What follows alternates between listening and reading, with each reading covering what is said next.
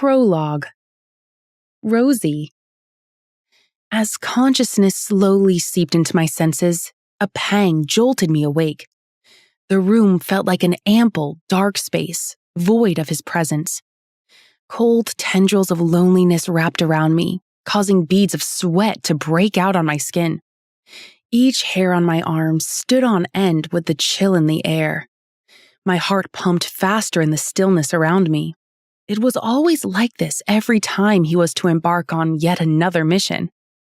In desperation, my hand groped for the warmth of his body. His side of the bed was cold and empty. Panic had me sitting up, urging me to call out into the darkness that enveloped our bedroom. "Russ?" The word escaped my lips in a hushed murmur, a plea that came out in a whisper. I flicked the bedside lamp, and the room was bathed in a soft amber glow, casting shadows across the walls. His absence was as scary as a silent scream in the stillness of the night.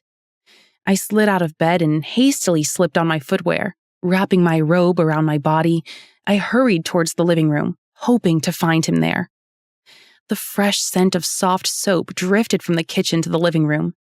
The air was thick with throat-grabbing anxieties and the cloying sweetness of lilies. Russ stood by the window, a silhouette against the bruised purple of the morning sky. Dressed in his olive drab uniform, he seemed impossibly broad-shouldered, contrasting the gaunt hollowness of his cheeks. I cleared my throat, calling his attention to me. He turned with surprise, crossing his features before a tired smile settled on his lips. "Hey, honey, what are you doing?" "Couldn't sleep," I replied in a barely audible voice. Sleep had become a fickle visitor these past few weeks, flitting in and out of reach like a mockingbird outside our window. Russ crossed the room, his boots thudding softly on the tiled floor. He stopped before me, his hand hovering awkwardly before settling on my shoulder. The touch was light, as if afraid to break something fragile. "You shouldn't be up," he murmured, the bass of his voice calming and soothing. I shrugged, the movement feeling stiff and rehearsed. He disliked when I fretted about his job, preferring that I stay calm so he could take with him positive memories. Usually I would keep up the act, but how long could I pretend when inside I was falling apart? His mission was pulling him farther away from home. I shook my head, forcing myself to regain composure. "I can do this. Just one more time." "Just wanted to see you off," I explained with a feigned smile. Silence stretched between us, a yawning rift filled only with the tick of the old clock in the hallway. We both knew the words that needed to be said, the ones that choked in our throats and refused to come out. A cold, metallic taste settled on my tongue. "Matthew?" Russ finally broke the silence, his voice dry. "Asleep," I replied, my gaze flickering towards the closed door at the top of the stairs. Our son, barely 4 years old, had taken the news of his father's deployment with an indifference that both worried and impressed me. He was too young to grasp the potential for things to go wrong, or he had grown accustomed to his father's absence at such a tender age. Russ let out a ragged breath. Good. He shouldn't see me like this. He gestured vaguely at himself, tapping the uniform that seemed to swallow him whole. "He's proud of you," I reminded him as he patted his shoulder.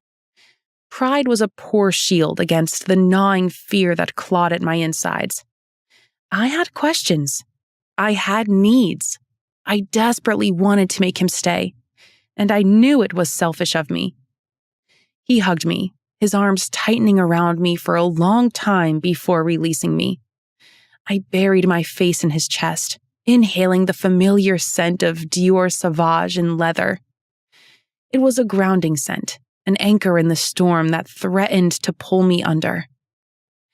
"Take care of yourself, Rosie," he whispered.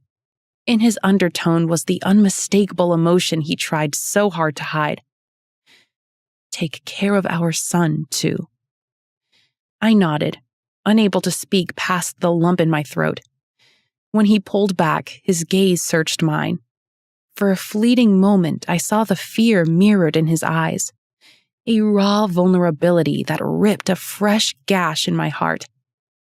"I love you," he said. Each word a hammer blows against the dam holding back my tears.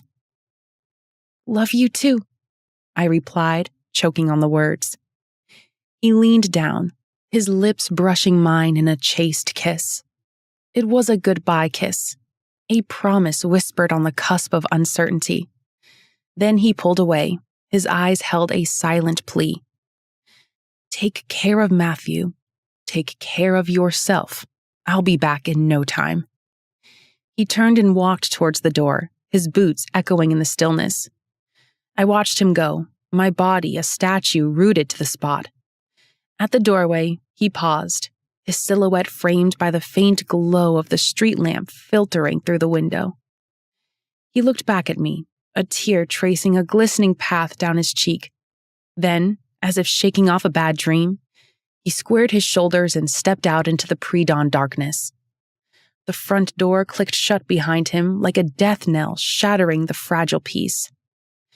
I stood in the suffocating silence, shaking and sniffing, tears finally unleashed, streaming down my face, hot and unchecked. Russ was gone. He was off to fight a war I didn't understand in a land a world away. And I was left behind, a lone soldier on the home front, with a battlefield of worry and uncertainty stretching before me. Rosie.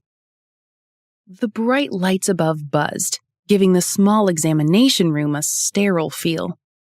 The air smelled strongly of disinfectant and a bit of nervousness, making breathing almost hard.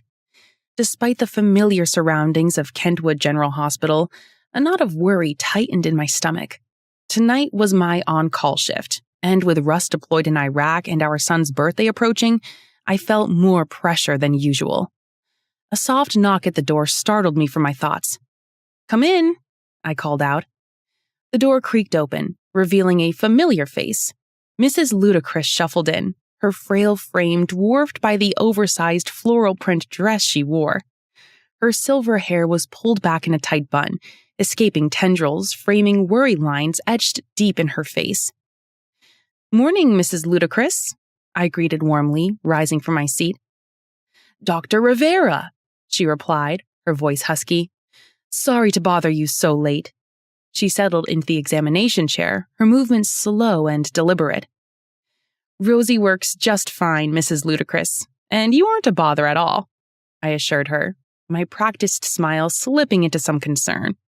Mrs. Ludacris was a regular at the ER, a part of Kentwood with a long history of minor ailments and a heart full of stories. "I have this stubborn cough, doctor," she began, her voice dropping to a worried whisper. "Been hanging on for a week now, and it won't stop. My friend thinks it's tuberculosis." That was one problem I had with Kentwood patients. The older folks seemed to think they could self-diagnose merely by specific symptoms, a misguided belief I had to battle with constantly. I pulled a stool closer, leaning forward to listen as she described her symptoms. There was a familiar comfort in the routine, the touch of her wrinkled hand on mine as I took her temperature, the rasp in her chest as she coughed on instruction. It reminded me of the functionality of life, a world that still existed despite my small, troubled bubble of worry. After a cursory examination, I concluded the diagnosis was bronchitis. It was common in the damp Louisiana winter. Relief washed over her face as I explained the course of antibiotics and cough syrup. "So, you can see she's wrong again," I pointed out, stressing the wrong diagnosis. "Thank you, Doc," she chuckled, a sparkle returning to her dull eyes. "Just like old times." I returned the smile. I smiled warmly at her this time, for the first time since my shift began. "How's that handsome husband of yours doing these days?" The smile was swallowed up in that instant. "He's all right. Thank you. A sting of loneliness pierced through me as I walked her back out to the waiting room. Russ would have enjoyed teasing Mrs. Ludacris about her love for cough drops, his booming laughter filling the room. But he wasn't here. The day continued in a blur of activity. I treated a young boy with a broken arm and another with a sprained ankle due to a misplaced throw rug. Moments later, an elderly man with a suspected case of food poisoning was rushed in. With each patient, I donned my mask of competence, my smile unwavering even as exhaustion gnawed at the edges of my composure. They came and went, a parade of anxieties I soothed with practiced words and gentle touches. During a free period, I snuck a glance at the clock. It was nearly 3 p.m. I pulled out my phone, the screen lighting up with a picture of Russ and Matthew's face turned away from the camera. They beamed at a crawfish boil, excited about their summer. A lump formed in my throat, threatening to spill over the carefully constructed dam of emotions. Taking a deep breath, I forced my eyes shut. It was easy to picture Russ in his uniform, his eyes holding the same steely resolve I wore on my doctor's coat. His smile was my cue to hang in there. He would be with us soon. Getting a grip on myself, I slid back into my seat. We were soldiers fighting different battles, but united in our love for each other and our son. A loud bang jolted me from my reverie. The emergency room doors burst open, a young couple rushing in, their faces etched with panic. "He fell!" the woman cried in a voice like a choked sob. The adrenaline kicked in, a familiar rush that momentarily pushed aside the worry stowing at my heart. "All right, calm down," I said reassuringly. "Lay him on the bed. Tell me what happened." The husband stepped forward and explained that their 2-year-old son had tumbled off the bed. As I examined the child, his cries filling the room, a fierce protectiveness grew in me. Sometimes I wonder how motherhood managed to seep into my profession. I was supposed to treat my patients without being emotional about it. That was an attribute common to great doctors. Not me. I just had to remember my son at this very moment. Matthew was once this young. The little boy in my hand was a miniature version of my precious boy. He meant so much to his parents, and I had to save him. Thankfully, the little boy's fall had resulted in nothing more than a bumped head. As I assured them their son was fine, the relief on the parents' faces was a balm to my anxieties. "Thank you, doctor," said the young mother, clinging to her husband's arm. I left the couple staring at their son. As dusk painted the horizon with streaks of burnt orange, the ER finally quietened. Exhausted but strangely exhilarated, I leaned back in my chair, awaiting the doctor on the night shift to resume. Exhaustion settled on my shoulders like a leaden cloak as I shut off the overhead lights in the examination room. Another shift had concluded, and another wave of anxieties had been temporarily subdued. Reaching for my bag, I grunted as a numb ache bloomed in my lower back. Ignoring the pain, I strode out of the office. I stopped by the reception and greeted the booming young lady on the seat. She was typing away rapidly, her mouth busy with some bubblegum. "Hey, Elena." "Oh, hi." "Bye, Dr. Rivera. See you tomorrow," she said, lifting her head from the computer long enough to smile. "It's my day off tomorrow," I called over my shoulder. "Noted, Doc." Stepping outside, the warmth of evening was a welcome relief to the harsh fluorescent glare I'd grown accustomed to all day. Slinking into my red convertible, I cranked the engine and warmed the car. With a sigh, I pulled out my phone, the green icon mocking me from the screen. Russ. My thumb hovered over the dial button for a moment. Calling him had become a futile gesture I repeated almost every day. The connection was always spotty at best when he was deployed. These days, it was non-existent. Life, indeed, had a cruel sense of humor, throwing curveballs just when you thought you had a handle on things. Tomorrow was Matthew's birthday. He would be 6 years old, the age at which the world started to truly open up to a child with wonder and possibility. Life becomes more colorful for a 6-year-old. Our world feels slightly less bright and much more beige these days. Our son hadn't seen his father in 2 years. I had to devise excuses for Russ's absence at his 5th birthday party. It looked like I would be handling things alone again this year. Anger like a hot ember in my stomach brewed to life. Inhaling slowly, I let the air fill my lungs, then released it in a deliberate exhale. Life as a soldier's wife was a constant exercise in holding your breath. I'd mastered living a minefield of emotions, constantly feeling like one half of a whole. Russ used to be mine. He was my support system when it came to parenting. But he was a world away, swallowed by the vast emptiness of a desert war. If he were here, he would have handled every preparation. Pushing the anger aside, I forced myself to focus. I had a birthday cake to pick up for my son. Matthew was still under the impression his father would be there. He thought Russ would be a surprise guest with a goofy grin and a fistful of army green balloons. It was a lie I had to tell on his 5th birthday, which he surprisingly didn't forget. It seemed I would have to come up with another excuse this year. "We're on our own again, kiddo," I mumbled while driving out of the lot. The mall bustled with the energy of a Wednesday evening.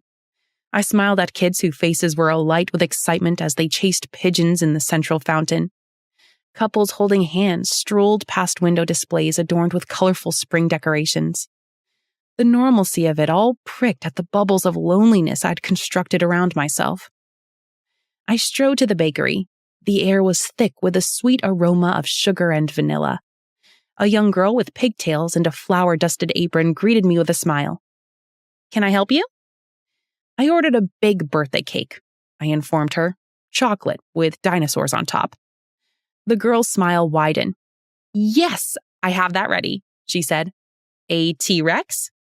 I smiled in response. Matthew had a boundless fascination for all things prehistoric and animals of every shade. His favorite channel was National Geographic. He knew more about wildlife than I could ever understand. The girl bustled around, expertly decorating the cake with a frosting-filled pastry bag. I pulled out my phone again. This time I scrolled through pictures, a bittersweet ache blooming in my chest. In one of the pictures was Russ, grinning in his uniform. He held up a toy stegosaurus he'd bought for Matthew on a whim during a road trip. Flipping to the next, a video of my 2 favorite men popped up. With his tiny, gap-toothed version of his father, Matthew roared with laughter as Russ chased him around the living room. I could see how he came to love dinosaurs so much. He picked them up from his father, not National Geographic. "That'll be $25.99, ma'am," the girl chirped, breaking me from my reverie. I handed her my card and waited until she was done. This was it, then. I was officially a single mom with a birthday cake. The plastic dinosaur grinned at me, my reward for living up to the name. Heaving a sigh, I forced a smile. "Thank you, honey. It looks great." The girl beamed. "Happy birthday to your little dinosaur lover." "Thanks," I managed, the words scraping against my raw throat. I walked out of the bakery, reminding myself of the strength I needed to take on. It was not just for myself, but for Matthew. The drive to pick him up from school was a blur. My mind raced with a million tasks on my list. There were decorations to be done, presents to wrap, and a birthday dinner that wouldn't feel like a consolation prize to make. And most importantly, we had to have that conversation. It suddenly felt overwhelming. But all that disappeared when I saw Matthew.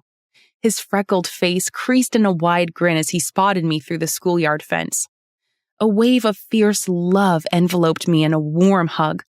It washed away the exhaustion and worry that had clung to me like a second skin. My son bounded towards the car, his blue backpack and boundless energy everywhere. "Mommy!" he shrieked, flinging open the passenger door and scrambling in. "Hey, sugar." The air in the car was instantly filled with chatter about his day. He spoke endlessly of an excellent dodgeball game during recess. I couldn't stop smiling at the gaping space in his upper dentition. He had found the tooth that morning on his bed. I listened, smiling as I drove through the traffic. My heart swells with pride. This was my world now. Incomplete, but no less precious. Ours was a world of scraped knees and bedtime stories of school plays and dinosaur figurines.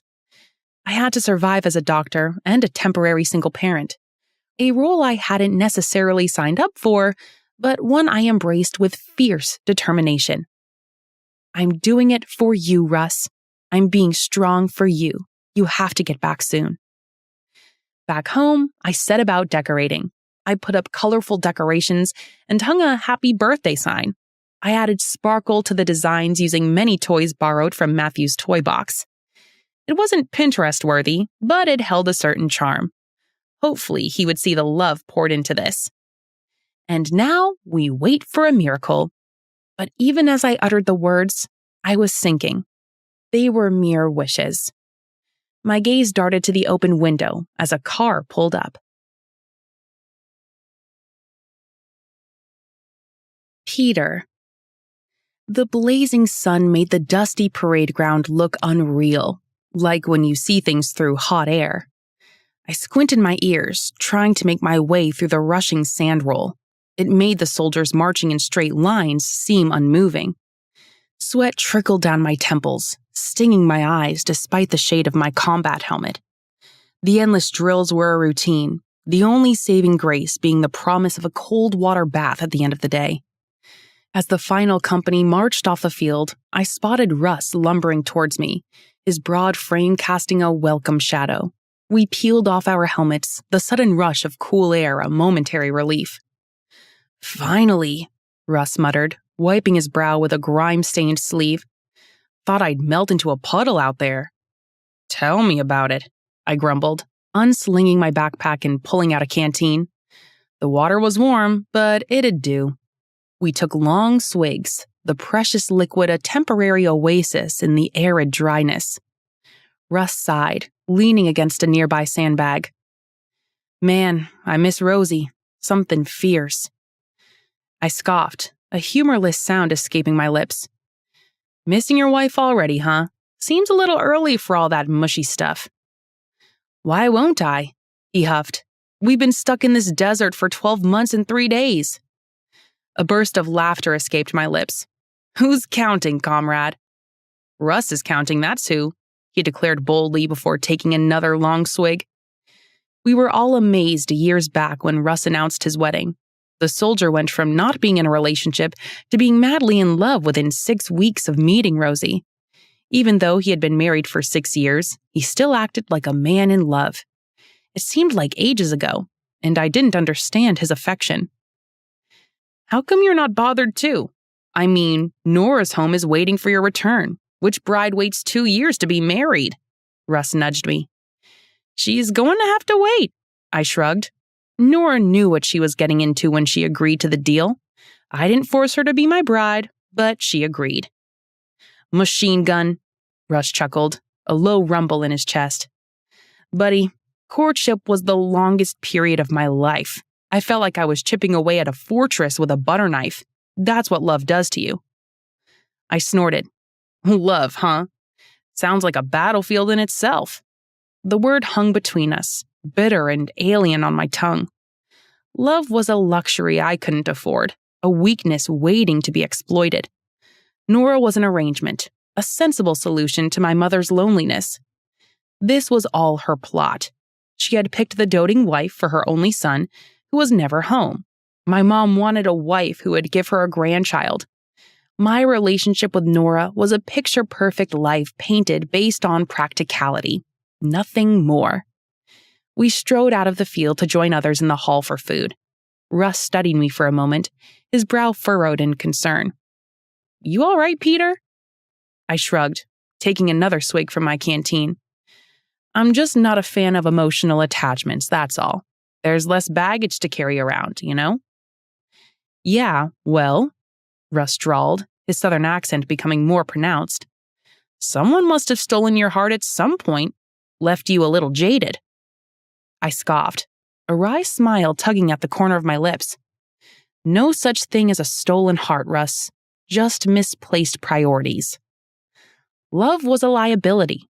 It was a distraction I couldn't afford in this line of work. My loyalty lay with the men around me. We had formed a pact in this shared hardship. We had promised to watch each other's backs. That was far more reliable than some love affair. Sue yourself, Russ said with a shrug. He hefted his backpack onto his shoulder. Come on before they run out of the good stuff. He humped my shoulder, his eyes twinkling with a knowing glint. Despite myself, a corner of my mouth lifted in a grudging smile. Russ, for all his sappy talk about Rosie, was the one who truly understood the brotherhood code that bound us. He knew my cynicism was a shield, a defense mechanism against the threat of loss. With wide grins on our faces, we hurried to get lunch. The big hall served a lukewarm concoction they dared to call stew, but the friendship around the tables made it all palatable. As we ate, we cracked jokes and war stories, a temporary relief from the tension that simmered beneath the surface.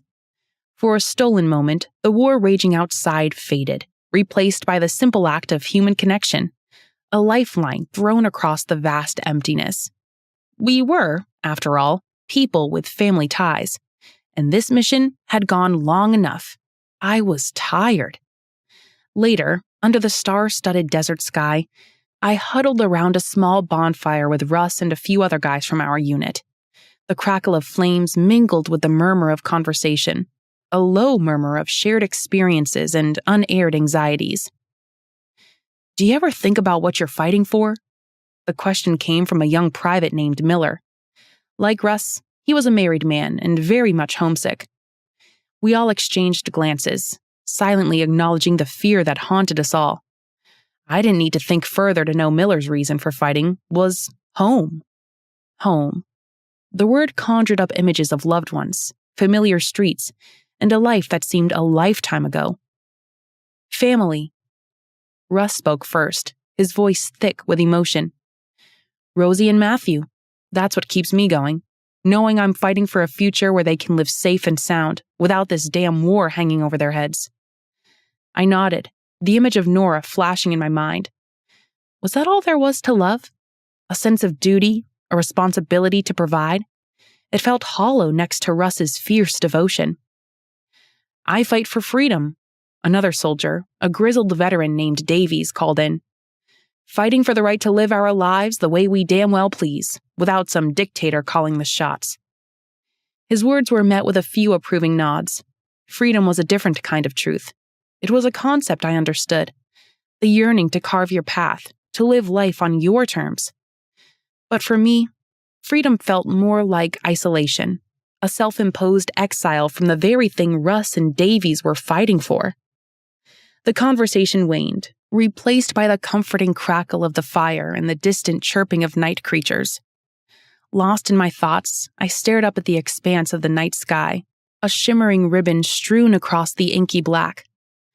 Back home, under this same sky, Nora was probably sound asleep, dreaming of a future I wasn't sure I could offer. A nudge from Russ broke me from my reverie. He held out a canteen filled with a dark liquid smelling vaguely of whiskey. Bootleg, courtesy of Davies, he whispered with a conspiratorial wink. One sip won't hurt. I took a hesitant swig, the harsh liquor burning a path down my throat. It wasn't smooth, but it sent a jolt of warmth through my chilled body. We passed the canteen around the fire, the shared drink forging a bond, and right there, our silent brotherhood pact was strengthened. Later, as I lay in my bunk with a scratchy wool blanket, I couldn't shake off the image of a face that tormented me. She was imprinted in my memory from a faded photograph I once carried about like a fool. She was smiling, her eyes crinkled at the corners, a single strand of hair escaping her braid. It was a picture of domestic bliss, a life I'd walked away from for reasons I couldn't explain even to myself back then. Now I had a name for it. Love. I'd convinced myself it wasn't love, because I needed my ego intact. I told myself it was infatuation. Love. I turned the word over in my mind like a smooth stone. Was it a weakness? A burden? Or something more? It was a flickering flame, a beacon of hope in a world shrouded in darkness. But I would rather embrace the darkness than draft myself into a lifelong of uncertainties. Sleep eluded me. While everyone around me snored, I couldn't shake off the conversation with Russ earlier. It brought on a memory that slammed into me with the force of a rogue wave. a tidal wave of bittersweet emotions threatening to pull me under. He had teased me that my heart was stolen. Stolen? I chuckled. No, the truth was far more complicated. The reality was a jagged scar etched deep within the recesses of my soul.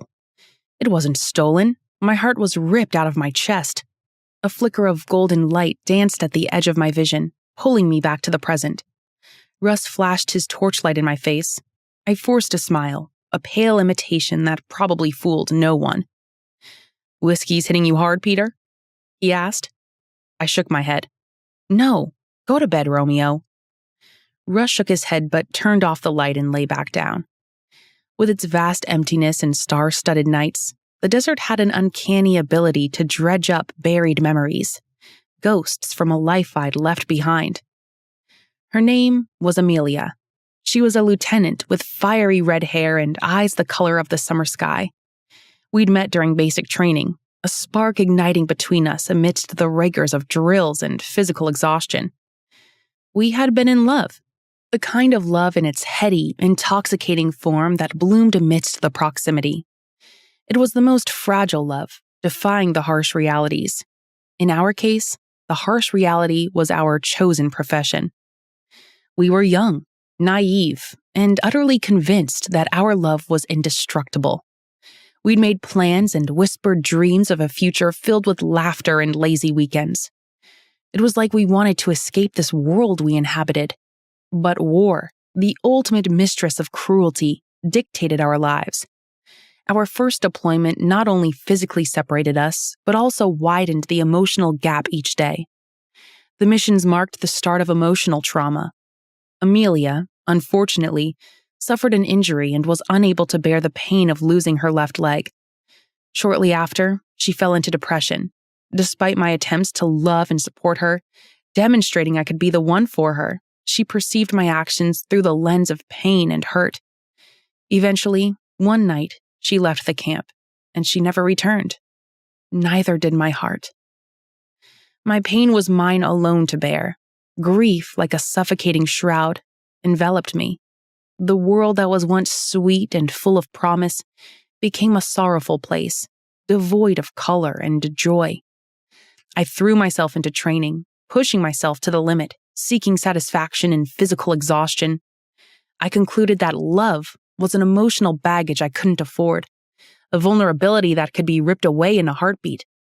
Feeling the urge to relieve myself, I climbed down from my bunk, tiptoeing through the spacious room to avoid waking the other men. Stepping out into the vast field, I breathed in the cold air as I emptied my bladder. After zipping up my fly, I stood a minute longer, gazing at the dark sky. What am I fighting for? I wasn't sure. Family, maybe? The only person who truly missed me was my mom. I doubted my fiancé cared much about what I did or didn't do. She was likely enjoying herself, just passing the time until I returned. Brushing off the sinking feeling, I returned to the room. A flashlight lit up the space. I walked over to the bunk where Russ sat against the wall, a large book in his hands and envelopes beside him.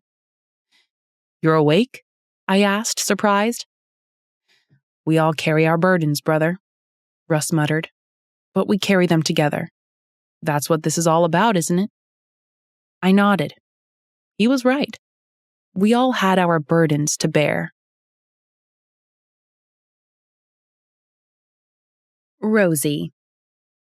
The pale light sneaking through the blinds was my cue to leave the bed. Today was Matthew's 6th birthday. I laughed even as a tear dropped down my cheek. It was supposed to be a good day. Instead, it was a bittersweet milestone that threatened to unravel the careful knot of emotions I'd held together for weeks. "Our little boy is 6 today, Russ. Do you remember?" Russ wouldn't go MIA for no reason. Something must be going on out there. Knowing I must do my best for our son, I rolled out of bed. My joints protested with pops and creaks. Tedious shift always left me feeling like a crumpled piece of paper. The exhaustion went deeper today, tinged with an undercurrent of worry. Tiptoeing into Matthew's room, I found him curled up under his jungle-themed comforter, his face peaceful in slumber. A choked sob escaped my throat. He looked so small and vulnerable, so unlike the fearless, dinosaur-loving 6-year-old that he was. "Hey, sunshine," I whispered, brushing a stray strand of hair from his forehead. "Time to wake up. It's your big day." His eyes fluttered open, momentarily confused. He stretched and yawned, then sat up. "Mommy?" I waited until recognition dawned, and his face lit up. "It's my birthday!" he shrieked, launching himself out of bed with an energy that put my tired bones to shame. He dashed out of the room and headed straight for the living room. The hung decorations in shades of green and blue lined across the ceiling. The happy birthday banner wall hangings glistened just above the couch. I had placed the plastic T-Rex on the sofa. His party hat lay beside it. At the center of the table was his magnificent chocolate cake decorated with an assortment of plastic dinosaurs. Matthew's eyes widened, his jaw dropping to the floor in a comical display of awe. "Wow," he breathed, rushing towards the cake. "Dino cake, Mommy! And a T-Rex!" I couldn't stop smiling. "Happy birthday, Matthew," I said, kneeling down to his level. "Make a wish." He closed his eyes, his brow furrowed in concentration. Then, with a puff of breath, he blew out the single candle perched precariously on the cake summit. "What did you wish for?" I asked, unable to resist. "A real dinosaur?" he confessed with a shy grin. I ruffled his hair. "Maybe next year, sunshine. For now, how about some cake?" The sugar rush that followed was utterly predictable. He grabbed the cake and dug his hand in before I could stop him. Forcing the big chunk in his mouth, his face became frosting smeared. That was followed by his poor mimic of a dinosaur roar. I laughed at my little boy, happy to see him this ecstatic.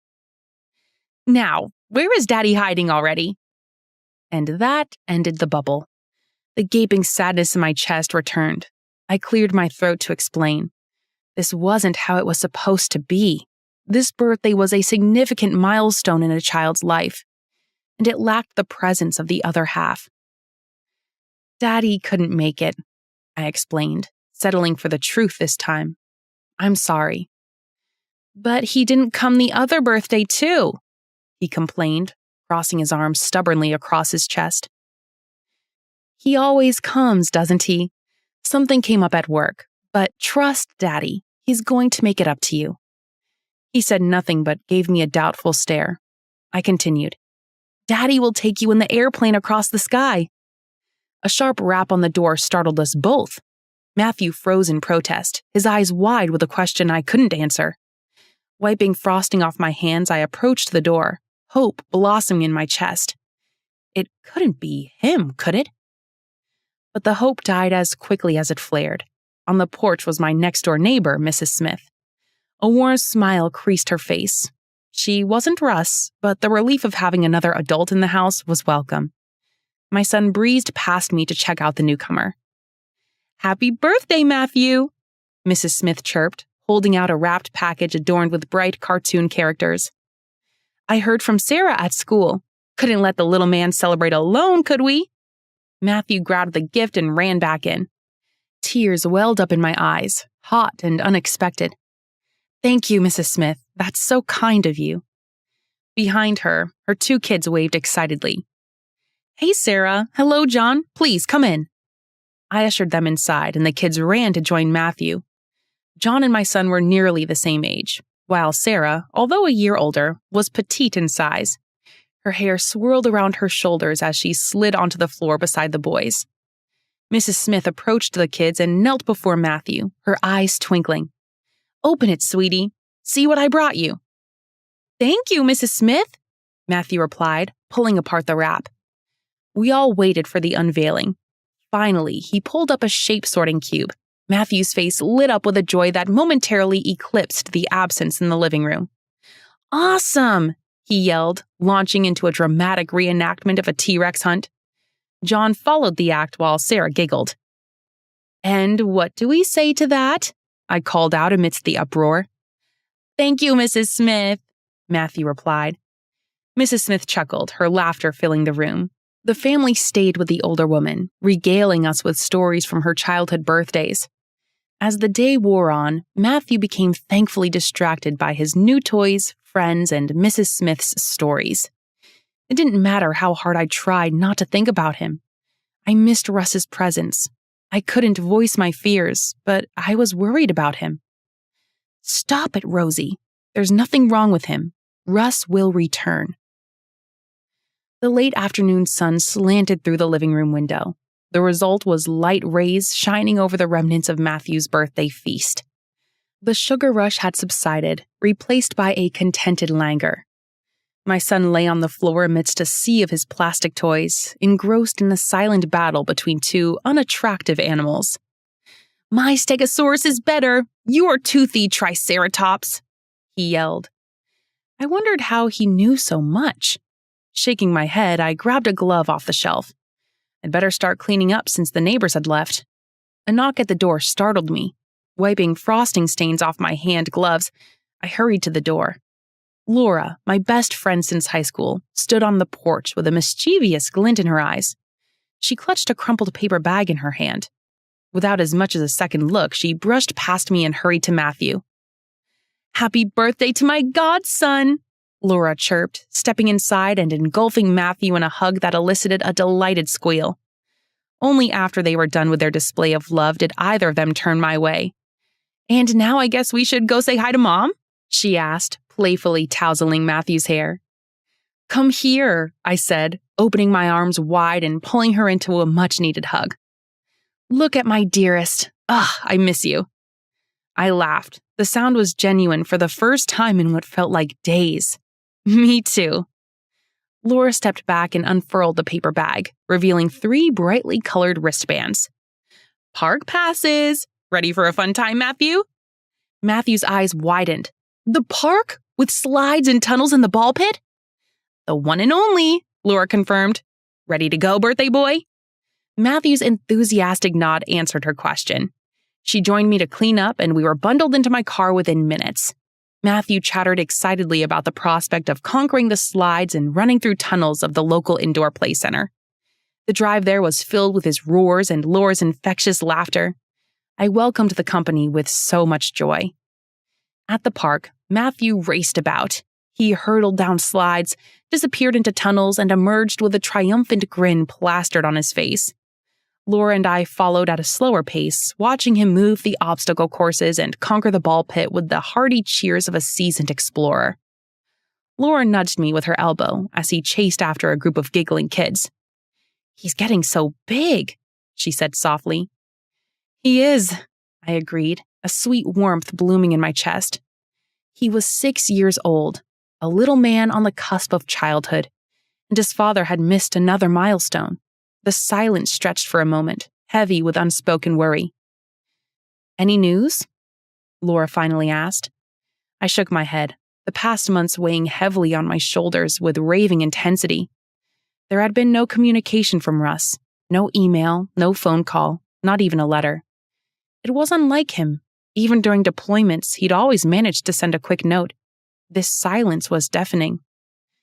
2 years, Rosie, Laura said, her voice laced with concern. "That's a long time, even for—" "Laura," I cautioned her. The last thing I needed right now was some sadistic opinion. "I know, he always sends letters. Even when he was in basic training, there was a letter every week. This is different." Memories flickered across my mind. I remembered the faded blue airmail envelopes bearing Russ's familiar scrawl. He was great at carving out his heart in words. The early days of our courtship, filled with sweet kisses under the shade of the old oak tree in my backyard, were the best. I remembered the first letter he'd sent after basic training, the ink smudged from where he'd clutched it too tightly. "My dearest Rosie, words can't describe how much I miss you. Basic training is pure torture, but the thought of seeing your beautiful smile again keeps me going. I can't wait to hold you in my arms again. Love always, Russ." I blew out some cold steam, dragging myself back to the moment. Laura squeezed my hand, her touch a silent source of comfort. "He'll reach out, Rosie," she said with quiet conviction. He loves you both too much not to.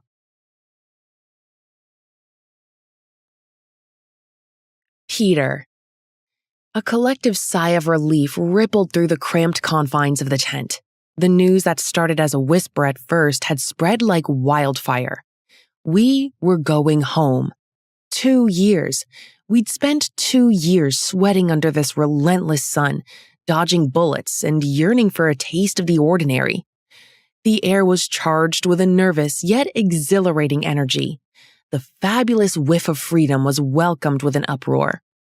Laughter erupted as Miller mimicked Colonel Luth's booming voice, earning him a playful shove from Davies. "You must be excited, comrades. Home begins." Russ strummed a nonsensical tune using his mouth and an empty cup, a lopsided grin plastered on his face. Even I couldn't help but feel a flicker of hope ignited within me. Home beacons. The revelry was abruptly cut short by the flap of the tent door whipping open. Colonel Luth stalked in, his face unusually cold. Was it a lie? His heavy gaze cast a shadow of doubt over the room. The room fell silent at his cold stare. "Sergeant Belvoir?" he barked, his voice devoid of charm. "I'll speak with you outside, soldier." I followed him out, my mind all over the place. Is it my mom? The desert wind whipped around us, carrying a fine grit of sand that stung my eyes. Colonel Luth cleared his throat, his gaze fixed on a distant point on the horizon. "It's about your fiancée, Sergeant," he finally said in a shallow voice. "Oh," my gut clenched. "My mom's fine." "Okay." News came through a few days back. He sounded unusually sympathetic. "Seems Miss Hayes? Well, she got married." "Married?" A bitter laugh escaped my lips, a humorless sound devoid of joy. "Married, huh?" I repeated. "Well, congratulations to her then." The colonel frowned, his brow furrowed in confusion. "Sergeant, Don't worry about it, sir," I interrupted, a cold anger simmering beneath the surface. "It's not exactly a shock. I guess it wasn't meant to be. She wasn't built for the long haul." Nora's restlessness had been a source of quiet worry even before I'd shipped out. Her need for excitement, her constant craving for the latest social gathering, had never entirely meshed with my more withdrawn nature. The war, the uncertainty of it all, had accelerated the inevitable. "Look," the colonel said, bringing his voice to a low murmur. "I know this isn't easy, son. Take some time, all right?" I nodded curtly, the anger slowly giving way to a dull ache of disappointment. Maybe a little bit of relief as well. Perhaps a bit of both. Honestly, I hadn't allowed myself to believe in a future with Nora anyway. Even if I did, we could never be happy, since love wouldn't be involved.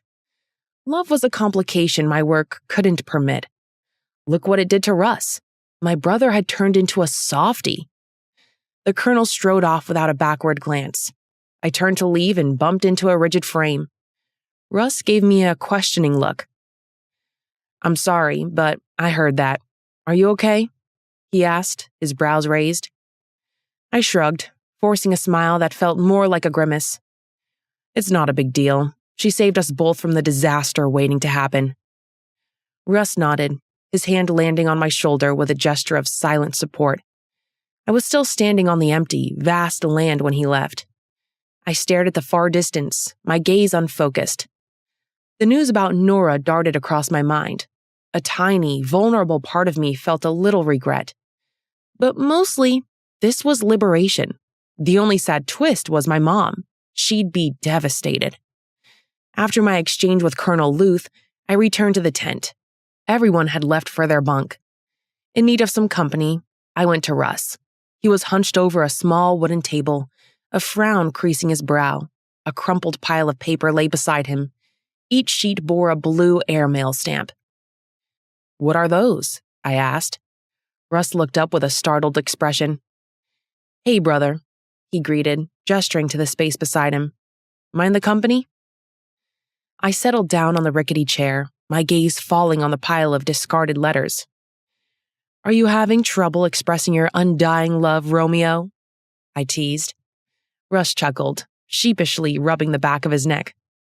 "Something like that. Whenever I think I got it right, it just sounds lame. I can't bring myself to send the letters." "Let me see," I said, extending a hand. "They are not meant for your eyes, soldier," he glared, moving the stack of letters to the other side. Raising my hands in surrender, I leaned back. He continued scribbling, sighing as he crumpled yet another paper and tossed it on the floor. I reached for the stack and hopped off my seat. Opening the first sheet, I began to read. "My dearest Rosie, the sand here is much hotter and not nearly as sweet as powdered sugar. Except for you, of course. You're sweeter than a whole bakery full of cupcakes." Russ groaned, burying his face in his hands. "See? It's lame as hell. She doesn't want to hear all of that after so long," he groaned. "Now, drop them already." I snorted, unable to stifle a laugh. "They might be lame, but what makes you think she won't love it? Isn't it the thought that counts?" Ignoring his protests, I picked up another letter. This one detailed a particularly harrowing sandstorm we'd endured, followed by a heartfelt reassurance of his safety and his longing for home. As I read, a strange warmth spread through my chest, a flicker of something akin to envy.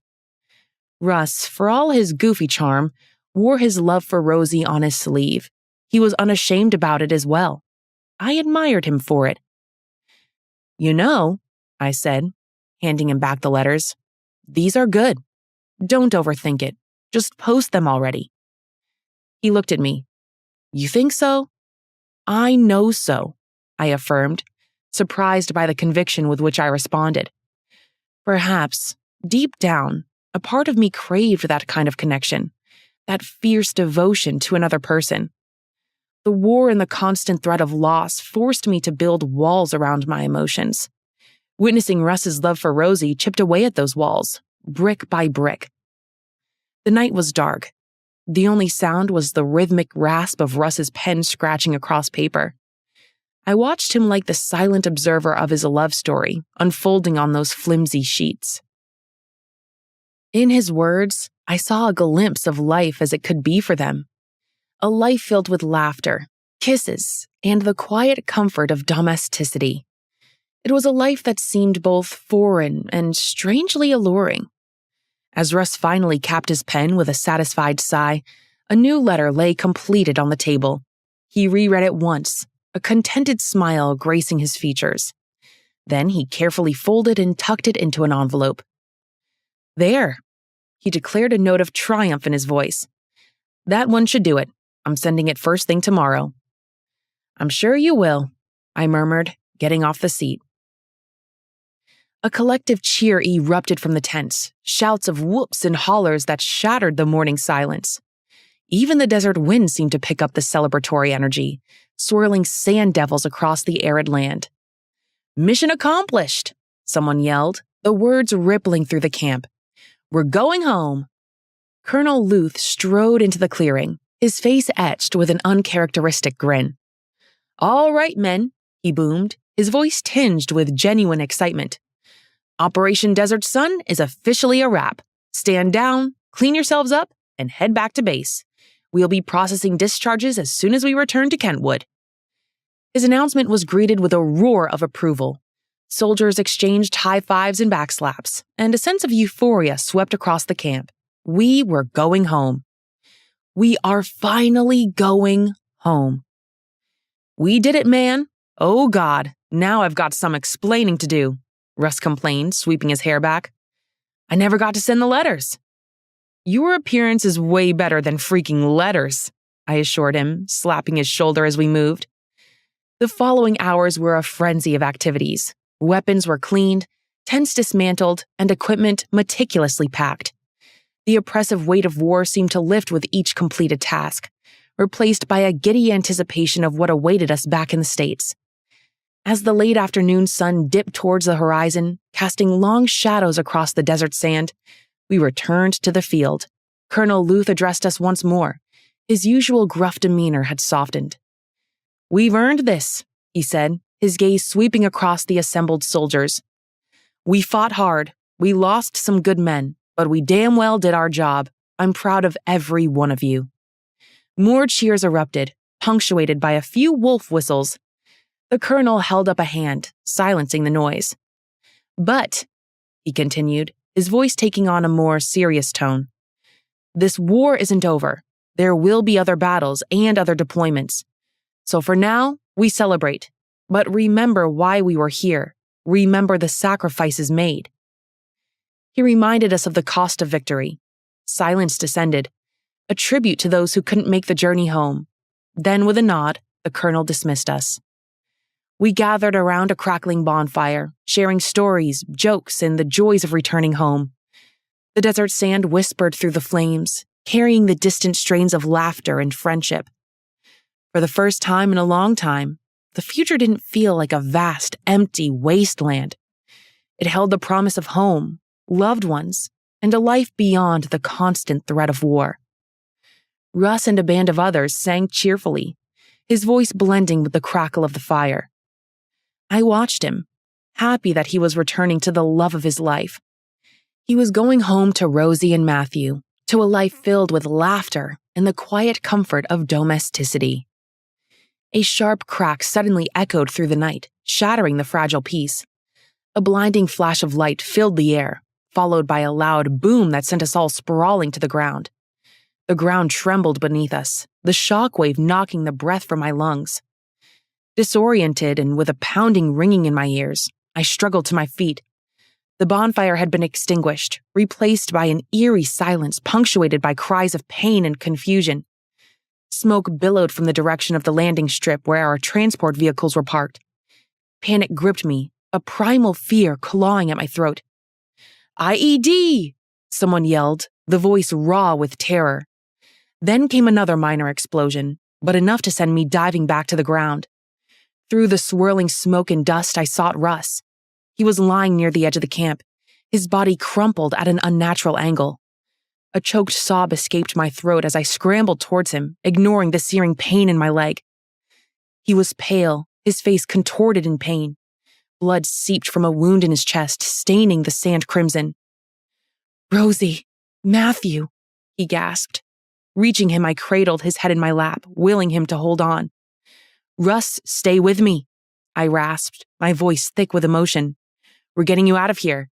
He coughed, a clot of blood drooling from his lips. His eyes glazed with pain and a desperate plea. "Peter," he rasped, his voice barely a whisper. Promise me you'll look after them." His request was like a physical blow. "No, buddy, don't do this. Just hold on. Don't say anything." I choked out, a terrible dread filling my chest. "My family, they're yours now," he whispered again, his breath coming in shallow gasps. Tell them I love them." Tears welled up in my eyes, blurring my vision. "Russ, no, you're coming home. We're all going home." The words were a desperate plea, as much for him as for myself. The thought of losing him, of that energetic life extinguished in this desolate wasteland, was unbearable. He shook his head, a faint smile playing on his lips despite the agony on his face. "Not this time, brother," he murmured. "Take care of them, for me." He dug out a photograph and grabbed my arm. A loud cry tore out of my throat. The sound rang through the chaos surrounding us. Medics hurried forward, their faces grim under the flickering light of emergency flares. They worked on Russ with practiced efficiency, but I already knew. The light in his eyes had dimmed, replaced by a chilling emptiness. Grief, like a suffocating shroud, threatened to engulf me. I had lost a soldier. I lost a friend. I lost my brother. The following hours were a blur of activity. The injured were evacuated, and the dead mourned. The once festive atmosphere of the camp had been replaced by a chilling silence, broken only by the sobs of the grieving and the distant wail of sirens. Dawn began to seep in, casting an unreal glow over the attack's aftermath. I stood beside the grave, a simple wooden cross marking Russ's final resting place. Squeezing his tags, I could still feel the warmth from his body. On my other hand was the stained photograph he had pushed into my hand. His wife and son. How do I break the news to them?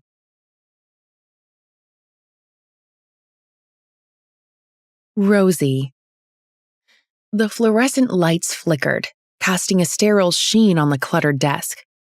My colleague, Dr. Ray, scribbled the final notes on the handover sheet, his face dripping with exhaustion. "All right, Dr. Rivera," he said, not bothering to hide his sympathetic smile. "The night shift's all yours. You have a long night ahead. You have patients on I-95, suspected appendicitis in room 3, and Mrs. Asher in room 4 keeps complaining about her spinal cord." I forced a smile.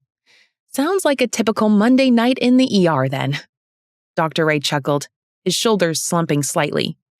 "You got that right. Well, hold down the fort. I'll see you bright and early tomorrow." With a final pat on my shoulder, he swept out of the nurse's station, the doors creaking shut behind him. I sighed too, the weight of the coming night settling on my already weary shoulders. I reached for the glass cup on my desk and fetched some water from the dispenser. Returning to my seat, I scanned the charts. Just another night. You can do this. It slipped from my grasp as my fingers brushed against the cool glass. I watched horror as the glass toppled, a crystal domino falling slowly. A sickening crack filled the air as it hit the linoleum floor, shattering into a dozen glittering shards. Almost a bit late, I reached out to grab the falling glass, my hand knocking against the framed picture beside it. The framed photo of Russ and me on our wedding day tumbled to the floor with a dull thud. The glass protecting it shattered, scattering a lifetime of memories across the desk. My knees buckled, and I sank into the chair behind the desk, burying my face in my hands. The silence in the room was broken only by the insistent, almost mocking hum of the fluorescent lights. A sound tore out from somewhere deep within the sterile confines of the hospital. It was faint at first, a low, mournful wail that seemed to emanate from the walls themselves. I lifted my head, my heart pounding against my ribs. The sound grew louder, a melancholy melody that sent shivers down my spine. It wasn't the usual frenzy madness of the ER. It wasn't the beeping of monitors either. Neither was it hushed murmurs of nurses or the occasional cry of pain. There was something different, an otherworldly tune that seemed to seep into my bones, chilling me to the core. Panic clawed at my throat. Was I hallucinating? Had the long hours and endless stress finally pushed me over the edge? I squeezed my eyes shut, willing the sound to stop, but it persisted, a haunting lullaby in the sterile environment. Just as abruptly as it began, the music faded away. Thick and suffocating silence descended once more. I opened my eyes, blinking away the tears that had welled up. The broken picture frame lying on the desk filled me with immense ache. Something is wrong. I could feel it. Taking a deep breath, I forced myself to my feet. The shattered glass crunched under my shoes as I walked to the nearest bin and scooped up the larger pieces. My reflection stared back at me from the shards. Pale skin, dark circles under my eyes, a haunted look in my gaze. With a shaky hand, I straightened the picture frame, careful not to touch the remaining shards of glass. Russ's smiling face stared back at me, a silent reminder of the life I was fighting for, the life that seemed to be slipping through my fingers like sand. Is Matthew okay? As I mulled over thoughts of our son, my phone interrupted with a jarring ring. Laura's name flashed on the screen, sending a jolt through me. With a racing heart, I grabbed the phone. "Hey, is something the matter?" I asked, trying to keep my voice steady despite the knot forming in my stomach. My professional training began to kick in, and I started taking deep breaths.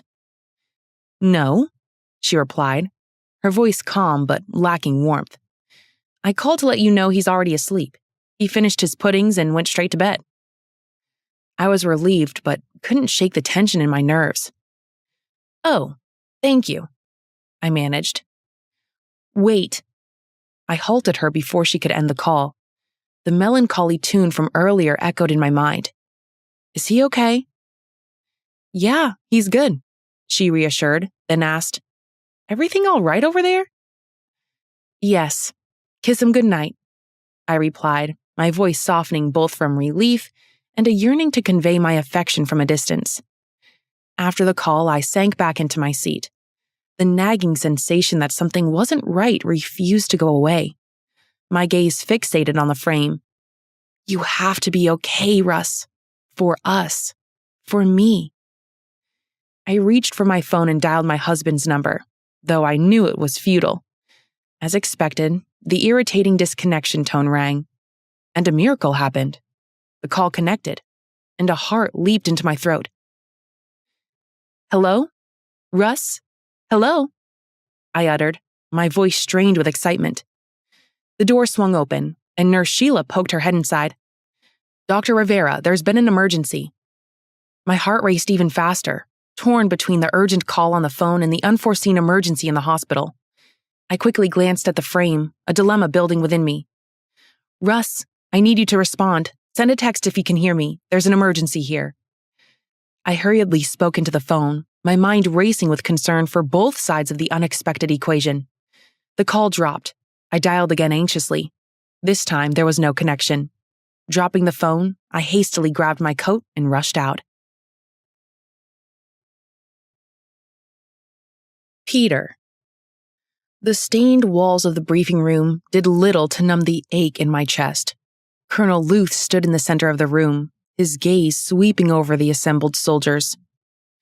Sergeants, he started, his voice a low rumble.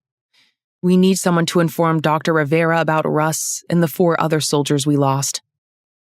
I tuned him out as my ears drowned in painful war cries. My hand instinctively reached for my name tag, the thin stainless steel cool against my sweating palm.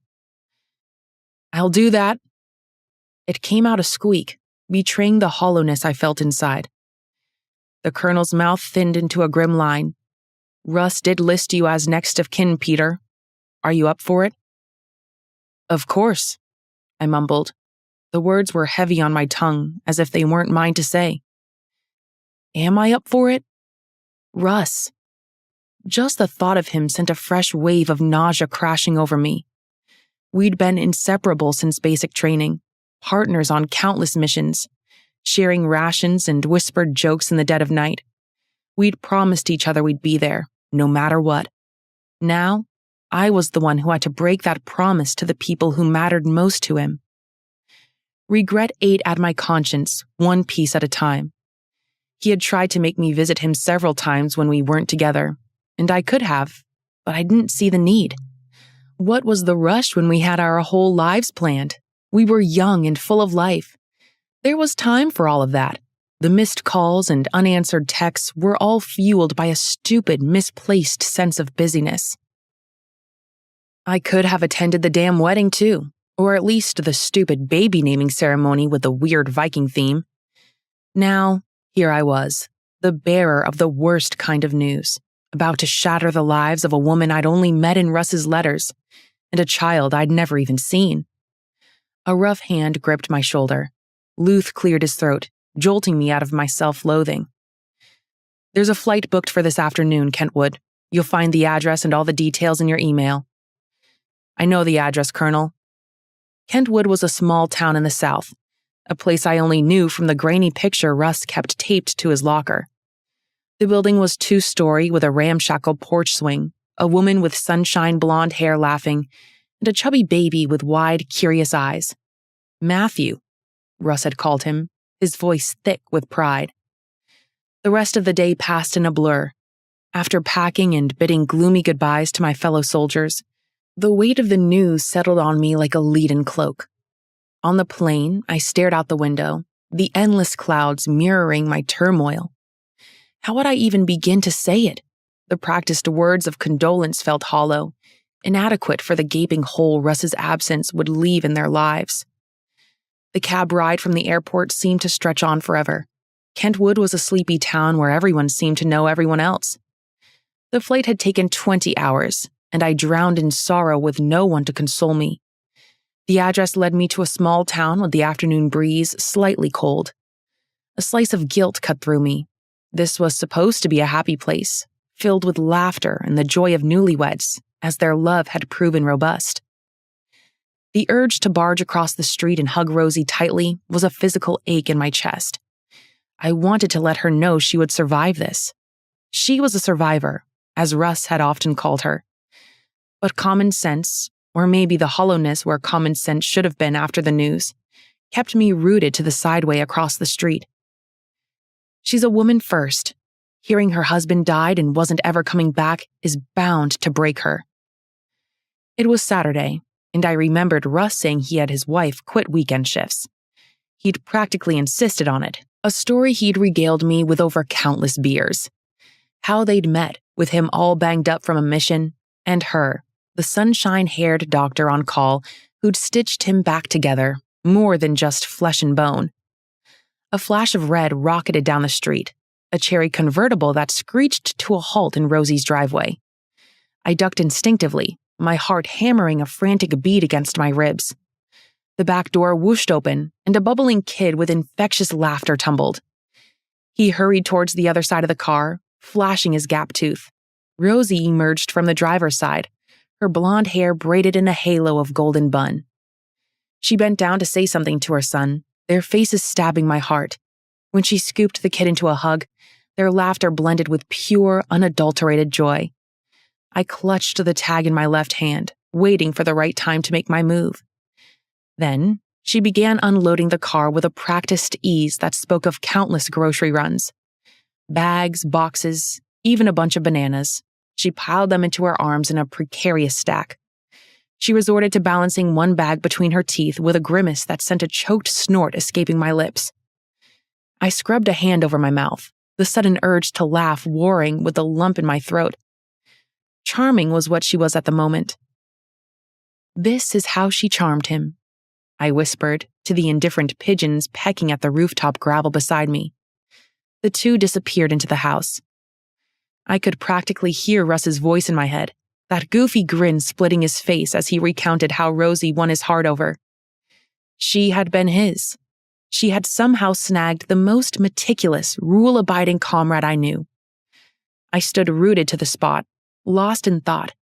How do I deliver this sad news?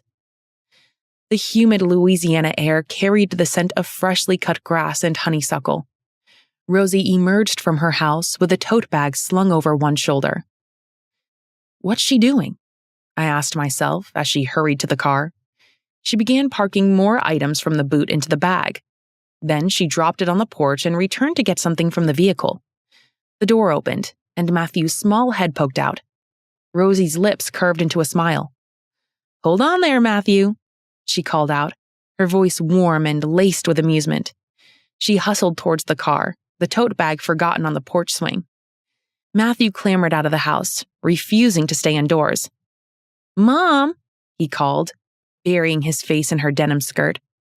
Rosie tousled his hair, her laughter ringing like wind chimes, a sound that soothed and tore at my insides. This was what Russ had left behind, a legacy of love and laughter, a sweet reminder of the life they'd built together, a life cut tragically short, leaving a gaping hole that no amount of sympathy or awkward condolences could ever fill. The forgotten grocery bag on the porch swing snagged my attention. It hung precariously, the weight threatening to topple it over. Without thinking, I crossed the street, the heat of the asphalt burning through my shoes. Oblivious to my approach, Rosie was now engaged in a playful tussle with Matthew on the driveway. He squealed with delight as she tickled his belly, a picture of pure bliss. I hesitated by the bag, torn between the need to help and the fear of intruding on this private moment.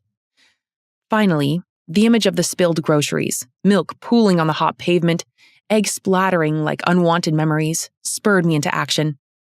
"Excuse me," I said, grabbing the bag. Rosie's head snapped up, her smile vanishing like a flame extinguished. Her eyes, the same shade of blue as the summer sky, narrowed, taking me in from head to toe. "Yes?" she asked, her voice clipped and devoid of warmth. I gestured towards the bag. "Looks like you might need some help with these." She didn't respond, stared at me with an intensity that made me squirm under her gaze. The silence stretched thick and uncomfortable. Suddenly, the gravity of the situation hit me. Here I was, a stranger on her doorstep. What had I been thinking? I stammered, searching for the right words. I'm Peter, a friend of... It sounded lame even to my ears. How do I call myself Russ's friend without giving myself away? The blue eyes glinted with something akin to anger. A friend? She repeated, each word laced with ice. Well, thanks, friend, but I got this. Her demeanor had instantly gone from nice and motherly to unfriendly. I raised my hands and nodded. I'll be off then. Unable to state what had brought me here, I took my leave. Perhaps today wasn't the day for bad news. I left the vicinity to return home. Someone else would be waiting for me there. The next day, I was on my way home. The highway stretched out in a relentless coat of tar and dust. Russ's final wish kept replaying in my head. A very present reminder of the burden I now carried. Should I honor the one thing he'd begged me to do, or respect the raw bliss etched on Rosie's face? The answer was elusive, as the vanishing horizon remained frustratingly out of reach. Of course, I would have to tell her at some point about her late husband. But how? Hours melted into twilight as the commute conveyed me home. There wasn't enough room for my legs. The muscle ache was a dull counterpoint to the emotional storm raging inside. Finally, I arrived home. Paying the driver and giving him some tips, I got out of the vehicle. As I gazed at my childhood home, my bag dangled from my hand in the front yard. The porch light bathed everything in a welcoming glow, inviting me inside like a lighthouse guiding a tired ship. The aging structure, once hailed as a grand manor, now stood tall, its weathered facade bearing the weight of time. The ivy-clad walls told stories of bygone eras. Stately windows peered out, witnesses to the passage of countless seasons. Mom appeared in the doorway the moment I stepped out of the car. Her face creased with worry that deepened at the sight of me. Her gray hair seemed to have multiplied in thousands. "Peter! Thank goodness you're all right!" She rushed towards me, her arms enveloping me in a crushing hug. The familiar scent of lavender and homemade cookies flooded my senses. A welcome scent compared to the dusty environment I'd lived in for years. For a moment, I surrendered to the warmth of her embrace, allowing the dam holding back my emotions to crack just a bit. A sob escaped her lips that broke me, and I instantly manned up. I was the comrade here. "I'm here now, Mother." Mom held me tighter, murmuring soothing words that reached a part of me I hadn't known needed comforting. When I finally pulled away, wiping at her eyes with the back of my hand, her gaze softened with concern. "What is it, honey? Talk to me." I hesitated, the weight of Russ's secret pressing down on me. But could I burden her with it on top of everything else? Seeing the worry etched on her face, I knew I couldn't keep it bottled up any longer. "I lost a brother." Mom's face crumpled, and a fresh wave of tears welled up in her eyes. "I know how sad that can be. I'm so sorry, son." "And I have to tell his family." She patted my shoulder gently. "Come, I've got some scones in the fridge with fruit juice you love so much." I dropped my bag and followed her in. The warm welcome of home and the deep-scented candles Mom always lit in the night filled the space. Everything was as I remembered. The old furniture, wall hangings, and pictures. I grunted. "And there's Nora. How could she do this to us? To you? After all these years, she dares to crawl into some political family? The betrayal." I held up a hand, silencing her rising anger. "Mom, please, let it go. I never cared a bit about the arrangement in the first place. It's better this way." "You jinxed it. All I wanted was a grandchild. One, Peter," Mom scoffed. I understood her anger. Nora's betrayal had ripped a gash through our family, a wound that would take time to heal fully. My mom had given everything to make things work, but this was for the best. "I know, Mom," I said gently. "Look, I just need some time to think." Exhaustion, both physical and emotional, finally slammed into me. We settled on the kitchen bench, and Mom brought out the snack. The seat overlooked the living room, and from the open window, we could see the front yard. We always sat here to eat while she cooked. Sometimes we just sat and talked, like we do now. As we spoke, my gaze fell on the faint outline of a stack of newspapers peeking out from a corner of the living room. Curious, I stumbled out of my seat and went over. Neatly stacked local papers were piled on the shelf, each dated within the past few months. "Mom," I called out, holding up the paper. "What is it, honey?" "The newspapers. Who's been getting these?" There was a pause and then, "Oh, the mailman just leaves them every morning. I haven't had a chance to cancel them yet." Suddenly, a plan began to take shape.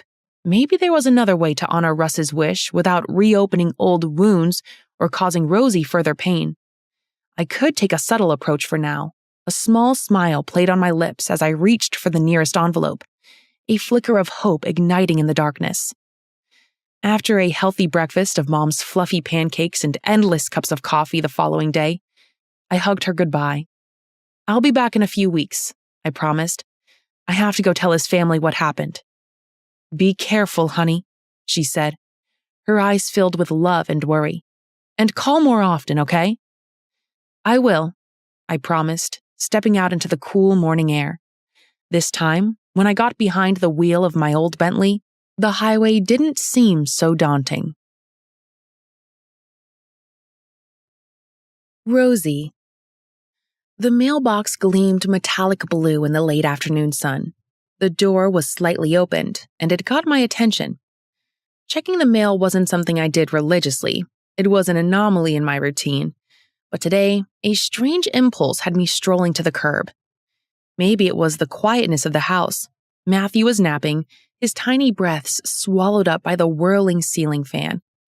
Or perhaps it was the encounter with the odd man yesterday. He had said his name was Peter. The name felt oddly familiar, but it didn't matter how hard I thought about it. I couldn't figure out where I'd met him in Kentwood. He was probably one of my patients, someone I treated once or thereabout. Whatever it was, I stepped out, drawn to the mailbox like a moth to a flame. I opened the box and found a bulky white envelope resting amongst flyers and bills. The handwriting was neat, but I did not recognize one of them. My brow furrowed as I pulled it out. The unstamped paper was strangely unsettling. I kept staring at it as I ventured inside the apartment. With a shrug, I tossed it on the kitchen counter beside the overflowing fruit bowl. It would join the rest of the neglected mail, a growing mountain that mocked my busy schedule. I quickly got caught up in other things at home. I cleaned the floor and prepared a simple lunch for Matthew. As I enjoyed some chicken salad with fresh vegetables, my son entered the living room, rubbing his eyes. "Hey, Dino, Mommy made chicken salad. Want some?" He nodded sleepily and sank into the couch. Ruffling his hair, I stood up to fetch a plate for him, then carried the tray to the dining table. "Come over here," I called out to him. He dragged himself off the couch and shuffled over to the dining table. With a gentle smile, I placed the plate in front of him. "Enjoy your meal, sweetheart," I said, sitting across from him. The meal's warmth filled the room as we sat at the table. Still a bit tired, Matthew took a few bites and gradually perked up. We chatted about his day, sharing stories and laughter. After finishing our meal, we tackled his homework, working through math problems and spelling words. Once his assignments were completed, I helped him pack his bag for school, making sure everything was in order. With his bag ready and homework done, we both felt prepared for the week ahead. Later that evening, as the last vestiges of daylight surrendered to the darkness of night, the envelope snagged my attention. It had to have been dropped in the mailbox, so I should be curious about it. The house creaked and groaned with the settling of the old structure. The sounds, usually comforting, now felt amplified in the stillness. I had nothing to do. My son was asleep, so I figured, why not? Picking up the envelope, I examined it. The stamp was there, so no one dropped it. Someone mailed it. With a shrug, I tore it open. 2 sheets of paper, lined and yellowed with age, slipped out. I picked them up, opening one while the other was on the table. At the top, a date was scrawled in familiar handwriting. Russ's bold script was loopy and full of character. My heart pumped rapidly in my chest, a bittersweet pang tightening my throat. Russ? The letter I received was unlike any he had ever sent me. I paused before reading it, examining the envelope once more. The handwriting was neater, with double spacing between the letters. It wasn't his writing. Rosie, the letter began, the familiar term sending a jolt through me. It's late. You're probably fast asleep, but I just had to write. I sank into the chair at the kitchen table, the paper crinkling in my hands. Each word and sentence transported me back to a simpler time. Late night talks after long shifts, moments on the porch swing under the star-dusted sky, and the nervous excitement of planning our wedding. The letter spoke of his deployment, the fear gnawing at him even as he tried to mask it with jokes and light-hearted banter. He wrote of missing me, of the ache in his chest that even the vast expanse of the ocean couldn't drown. He wrote of his dreams, of a future filled with laughter and children, a future he desperately wanted to share with me, a future we were now building, albeit in a way neither of us could have anticipated. It's the first letter he wrote after getting there. Why was I getting it? Does it mean he would be staying there long? I shook my head, reminding myself to read first and analyze later. My dearest Rosie, how's our little man doing? The memory of him sleeping peacefully is all I have in my head. Sometimes I wish I could see your faces and hold you again. The silence here is deafening, broken only by the endless roar of the ocean. It's strange to miss someone with every fiber of your being, yet be surrounded by so much vast emptiness. Tears blurred my vision as I read his heartfelt words gripping my heart. He had loved me fiercely, a love so strong even now, across the chasm of his absence. I think about you constantly, your laugh echoing in my ears, your smile warming me like the Louisiana sunshine even from miles away. The thought of holding you again, of taking you and Matthew on trips, it's what keeps me going through the long days and restless nights. This deployment is more complicated than I ever imagined. Fear and uncertainty hang over us like storm clouds. But knowing I have you and Matthew waiting for me pushes me forward. You keep me going, Rosie, the reason I fight to see another sunrise. There's so much I want to tell you and share about this place, the people I've met, and the dreams I have for our future. But for now, this letter will have to do. It's a small piece of me, a reminder that my love for you transcends any distance, any danger. Hold on tight to Matthew, sweetheart. Tell him his daddy loves him more than words can express. You know I love you, Rose. With all my love, Russ.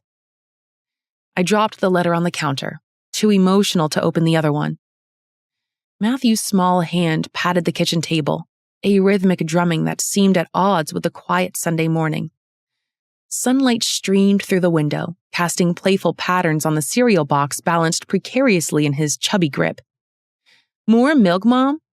He mumbled, his voice thick with sleep and leftover cereal clinging to his chin.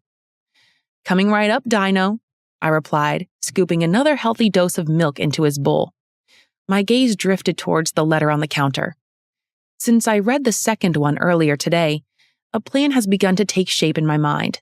These letters couldn't be mine alone. They belonged to Matthew as well. Taking a deep breath, I pulled out the top letter, the familiar yellowed paper soft against my fingertips. All right, I said, a playful smile tugging at the corners of my lips. Daddy sent us a love letter, champ. Let's see what our special mailman brought us today. Matthew's large eyes widened in curiosity. Did you say it's from Dad? He asked, his voice a sweet chirp. It's from Daddy, I repeated, fighting the emotions off my voice. He mailed this to us. No letters. I want Daddy here, cried my little boy. You voiced my thoughts, little one. I sighed and leaned back. If I was given a choice between these letters and having my husband, I'd gladly dunk the letters. But this was what we got right now. We would have to make do with it. I dangled the letter before my son, teasing him. Matthew's bottom lip quivered for a fleeting moment, and then his curiosity won over his sadness. He scooted closer, his bright eyes simmering the excitement beneath the surface. Clearing my throat, I began to read Russ's words to him. I described the faraway place he was stationed at, the dryness of the land, and the heat that clung to you like a second skin. I explained the boredom of long days punctuated by moments of intense training and the bonds that formed a lifeline amidst the uncertainty. Matthew listened intently, his spoon abandoned midair, a half-eaten Cheerio precariously balanced on it. Russ's words, translated into a language a 4-year-old could understand, painted a vivid picture of a world far removed from our sleepy Louisiana town. "Daddy didn't have a pet dinosaur, Mom. I do. Why don't we get him an alligator pet?" Matthew asked, his brow furrowed in concentration. Russ had described their encounter with a massive reptile sunning itself on the river's muddy bank in the letter, and my son's solution was to make a pet of it. I chuckled, brushing a stray curl from his forehead. "No, honey, alligators are wild animals. They wouldn't make good pets." "But who fed him?" he persisted. "There were probably people whose job it was to make sure the alligators were safe," I explained, weaving a narrative that included rangers and park guards who looked after wild animals. "Sometimes they live in their natural home and feed themselves. Can we continue reading?" He nodded, and I read the last paragraph. The letter ended with Russ expressing his immense love for our little son, a love he longed to shower on him when he returned home. I closed the page, a lump forming in my throat. "Daddy loves me, Mom," Matthew cried, innocently, flinging himself into my arms.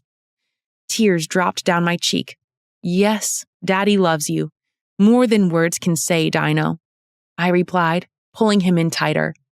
His chubby body fit perfectly against mine, a miniature version of Russ, a living reminder of the little human we had created. Peter. Finding a decent hotel in Kentwood shouldn't have been a logistical nightmare. Yet, here I was, standing at the counter of the only establishment vaguely resembling a hotel, battling a sinking feeling in the pit of my stomach. The receptionist, a woman with a name tag that read Betty in loopy handwriting, peered at me from behind thick glasses. "Looking for a room, handsome?" she drawled, her voice thick with a Louisiana accent. "Yeah," I said, trying to inject a note of cheer into my voice. "Something clean, preferably with a working shower, would be great." Betty pursed her lips, tapping away at her dusty computer keyboard. Like most surfaces around here, it could use a clean. My gaze fell on the hardcover note on her desk. It took clenching my fist not to run a finger through it. "Let's see here. We've got a single on the 3rd floor, next to the ice machine. Always lively there." The ice machines. The sound of clanging metal and spilled water wasn't exactly the peaceful space I craved. "Manageable," I replied. "What's the bill?" I'd have to check other places, but I need a cold shower for now. Just then, the bells above the door jingled, announcing the arrival of new customers. A couple walked in hand, the woman swayed in her body-hugging dress, her golden hair styled into a perfect sculpted bob. That snatched my attention. Recognition slammed into me like a freight train. Nora, my ex-fiancé. She was stunning in a classic way with all the designers and heavy makeup. But there was a coldness in her brown eyes, a tightness around her perfectly painted lips that spoke of a life devoid of genuine warmth. She leaned into the man beside her, a wealthy businessman by the looks of his tailored suit and gold Rolex. Nora whispered something in his ear, a coy smile on her lips. "Wow, Damien visits here? Isn't he gorgeous?" Betty purred beside me. "Not that he holds any candle to you, but that man is rich and a catch." Is she freaking rich? I see why Nora switched parties then. I needed to get out of there, to escape this suffocating scene and the unwanted reminder of what ifs and could have been. I turned away from the couple, deciding the best course of action would be to ignore them. "Can I get the keys?" I asked the receptionist, who was still gawking over the wealthy man. I doubted she even saw how her fantasy was with his bride. Or maybe she didn't mind. Women, I would never understand them. "Peter?" Nora's voice, laced with a hint of surprise, shattered my internal turmoil. She fixed me with a stare that seemed to see right through me, the years melting away to reveal the same calculating woman I remembered. Well, that happened. Nora, I greeted, spinning around. Amazing, she said, her voice dripping with something that wasn't quite friendliness.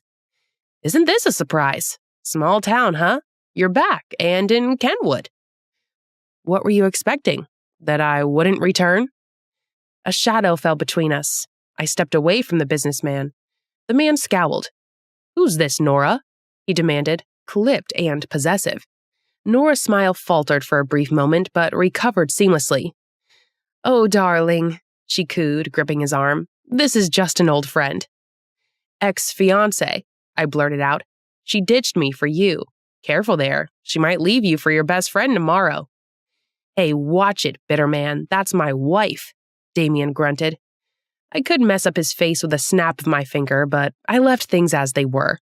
I darted to Betty, who watched the exchange with curiosity and disapproval.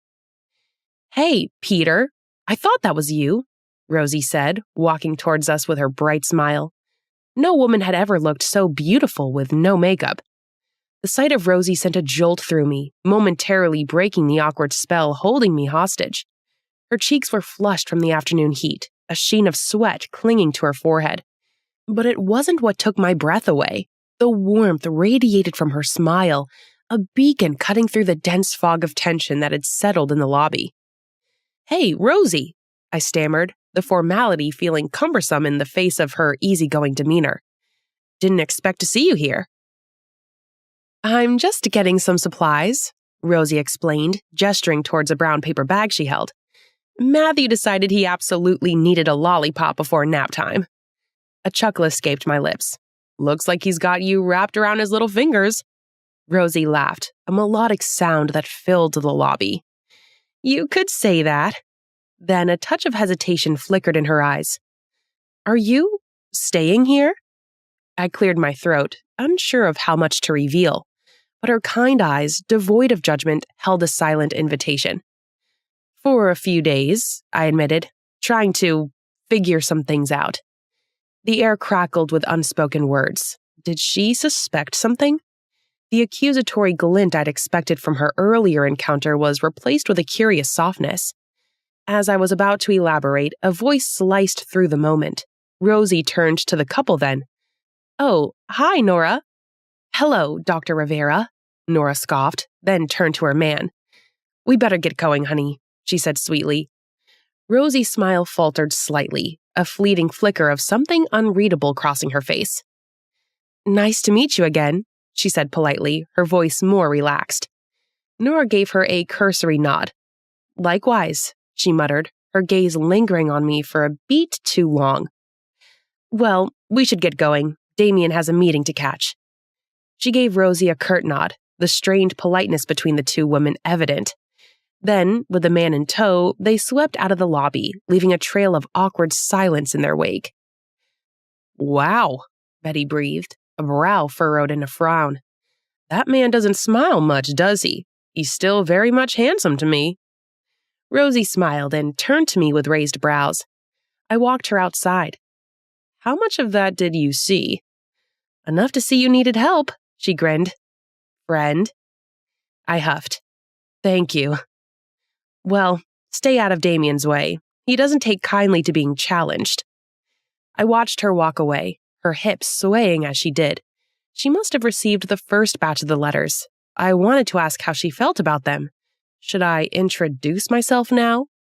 Shaking my head, I decided it would be best if she heard everything from her husband first. She must know how much he loved her and how the thought of seeing them again kept him going. I will send the next batch of letters. Then I will introduce myself afterward.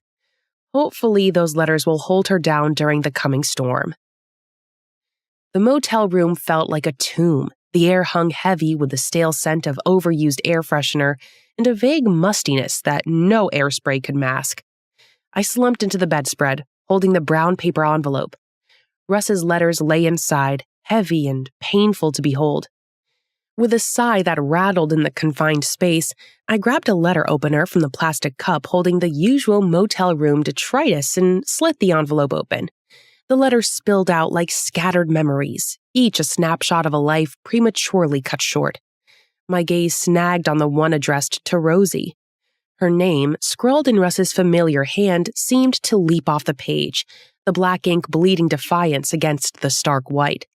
I reread the inscription several times, the words blurring at the edges as a wave of emotion washed over me. An image of Rosie surfaced in my mind, vivid as if from yesterday. Her blonde hair catching the sunlight, and her eyes crinkled at the corners when she warned me to stay away from Damien. I better get going. As I stepped out of the motel room, the hot Louisiana sun beat down on me, casting harsh shadows across the cracked pavement. Betty called out a greeting, her voice tinged with southern charm, but I barely acknowledged her, my mind preoccupied with the task. Making my way down the dusty street, the familiar sounds of cicadas filled the air, their incessant buzzing calling one's attention to the oppressive heat. I glanced around, the small town of Kentwood appearing deserted in the midday sun. Arriving at the post office, I hesitated before the entrance, the weight of the letters pressing heavily against my palm and chest. With a sigh, I entered the envelope, withdrawing the last letter addressed to Rosie. Something held me back, a nagging feeling that now wasn't the right time to send it. I would need it when I finally introduced myself. I posted the other letters, turned on my heel, and returned to my car. Moments later, I drove through unfamiliar roads to see an old buddy. Over a decade has passed since my last visit, and a few changes caught my eye. New houses had emerged, the roads had improved, and the overall appearance of the place had noticeably enhanced. Hot air rushed at me the second I stepped out of the air-conditioned purgatory of the rental car. Kentwood wasn't a big town, but the heat here could rival the depths of hell. I swiped at the sweat beading on my forehead, shoving the damp hair clinging to my neck under my baseball cap. Luca's diner, Locke's stand, stood out with its cozy and old-fashioned charm on the dusty street. I strode towards the building. The bell above the door jingled a cheerful welcome as I pushed through. The air inside was thick with the aroma of frying bacon and burnt coffee, a familiar assault on the senses that brought a pang of nostalgia. Luca stood with a face creased by a lifetime under the unforgiving southern sun behind the counter, flipping burgers with practiced ease. A wide smile broke out across his face when he saw me. "Peter, you old son of a gun, what brings you to Kentwood?" He came around the corner, his massive arms engulfing me in a bear hug. The scent of coffee and something vaguely earthy clung to him, a signature Luca aroma. "I'm just passing through, Luca," I mumbled, returning the hug with a forced cheer. "I thought I'd stop by and see you." Luca's smile faltered briefly, a flicker of concern crossing his eyes. He ushered me towards a booth in the corner, its worn red vinyl cools against the back of my thighs. "You aren't just passing through, are you, Pete? Something's wrong." The air hung heavy between us as I settled into the booth. Luca had been a soldier, a damn good one by all accounts. He understood the weight of loss, the hollowness it carved in your chest. But Russ had been different. "Russ," I started, swallowing hard. "He's gone, Luca." The smile vanished utterly, replaced by a mask of shock. Luca stared at me, the spatula he'd been holding clattering to the greasy grill with a dull thud. "Gone? How? What the hell happened?" His voice was rough, edged with a raw emotion that mirrored the turmoil churning in my gut. "Mission went south," I said, my voice barely a whisper. "He didn't make it." By the heavens, I would hunt down those fools. But first, I had to honor his memory and do right by his family. Luca's face crumpled. He ran a hand over his face, scrubbing at the beginnings of tears. "Rosie, that poor woman," he choked out. "She always worried about him. Bless her heart." I nodded, the image of Rosie flashing in my mind. "What about their boy? What's his name? Matt?" "Matthew," I repeated, sounding like I had a bitter pill on my tongue. "He'll be all right. They both will. I'll make sure of it. I'll contact the unit once I sort things here, but I'm sure the colonel is already on it." Luca gave a curt nod, his gaze fixed on a point beyond the grimy window. The silence stretched, thick and heavy with unspoken grief. "He was a good man, Russ," Luca finally said, his voice thick with emotion. "Always had your back, that one." He looked at me then, his eyes filled with a question I couldn't answer. A question about how a good man like Russ could be gone, about the cruel randomness of everything. I didn't have the answers either. All I had was this gnawing ache in my chest and the responsibility of picking up the pieces for Rosie and Matthew. The rest of the afternoon passed in a blur. We talked, or instead Luca talked, reminiscing about Russ, their time in the service, and the trouble they'd gotten into as young men. I listened, adding a word here and there, the stories a balm to the raw wound of grief.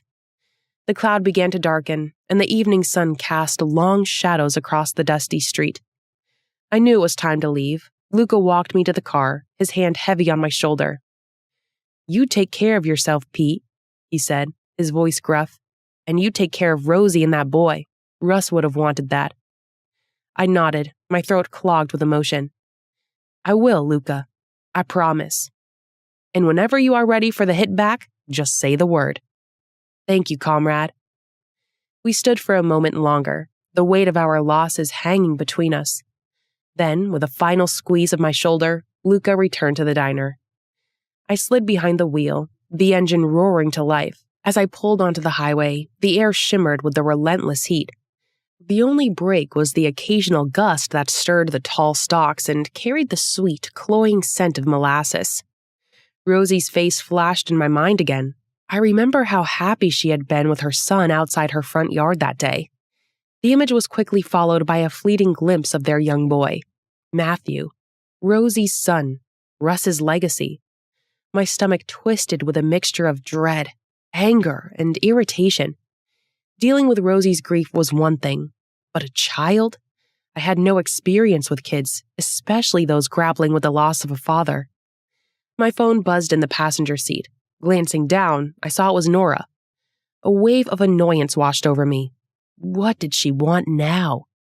Ignoring the call, I turned up the radio, the upbeat country music jabbing at the ache within me. The miles ticked by, each bringing me closer to Kentwood and the difficult task ahead.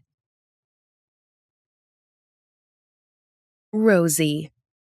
The cold coffee did little to soothe the headache brewing behind my eyes. Kentwood wasn't exactly a bustling metropolis, but a steady stream of sniffles, coughs, and the occasional bout of wheezing kept my mornings lively. The day was slow today. I'd barely attended to anyone, and I felt pretty restless. Work was how I stopped myself from overthrowing. When I didn't have that, my thoughts grew overboard. I sighed, pinching the bridge of my nose, and downed the lukewarm coffee. Just as I was about to refill my cup, the door to my tiny break room swung open with a force that rattled the windows. Laura barreled in, her face flushed and eyes wide with a manic energy that sent shivers down my spine. Laura was one for theatrics, yet this sudden burst of drama had me fearing the worst. "Rosie, you've got to help me!" she exclaimed, nearly tripping over the wastebasket in her haste. Whoa, I said, pushing my chair back and standing. "Slow down. What's going on?" Ignoring my question, she scanned the room, her gaze darting around like a cornered animal. Satisfied we were alone, she lurched towards me, her voice dropping to a frantic whisper. "It's an emergency. A big, fat, life-altering emergency." My initial worry spread into a wry smile. Laura lived for drama, even the most mundane. A chipped nail polish could send her into a tailspin, so I braced myself for the latest crisis. "All right, just spill it already," I said, ushering her towards a corner where a threadbare armchair sat tucked away from the prying eyes of any curious patients. Laura sank into the chair, her luster eyes clouded with fear and confusion. She took a deep, shaky breath, then blurted, "I missed my period." My smile faltered slightly. "You've got to be kidding me." "Laura, tell me this isn't a life-altering emergency," I said gently, sitting opposite her. "You know that can happen sometimes. Stress, change in routine." She cut me off, her voice rising a notch higher. "No, Rosie, you don't understand. It's been weeks. And the thing is," she trailed off, chewing on her lower lip, her cheeks flushing a deep crimson. "The thing is what?" I prodded, my concern growing by the second. She hesitated, then blurted, "I don't know who the father is." I chuckled. "It's not April 1st, is it?" My friend stared with a severe frown on her face. The air crackled with a sudden tension. My mind did a mental backflip, replaying our recent conversations, searching for any clue that might have hinted at this bombshell. Laura was as reliable as the sunrise, the picture of commitment in her 3-year relationship with David. They'd even started saying marriage a few months back. "What do you mean you don't know who the father is?" I asked, my voice barely a whisper. Her pale face reddened, a raw vulnerability I'd never seen in her before. Taking a deep breath, she launched into a hesitant explanation. It turned out Laura, even the social butterfly, had gotten swept up in a work retreat last month. What was supposed to be a team-building exercise had devolved into a tequila-fueled party by nightfall. The details after that were hazy, a tangled mess of throbbing music, flashing lights, and questionable decisions. "I woke up the next morning in a stranger's bed," she confessed, her voice barely audible. "I don't even remember his name." A cold dread settled in my stomach. Laura was the type of lady who wouldn't even consider a second date without a thorough background check. Yet she had gotten blackout drunk and ended up in a one-night stand. The situation's weight and potential consequences hung heavy in the air. "Oh, Laura," I breathed, squeezing her hand. Her skin felt clammy and cold.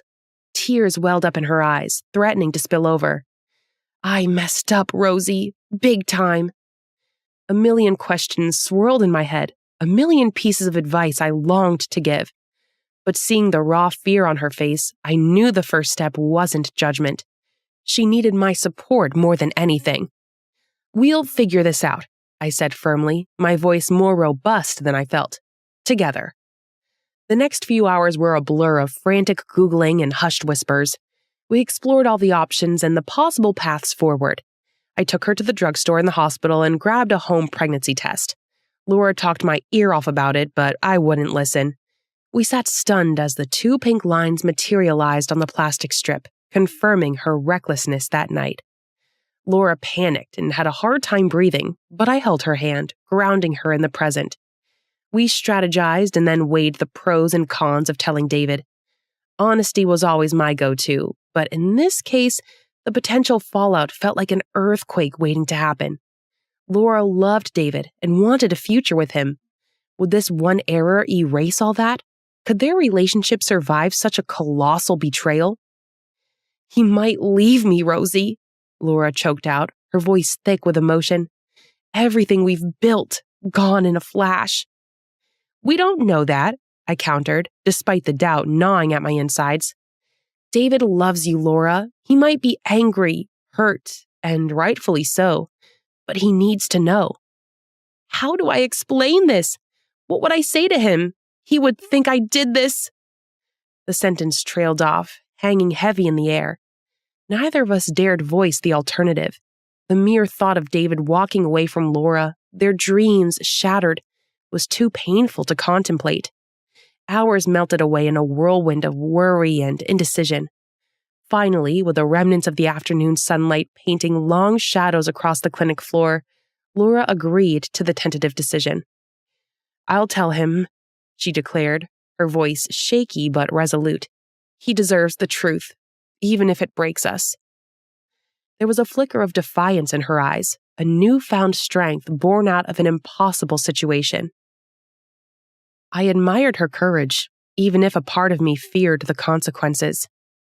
We decided secrecy wasn't an option. This child, if Laura chose to carry it to term, would be a constant reminder, a ticking time bomb waiting to explode.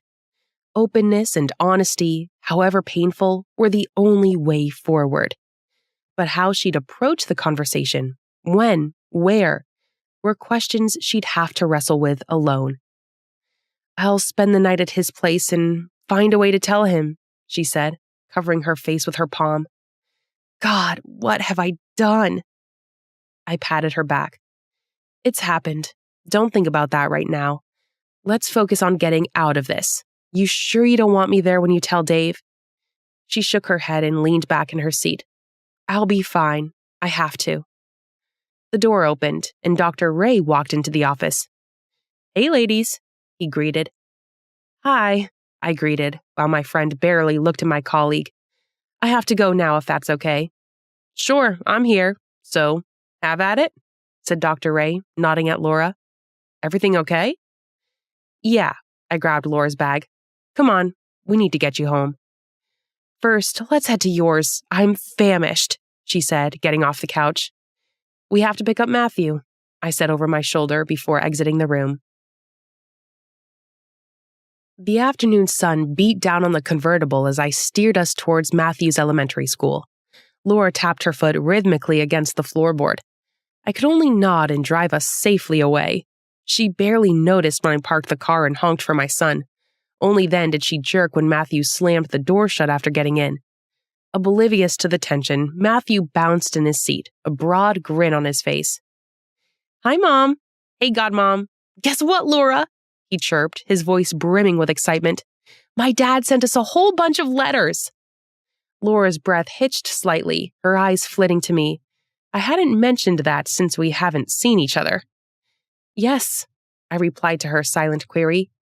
That's fantastic, buddy, she said, sniffing as she smiled. Something was beginning to bother me. The whole situation with Russ felt like a bizarre case of déjà vu. I recalled the broken picture frame in my office when his call came through the other day. It was as if the universe was conspiring in some grand cosmic plan and/or trying to send a message. There was also that strange writing on the envelope, which wasn't my husband's. He wrote about his travels a lot, Matthew continued, his voice filled with a child's innocent pride. He writes all these cool stories about alligators and dinosaurs. Laura managed a weak smile. That sounds amazing, Matthew. When can we read them? Tonight, after dinner. He bounced in his seat again, his excitement infectious. Even Laura seemed to relax a fraction, a tiny spark of light returning to her eyes. Laura reached out as I pulled into the front yard and squeezed my hand. I'm happy you got word from him. Rubbing the hand, I smiled. Did I tell you about the weird déjà vu I had before Russ called? I asked. She shook my head. No, tell me. I need the distraction. I recounted the incident with the picture frame and its uncanny timing. Laura's eyes widened in surprise. Wait, seriously? She exclaimed. That's exactly what happened. I was getting water and knocked over a picture frame. A shiver ran down my spine. It was so bizarre to ignore. Was it just a random quirk of the universe or something more? Suddenly, Matthew piped up from the back seat. Hey, look, there's mail in the mailbox. We both turned to look. A fresh stack of envelopes bulged from the mailbox across the street. My stomach lurched. Did he send another already? Leaping out of the car, I strode towards it, Laura close behind. Sure enough, the same handwriting on the top envelope was the same one that had appeared on the letters. And the letters were indeed my husband's. Russ sent more? I breathed, holding up the stack. Laura stared at the envelopes. I could tell she was lost in her world. Sighing, I kept my observation to myself. I couldn't bother her with that just yet. We walked back to the apartment in silence. Matthew's earlier chatter had vanished, replaced by a heightened excitement as he was eager to read from his father again. I was beginning to think this wasn't such a blessing. Something was wrong, and I should check in at the base for news about my husband. Coming? Laura asked with brows raised. I was standing at the doorway, lost in thoughts. Plastering with a smile, I hurried inside. Yes, sure.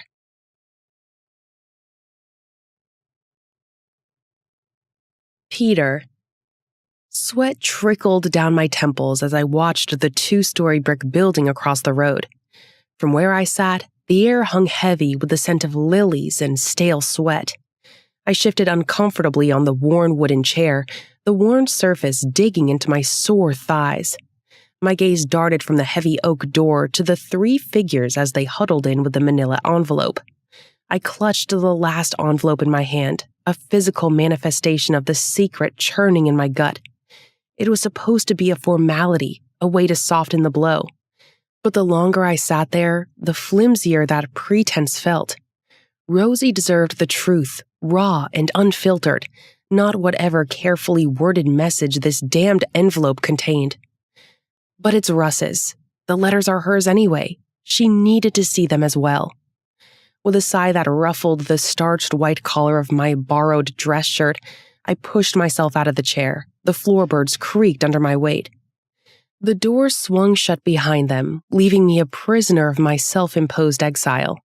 Every instinct urged me to cross the street, offering whatever comfort I could muster. But my feet remained rooted to the sidewalk, a coward held captive by the lie festering inside me. Time stretched into a suffocating silence, punctuated only by the distant rumble of an approaching car. Then the door opened again. Rosie emerged, her face etched with a raw vulnerability that tore at my insides. Her guest followed, placing a comforting hand on Rosie's shoulder. They walked to the curb, their hushed conversation inaudible from where I stood. A yellow cab pulled up, its arrival a cruel punctuation to the scene unfolding before me. Rosie embraced the lady tightly and bid her farewell. With a final glance in my direction, she climbed into the cab, pulling the door shut behind her. The taxi lurched forward, leaving Rosie alone on the sidewalk. My heart hammered against my ribs, a frantic drumbeat urging me to action. But before I could take a step, my phone buzzed in my pocket. It was Mom. Guilt coiled around my throat, a serpent tightening its grip. I had promised to be back soon. With a final agonizing look at Rosie's solitary figure, I turned and walked away. The weight of the unsaid truth pressed down on me, heavier than the Louisiana heat. She has to know the truth. Dusk came with the scent of honeysuckle, casting long, unsettling shadows across the uneven lawn of Rosie's house. Fireflies blinked in the gathering darkness like errant sparks from a distant bonfire. My heart hammered a frantic tattoo against my ribs. In my hand, I clutched my brother's worn tag and his last letter. I have to do this. I rapped my knuckles against the weathered wood of the door. A muffled cry of, "Coming!" drifted through, followed by the shuffle of approaching footsteps. The door creaked open, and Rosie stepped back. Time had etched new lines around her eyes. The worry lines from before, now canyons etched by grief. Her hair was pulled back in a loose bun, escaping tendrils framing her kind eyes. "Friend?" she said, a flicker of recognition replacing the initial surprise. A hesitant smile tugged at the corner of her lips. "It's good to see you again, though unexpected." The sight of that smile, fragile and hopeful, tightened the knot in my stomach. "It's not exactly a social call, Rosie," I replied. "Can I come in?" Her smile waned, replaced by a flicker of concern. "I don't recall where we met. Is everything all right?" she asked, her eyes searching mine. For a long moment, I struggled to find the words. How could I break this news, shatter the fragile hope in her eyes? Taking a deep breath, I steeled myself. "Rosie," I began, my voice thick with emotions I wanted kept at bay. I came here to inform you about Russ." The color drained from her face, her smile vanishing completely. Her sparkling eyes, with a youthful warmth, grew wide and glassy. A tremor ran through her trail frame, and I instinctively reached out, my hand hovering awkwardly in the space between us. She didn't move towards me. "No," she whispered, the single word a fragile plea hanging in the still air. It wasn't a cry, but a desperate denial, a plea for the truth not to be what she already feared. I clutched the letter tight in my other hand, feeling it like a searing brand against my palm. I knew what I had to do, the weight of responsibility pressing down on me. But I could not even reach for the words when she broke. Tears welled in her eyes, spilling in silent waterfalls down her cheeks. Her body trembled, a barely audible sob escaping her lips. The dam had broken, and the grief she'd held at bay for so long came crashing down around her. At that moment, words seemed utterly inadequate. But I knew I couldn't leave her hanging. With a gentleness born of shared loss, I placed the tag on the porch railing beside her. "This is Russ's," I said in a whisper. Then, with a heavy heart, I held out the letter. "And this." I didn't need to finish the sentence. The weight of the unopened letter spoke volumes. Rosie's hand reached out, her fingers trembling as they closed around the envelope. The tears continued to flow, silent and heart-wrenching, as the enormity of the news crashed down upon her. "No, he's okay. No!" she wailed and dropped on the floor. Grabbing her, I pulled her into my arms. Her sobs shook a tremor through my body. I had known this would devour her. I led her to the porch, shutting the door firmly behind us. She wouldn't sit. Instead, she clung to me. The porch light buzzed overhead, casting a harsh yellow glow on the scene. Rosie's sobs subsided into a choked hiccup, her entire body racked with silent tremors. Her hand, clutching the letter to her chest, was a stark white against her blue house dress. She stepped away from me, wiping her face with the back of her hand. Grief, raw and agonizing, hung heavy in the air. But as the initial shock subsided, a new emotion flickered in Rosie's eyes. A spark of anger that quickly ignited into a blaze. "You knew, didn't you?" she rasped, her voice hoarse with unshed tears. "The day you walked in here pretending to be some friend, you knew." The accusation hung heavy between us. Shame burned in my gut, a bitter counterpoint to the grief that mirrored hers. "Rosie, I began to apologize. But she cut me off, her voice rising. "Don't you dare try to lie to me again," she cried. "How you looked at me and hesitated. It all makes sense now." A horrifying realization dawned on me. In my grief, in my desperate need to unload the burden of his final letter, I'd failed to consider the impact on her, the additional layer of betrayal I'd inflicted. Had I? This was for her. I did this for her. "Rosie, please," I pleaded, reaching out a hand, only to pull it back as if burnt. "I never meant to lie. You just what?" she roared, her voice cracking with a raw pain that tore at my heartstrings. "You just waltzed in here, pretending to be someone you're not, all the while knowing Russ was—" Her voice trailed off, choked by another sob. Tears streamed down her face, a mixture of grief and fury. It was more terrible than anything I'd witnessed on the battlefield. "Wait! I know who you are!" She threw her hands in the air, laughing as she cried. "God, I'm such a fool! You're Russ's brother, comrade, whatever, aren't you?" she whispered, the question laced with a bitter understanding. "The one who is supposed to be married to Nora. You're Peter. The Peter." She finally pieced the damning piece of the puzzle. Her shoulders slumped, the fight seeming to drain out of her. "Rosie?" "Should have known," she muttered, her voice heavy with despair. "It all makes sense now. Why were you here? Why did you look so familiar?" I felt her drilling anger threatening to drown me whole. I opened my mouth to apologize and explain the complexities of the situation, the reasons behind the lie and the delay, but the words died in my throat, choked by the immensity of her pain. "Get out," she rasped, her voice a mere whisper. "Just get out of here." The command was quiet, but it resonated with the force of a thunderclap. I stood there, rooted to the spot, the weight of her grief and anger a physical barrier between us. Finally, with a heavy heart, I turned and walked away.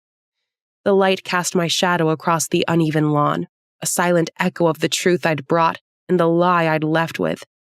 The fireflies continued to blink in the gathering darkness, but their luminescence offered no peace for the darkness that had descended upon Rosie's world and mine. "I'm counting on you to beat this, Rosie. I hope you let me help you through this storm." Rosie. I slammed the door, shaking as the conversation that had shattered my world replayed itself like a loop over and over.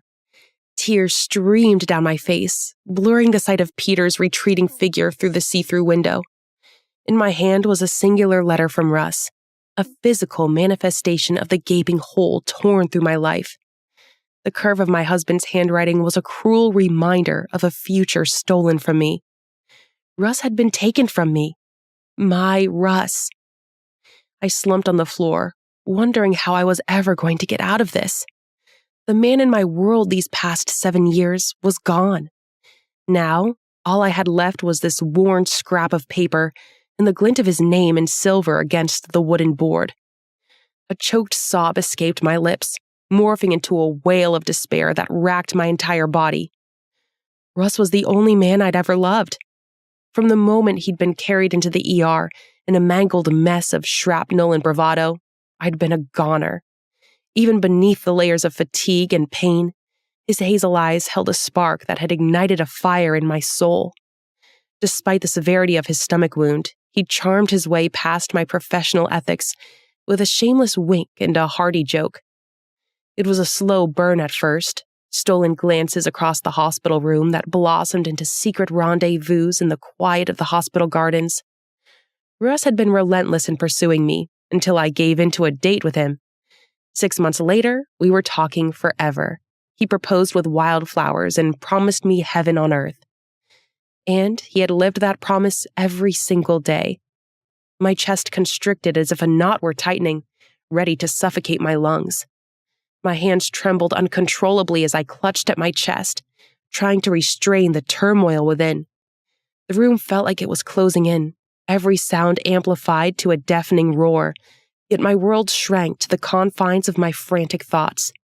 I took deep breaths, letting in the fresh and getting out the gasps. I vividly remembered those excruciating 2 months preceding our wedding, which seemed to stretch endlessly. Russ had been deployed on a mission, leaving me filled with dread. Who wouldn't be? I had first met him battered and bruised, and now he was informing me of yet another deployment. Panic consumed me, and my worries spiraled out of control. But he returned and made me the most excited bride. This time, he's not returning. He's not coming back? No, I wailed, tugging at everything around me. No! The wail reached a crescendo, pulling me from the vortex of my memories. I can't do this. A small hand, clutching a dino bear, tugged at the hem of my nightgown.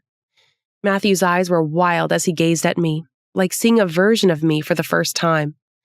The sight of his innocent eyes, so like his father's, shattered the dam of my grief anew, and I crumpled to the floor, clutching him to my chest as the world dissolved into a torrent of tears. The insistent buzz of the alarm clock shattered my tranquility like a personal affront. Who needed sunshine and birdsong when all you wanted was the suffocating comfort of darkness? With a groan, I slammed my hand down on the snooze button, wincing at the throbbing ache behind my eyes. My waking thoughts were of my husband. Perhaps it was all just a bad dream. Maybe Russ would walk through the door any minute, his uniform dusty but his smile whole. But reality, cold and unforgiving, seeped back in. Russ wouldn't be walking through any doors anymore. Especially not mine. He's gone. The tag in my nightgown pocket was a constant reminder of that. I forced myself out of bed, the world seeming to tilt slightly with each movement. My son, our son, was peacefully sleeping on the bed. I brought him into my bedroom last night when he found me upset. What should I say to him? Especially with all these letters we'd been getting lately. It must be Peter sending them. Little wonder the mail situation was strange. I stood up from the bed. I needed to get Matthew ready for school. My head was pounding as I put on my footwear. I grabbed my phone and called the hospital. "I'm taking sick leave. Can you please pass the message to Dr. Ray?" I rasped into the phone. It was a sick day for a broken heart. That sorted, I ventured into the kitchen. But first, I brewed myself a cup of coffee. The smell of caffeine brewing was a small comfort as I engaged in my morning routine on autopilot. I popped 2 slices of bread into the toaster and turned on the radio to drown out my depressing thoughts. As I buttered the toast, a small hand snuck around my waist. "Mommy?" Matthew called sleepily. "Good morning, Dino," I said, my voice rough. "Almost pancake time." He squeezed his eyes shut, his brow furrowed in concentration. "But it's Wednesday." "Ah, darn it," I muttered, feeling a lump in my throat. I hadn't planned out a menu when I started cooking. "It's a special occasion," I said, smiling. "We could all use some extra fuel today, right?" He beamed, oblivious to the storm raging inside me as I piled golden brown pancakes onto his plate. A smile plastered on my face. He tilted his head, his eyes filled with concern. I knew then that he hadn't forgotten what he saw last night, and his next question confirmed my suspicion. "Mommy, why were you crying last night?" I paused, taking a deep breath, then ruffled his hair gently. "Mom got some sad news last night. Why don't you eat up? We don't want to be late for school." I settled him in his small seat and placed the food before him. As he dug into his meal, I hurried out of the room, tears streaming down my cheeks. I kept my composure while bathing him, even when Matthew excitedly sang old songs Russ used to sing to him. My hand shook with every step, but the young lad hardly noticed. My little boy sang the entire ride to his school. As for me, my mind was halfway across Kentwood. Matthew chattered excitedly about the upcoming art class from the back seat, his enthusiasm only adding to my growing sadness. As I helped him out of the car, a well-meaning parent, Mrs. Liu, stopped me. She was the last person I wanted to speak to about her exaggerated acts. "Everything all right, Rosie? You look a little pale." "Just a touch of a migraine," I lied, forcing a smile. "Oh dear, those are the worst. Take care of yourself, honey." The insincerity of her wishes grated my nerves, but I mumbled a thank you and hurried Matthew toward the classroom. Dropping him off felt like leaving a piece of myself behind, but it was the only semblance of normalcy I could cling to today. Afterward, I drove to the base, which was an hour away. The familiar route felt alien under the oppressive weight of grief. Every turn I took, each landmark, reminded me of my husband. The gas station where he'd insisted on filling the tank even though I protested. His playful grin making it impossible to stay mad. The diner where we'd snuck out for milkshakes on a sweltering summer night. Everywhere I looked, Russ's ghost was there. The silence of the base headquarters felt suffocating as I walked in. A young officer looked up from behind the desk, his eyes widening slightly at the raw grief etched on my face. "Can I help you, ma'am?" His voice was polite, laced with some nervous, sympathetic groaning. "Dr. Rosie Rivera," I managed to say, quieting down the tumbling emotions within. "Hear about my husband, Sergeant Rivera." "Give me a second." He disappeared behind a heavy oak door, and the following minutes stretched into an eternity. Finally, he reappeared, his face creased with pity and regret. "Dr. Rivera," he began, his voice barely a whisper. "I'm deeply sorry for your loss. Russ..." He faltered, then took a deep breath. He was a hero. The word echoed hollowly in the vast room. Hero. A word for history books, for bronze statues. A word that did little to soothe the gaping hole in my heart. I didn't need a hero. I needed my husband. Tears welled up again, blurring my vision. With a mumbled, "Thank you." I turned and walked out into the harsh sunlight. The confirmation was a physical blow. Russ was gone. He wouldn't be coming home.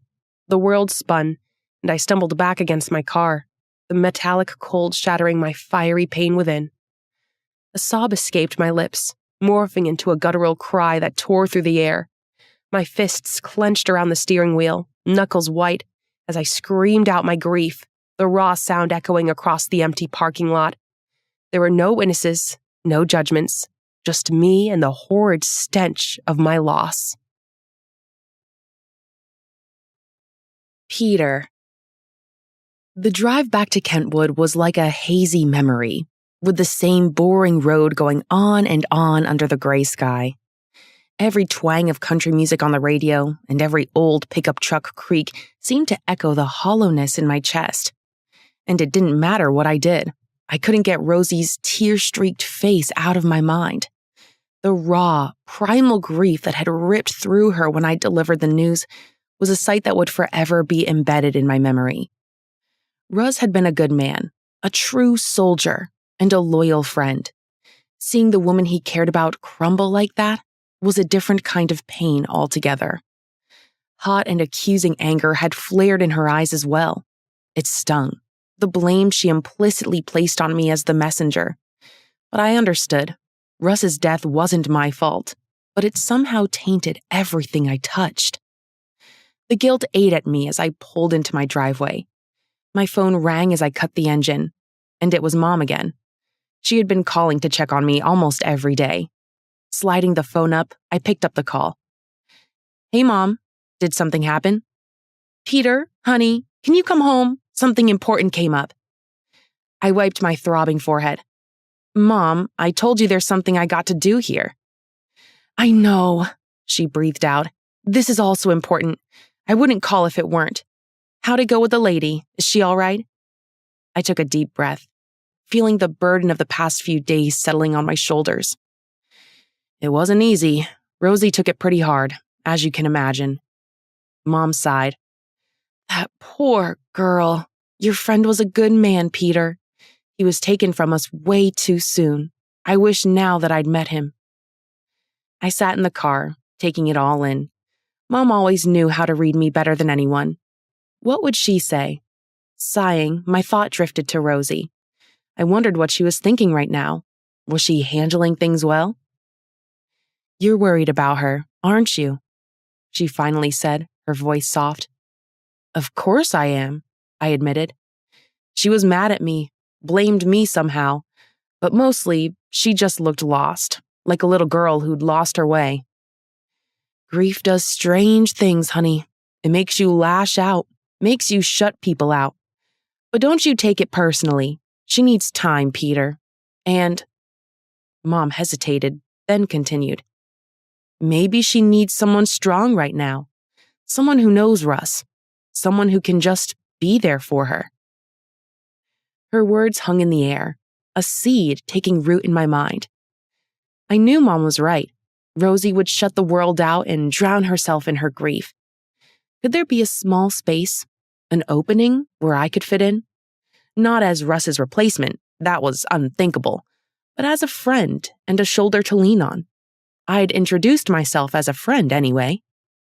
My mom's soft breathing filled the device, dragging me back to the present. Mom, what's happening at home?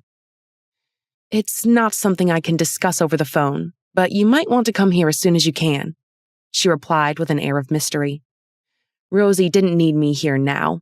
I could check in at home and be back later. I also needed to contact the comrades to see if they had intel about who betrayed us in Iraq. I'll be heading back this weekend, I announced, surprising even myself. I thought I'd check in on Rosie to see if she needed anything, but she's grieving now. I should give her some space. Mom let out a deep breath. Thank you, son. See you then. Ending the call, I stepped out of the car and strode to the lobby. Betty waved as she sighted me. Hey. I might as well inform her of my decision.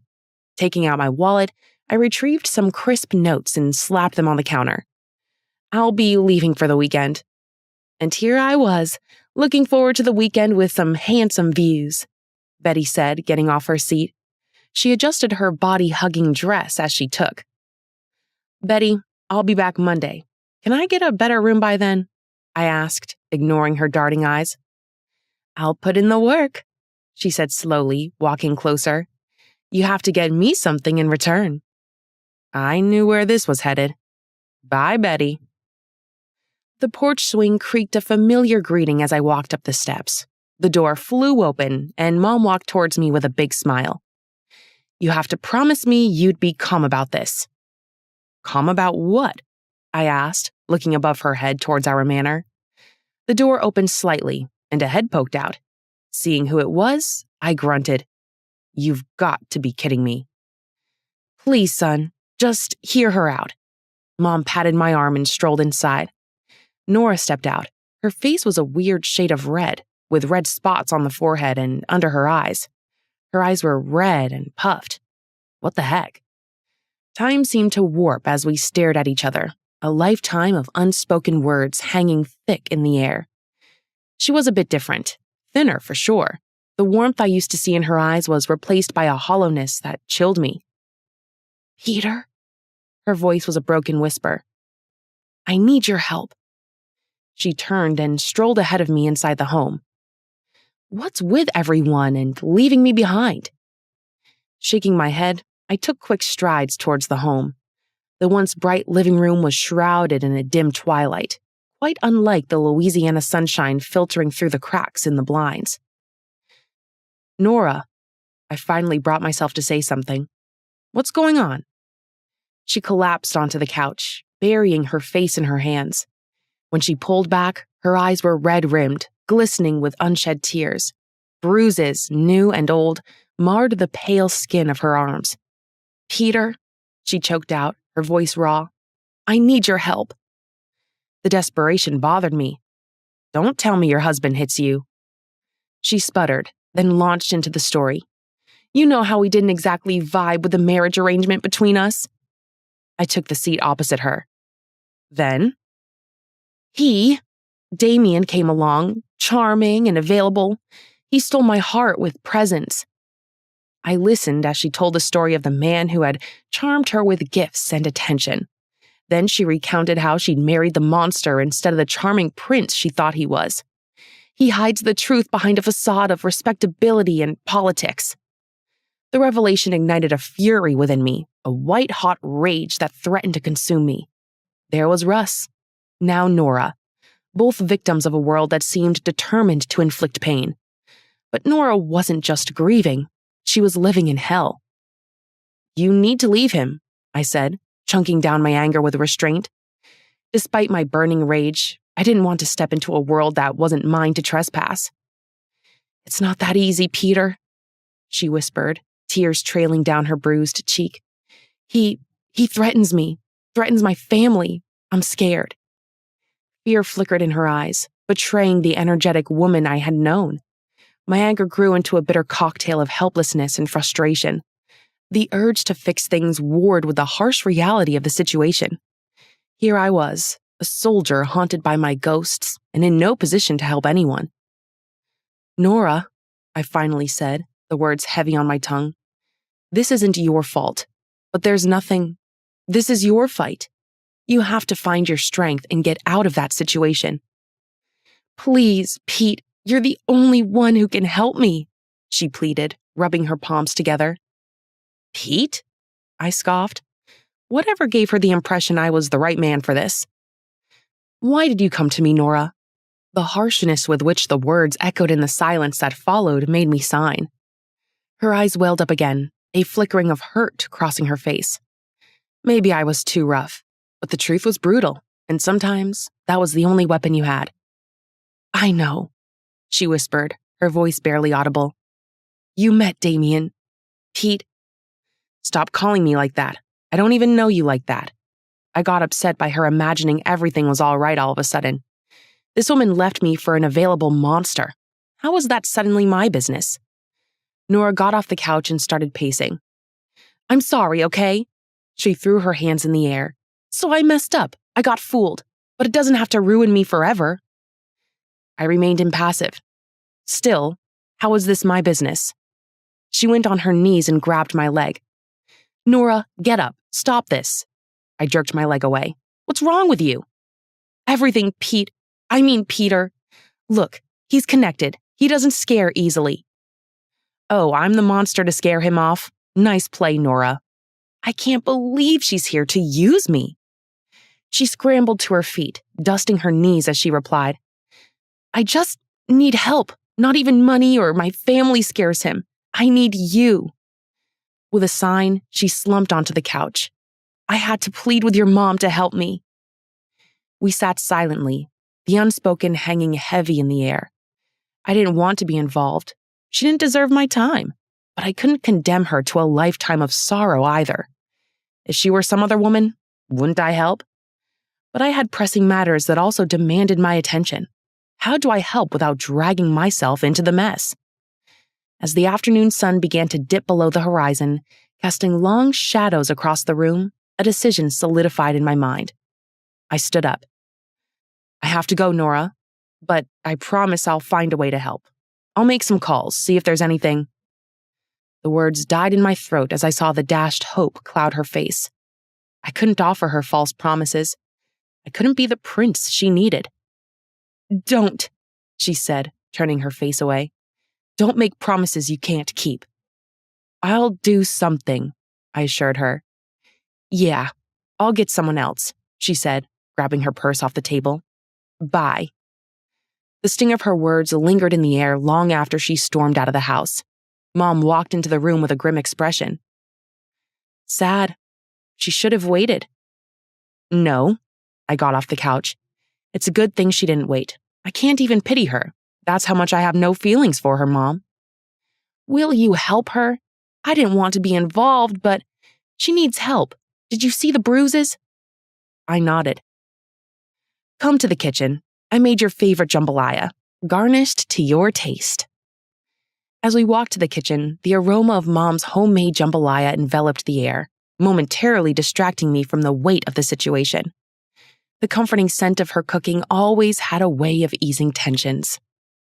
I settled into a chair at the kitchen table, the day's events still swirling in my mind. Mom served up a steaming plate of jambalaya, garnished with shrimp and sausage, just as I liked it. Despite my conflicted emotions, I couldn't help but appreciate her efforts to comfort me with the meal. Plus, it had been long since anyone cared for me this way. Taking a bite, I let the spicy flavors dance on my tongue, momentarily letting go of the turmoil outside. But as I glanced at Mom's concerned expression, I knew there was no escaping the reality of the situation. Despite my reservations, it seemed I was the only one willing to offer a helping hand to someone in need. After the meal, I thanked my mom and told her I had someplace to go. Take care, she said, kissing my cheek. Back in my truck, the engine rumbled to life. Russ's face flickered in my mind, his easy grin setting my jaw. He wouldn't have hesitated to help Nora. He wouldn't have turned away from someone in need. It was why he was so special. He was a soldier with a heart of gold. I wasn't. I quickly checked online for the latest update on the bombing. The new reports were vague, details obscured by the fog of war, but one managed to catch some lead. The report rumored that some Iraq troops were laying claims to the attack already. An insurgent leader, known only as the Wolf, a name synonymous with cruelty and several deaths, was involved. It was an act of vengeance. Then he leaves me no choice. Vengeance. The word echoed in my head, flickering to life. I must find a way to even the scales and bring a semblance of justice to Russ's death. Guilt gnawed at the edges of my resolve. Leaving Rosie adrift in her grief felt like a betrayal, another broken promise. But the image of Russ, his unwavering loyalty etched on his face, pushed those doubts aside. He would have understood. Pulling out my phone, I dialed a number I hadn't used in years. The gruff voice on the other end was that of a former sergeant with deep connections. I need to return to Iraq, I said, tabling my grim request. The silence on the other end stretched for a beat, and a low chuckle rumbled through the receiver. Welcome back to the fold, soldier. We've got a score to settle. The line went dead, and I gripped the phone tighter, a sense of grim purpose settling over me. This wasn't about glory or some misplaced sense of heroism. This was about vengeance, honoring a friend's memory, and finding a silver of redemption for myself. The road ahead was fraught with danger, a path paved with uncertainty. But for the first time since Russ's death, I felt a little bit of hope, a faint ember of purpose rekindled in the ashes of grief.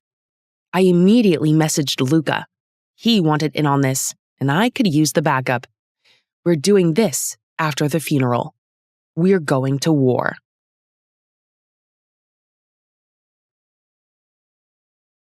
Rosie. The knock on the door shattered the silence I'd built around myself. It had been 3 days since Peter's visit. 3 days of suffocating grief and a paralyzing fog that muted the world around me. My world as I knew it was gone. In its place was this blinding darkness and emptiness. The insistent rapping tore through the haze, a summons I couldn't ignore. Dragging myself off the couch, I moved with the inertia of a sleepwalker. My body was like a lead weight against my willpower. Opening the door, I was met with a torrent of red hair and tear-stroked cheeks. Rosie, oh my God. My friend rushed past me, engulfing me in a tight hug. The warmth of her embrace, the familiar scent of her love perfume, was a lifeline in the churning sea of grief. Tears welled up again, hot and stinging, as I clung to her. The dam holding back the flood finally gave way, and I dissolved into a torrent of sobs. Laura held me tight, whispering soothing words into my hair. Oh, baby, God, this hurts. And she broke into tears. We sat on the couch with tear-stained tissues and a messy floor. The silence stretched between us, a shared understanding filling the void. Finally, Laura got a grip of herself. "Your phone, Rosie. It's ringing." It was the colonel. I grabbed the phone to my chin. "Dr. Rivera speaking." "Hello, doctor. We are bringing them home, Rosie." His words were a punch to the gut, like a blow of the finality of Russ's death. A fresh wave of grief threatened to engulf me, but I forced myself to take a shuddering breath. "When?" I asked. "The heroes arrived this morning. There's going to be a state funeral for all the fallen soldiers next week." State funeral. The words settled on me like a shroud. My Russ would now be addressed as a hero deserving of such an honor. A bittersweet pang of pride stabbed through the fog of grief. "His family," I croaked, the words catching in my throat. Laura squeezed my hand, her touch a silent reassurance. "I already called them. They're on their way," he said. "I understand how difficult this might be for you. Trust me, the pain doesn't go away, but it will lessen at some point. Whatever you need, call." I ended the call and held on to Laura, letting my tears flow freely. I wouldn't have to face this alone. Laura, my parents, Russ's family, they would be here with me, riding with me in the coming storm. As the afternoon wore on, the house filled with a flurry of activity. Laura coordinated with the funeral home, making arrangements for guests. Russ's family arrived first, then my parents, their faces etched with sorrow, arrived with casseroles and comforting hugs. The following few hours were a blur of well-meaning visitors, whispered condolences, and a suffocating sense of unreality. I went through the motions, numb and adrift.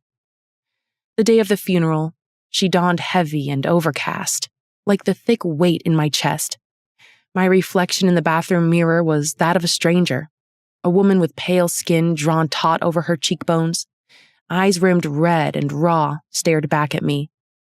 The dark dress Laura had helped me pick hung loosely on my bony frame. I couldn't believe this was happening. It felt like a dream that my mind couldn't grasp. Matthew was blissfully unaware of the storm raging on. He wasn't, however, used to that much crowd. He sat on the floor, his tiny fingers fiddling with a plastic truck, humming a wordless tune. Seeing his innocent face, a fresh wave of grief threatened to engulf me. "Come on, Dino," I said, my voice hoarse. "Time to go." He scrambled to his feet, a gap-toothed grin splitting his face. "Are we going to see Daddy?" The question was asked innocently, yet it cracked my grit. Tears welled up again, blurring my vision. "No, honey," I choked, kneeling to his level. "We're going to say goodbye to Daddy in a special way." We got into the car with some family members and drove off. The church was a sea of sad faces, the air thick with grief and the cloying scent of lilies. Russ's family sat in the front pew with me. My parents sat behind me, offering a silent handhold. Doctors from the hospital and colleagues Russ considered family filled the pews behind them. Overwhelmed by the formality and hushed whispers, Matthew squirmed in his seat. I kept whispering reassurances, my voice shaky and unconvincing. The ceremony continued with long speeches and a somber rendition of Amazing Grace. Each word and note felt like a sharp knife twisting in my gut. Afterward, the preacher stepped forward. The eulogy was delivered by Russ's commanding officer, testifying to his bravery and leadership. He narrated stories of his selflessness and humor, eliciting choked sobs from his family, and a few watery smiles from his friends. He went on to talk about the other 3 soldiers who had fallen alongside Russ. The families seated in the other row cried and sobbed. My grieving mind barely registered those families who had lost people dear to them as well. I was drowning in a pool of pain myself. Kentwood had been plunged into deep darkness. Through it all, Matthew fidgeted, his attention easily distracted by the flickering candles in the stained glass windows. Finally, the moment that had haunted me for days arrived, the procession to the cemetery. A wave of nausea washed over me as we followed Russ's flag-draped casket out of the church. The sunlight, filtering through the Spanish moss-draped trees, could not pierce the veil of grief that shrouded me. Soldiers in crisp dress uniforms stood at attention at the graveside, their faces solemn. As the casket was lowered into the ground, the sharp twang of a lone bugle playing taps made goosebumps rise on my skin. Tears streamed down my face, a silent river of grief. Matthew leaned against me, his small hand clutching my arm with a surprising strength. I looked down at him. "What's wrong, Mommy?" he whispered, his voice barely audible. "We're saying goodbye to Daddy, Dino," I replied breathlessly. "He's going to heaven to be a bright star." He seemed to accept this explanation, gazing at the cloudy sky with wide, curious eyes. The soldiers began their final salute. The gunshots were a slow gesture that seemed to echo the beat of my broken heart. I caught a glimpse of Peter out of the corner of my eye. He stood amidst the crowd, his face stoic, but his eyes held a depth of pain that mirrored my own. We locked eyes briefly, a silent exchange of grief before he looked away. The ceremony ended, and a crowd of well-wishers approached to offer condolences. My parents stood behind me. I let them be my source of comfort. Russ's family received the condolences with a stern expression that bordered on collapse. It was all a facade. We were all broken and would never be the same again. Through the blur of handshakes and murmured platitudes, I felt a hand on my shoulder. It was my mom, offering whatever strength and support she could muster. "Come on, Rosie, let's get you out of here," she said, her voice firm but laced with concern. I was grateful for her gentle guidance, so I allowed her to lead me away from the graveside. Matthew, tired from the long ceremony, slipped his arm into mine as we walked. The cemetery receded behind us, leaving an emptiness akin to the one in my heart. As we returned to the car, I glanced at the freshly turned earth and the simple white headstone adorned with my husband's name and a sad inscription. "A hero's journey never ends." The inscription settled on me like a physical thing. He wouldn't be forgotten, but the gaping hole in my life, the absence of his morning laughter, and his comforting presence at night felt vast and all-consuming. Back at the house, the remnants of the funeral reception continued. There were half-eaten pastries, crumpled napkins, and a lingering scent of coffee. Laura bustled around, collecting dishes and offering reassurances. My parents tried to keep the mood light, engaging Matthew in a game of building blocks. Exhaustion, both physical and emotional, finally crashed over me. Matthew left them to snuggle on the couch, his eyelids drooping. I sank beside him, pulling him close. The warmth of his tiny body offered a shade of comfort in the vast emptiness. "Mommy," he mumbled, his voice thick with sleep. "Will Daddy come back now?" My throat tightened, and the question opened a fresh wound. How do you explain death to a 4-year-old? I searched for the right words, the truth tempered with the gentleness that wouldn't frighten him. "No," I replied gently, shaking my head. "Daddy's gone to heaven. He's an angel now, watching over us from up there." He shook his head slowly, a dreamy smile gracing his lips. "Can I see him?" "Not with your eyes, sweetie," I whispered, tracing patterns on his back. "But he'll always be in your heart, and all the good memories you have of him." He snuggled closer, his breathing lighter and even. As sleep claimed him, I blew out some steam.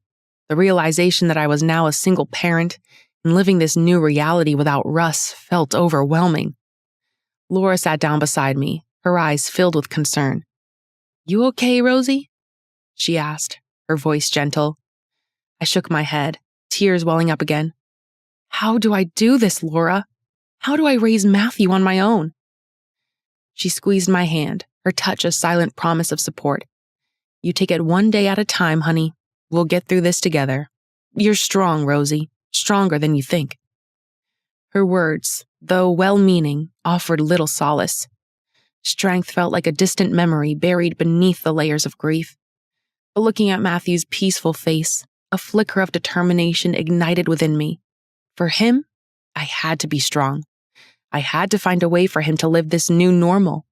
It didn't matter how hard it hurt. The new normal was a life without Russ, but filled with the love we shared with our son. The road ahead would be long and arduous, but I would have the memory of Russ guiding me, and with the fierce love from my son burning bright within me. I would find a way.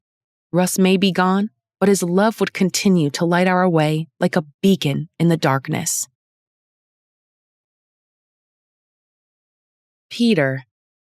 The military jet felt very different from the hot and humid Louisiana air we'd left behind. Everything inside was gray and clean, with a low humming noise filling the space. The only sounds were the roar of the engines and Luca's steady breathing beside me. Luca was our old comrade turned friend from basic training. He was as quiet and strong as they come. We hadn't spoken much since the briefing, and even that was a terse exchange of strategies and grim determination hanging heavy in the air. Russ wasn't coming back. The official report spoke of an ambush, a brave fight against overwhelming odds. But I was there and knew better. There had been no fight. Someone had sold us out, and we were here to return the favor. The landing was rough, just like the tension knotted in my stomach. Stepping off the plane, the hot desert air hit me hard. The barren land stretched endlessly under the blazing sun. This was no place for heroes, only for the ghosts of war and the thirst for retribution. Our contact was a seasoned intelligence officer with eyes with more secrets than answers. Stanley led us through a maze of concrete corridors. "Come with me. I have news." We followed him to the base, buzzing with activity, a beehive of soldiers moving with practiced efficiency. Finally, we stopped before a nondescript steel door, its surface marred with scuff marks and the remnants of dried blood. The air in the storage room was heavy with dust and the smell of unwashed bodies. 3 men, worn and ragged, clustered in a corner, their faces filled with fear and desperation. This wasn't the part of my job that I liked. Interrogations, and sometimes torture, were necessary but unpleasant tasks. Today, though, my anger was fiercer than ever. Luca stepped forward, his voice low and threatening. He spoke in Arabic, his words sharp and filled with menace. The prisoners stayed quiet, their eyes moving nervously between us like scared animals. Frustration ate away at me, adding to the boiling anger inside. "Make them talk," Luca barked in irritation, then turned to me. "You doing this or what?" My stomach churned. Torture wasn't a game, nor a source of twisted pleasure. It was a brutal tool, but sometimes it was necessary to extract information that could save lives. But this wasn't about saving lives. This was about vengeance, about making these men pay for what they took. I reached into my backpack and pulled out a metal baton, its familiar weight comforting in my hand. The prisoners flinched as I approached, their eyes wide with fear. Kneeling before them, I let the baton click against the concrete floor, echoing in the silent room. "Now, shall we begin?" I asked, stepping closer to them. "Who goes first?" The interrogation that followed was a display of restrained brutality. Every question, every unanswered plea, was met with the sharp crack of the baton against flesh. I swung my weapon with precision, enough to cause harm, but not to maim. Blood pooled on the concrete floor, and their screams echoed in the room. But they remained silent. They gave no answers, names, or intel to satisfy the burning need for revenge. Frustration became a cold fury. I was hitting a wall, and the thought of Russ, his laughter, and his easy smile fueled my rage. He deserved more than this. With a snarl, I slammed the baton on the man closest to me. The sickening groan that followed was loud enough to cause an earthquake. The other men flinched, their bodies trembling on the cold floor. Taking a deep breath, I forced myself to step back, the anger warring with good reasons. "What are we doing?" Luca asked. "Keep going until they spill." "Peter?" His question echoed in the silence that followed the beatings. What were we doing? Torture, even when used strategically, was a dark art. It left scars not just on the bodies of the victims, but on the souls of the perpetrators. Looking down at my blood-stained hand, the weight of that realization hit me with the force of a sledgehammer. This wasn't the way. This wasn't honoring Russ. He wouldn't have wanted this brutal dance of pain and vengeance. Luca stepped forward, going for a knife instead of the baton. "I'll take it from here." "Stand down," I called out in a hoarse voice. He glared at me, his brow furrowed in disbelief, but he obeyed, lowering the weapon he'd been using on one of the men. The room fell silent. The only sound was the ragged gasps from the huddled prisoners, their eyes wide and filled with fear and defiance. My face was flushed with shame. I had become the monster I was fighting. "Get them medical attention," I rasped, avoiding the scene I'd created. "We'll try a different approach." Luca's silence spoke volumes, but he followed my orders without further comment. He stepped out to get Morgan while I started at the trio. As medics rushed in, their faces grim masks of disapproval, I stepped out into the scorching desert afternoon. The unrelenting sun beat down on me, but I couldn't compete with the heat rising from my rage-filled heart. What had I done? Torture wouldn't bring Russ back. It wouldn't erase the damnation his family had been condemned to, or the emptiness in mine. Frustration morphed into a deep remorse. I needed air, some space to clear the fog of anger clouding my judgment. Walking from the base, I kicked at loose rocks across the dusty path. The vast desert, going on with sand and bushes as far as I could see, felt just as empty as I did inside. Hours passed, and the sun started to sink.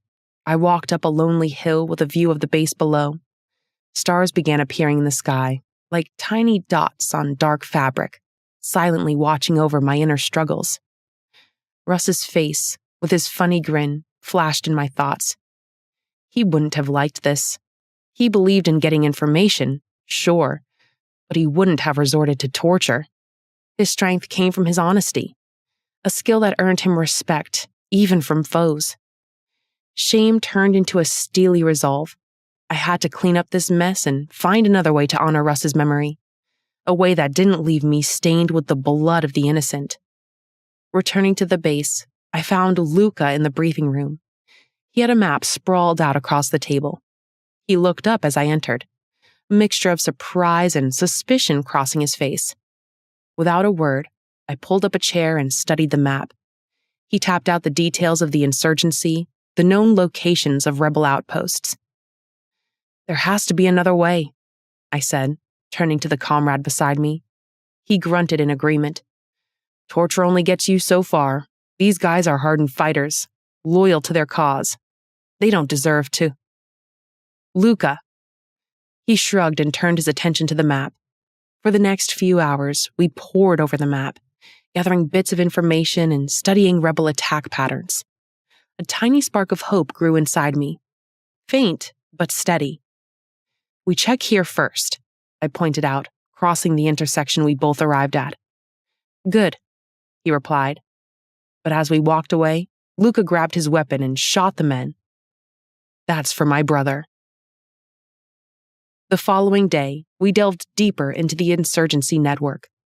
We spoke with willing and reluctant informants, chased down rumors, and followed leads that often went cold. It was a slow, painstaking process, a grueling game of cat and mouse with an enemy shrouded in secrecy. It wasn't until later that day that word came.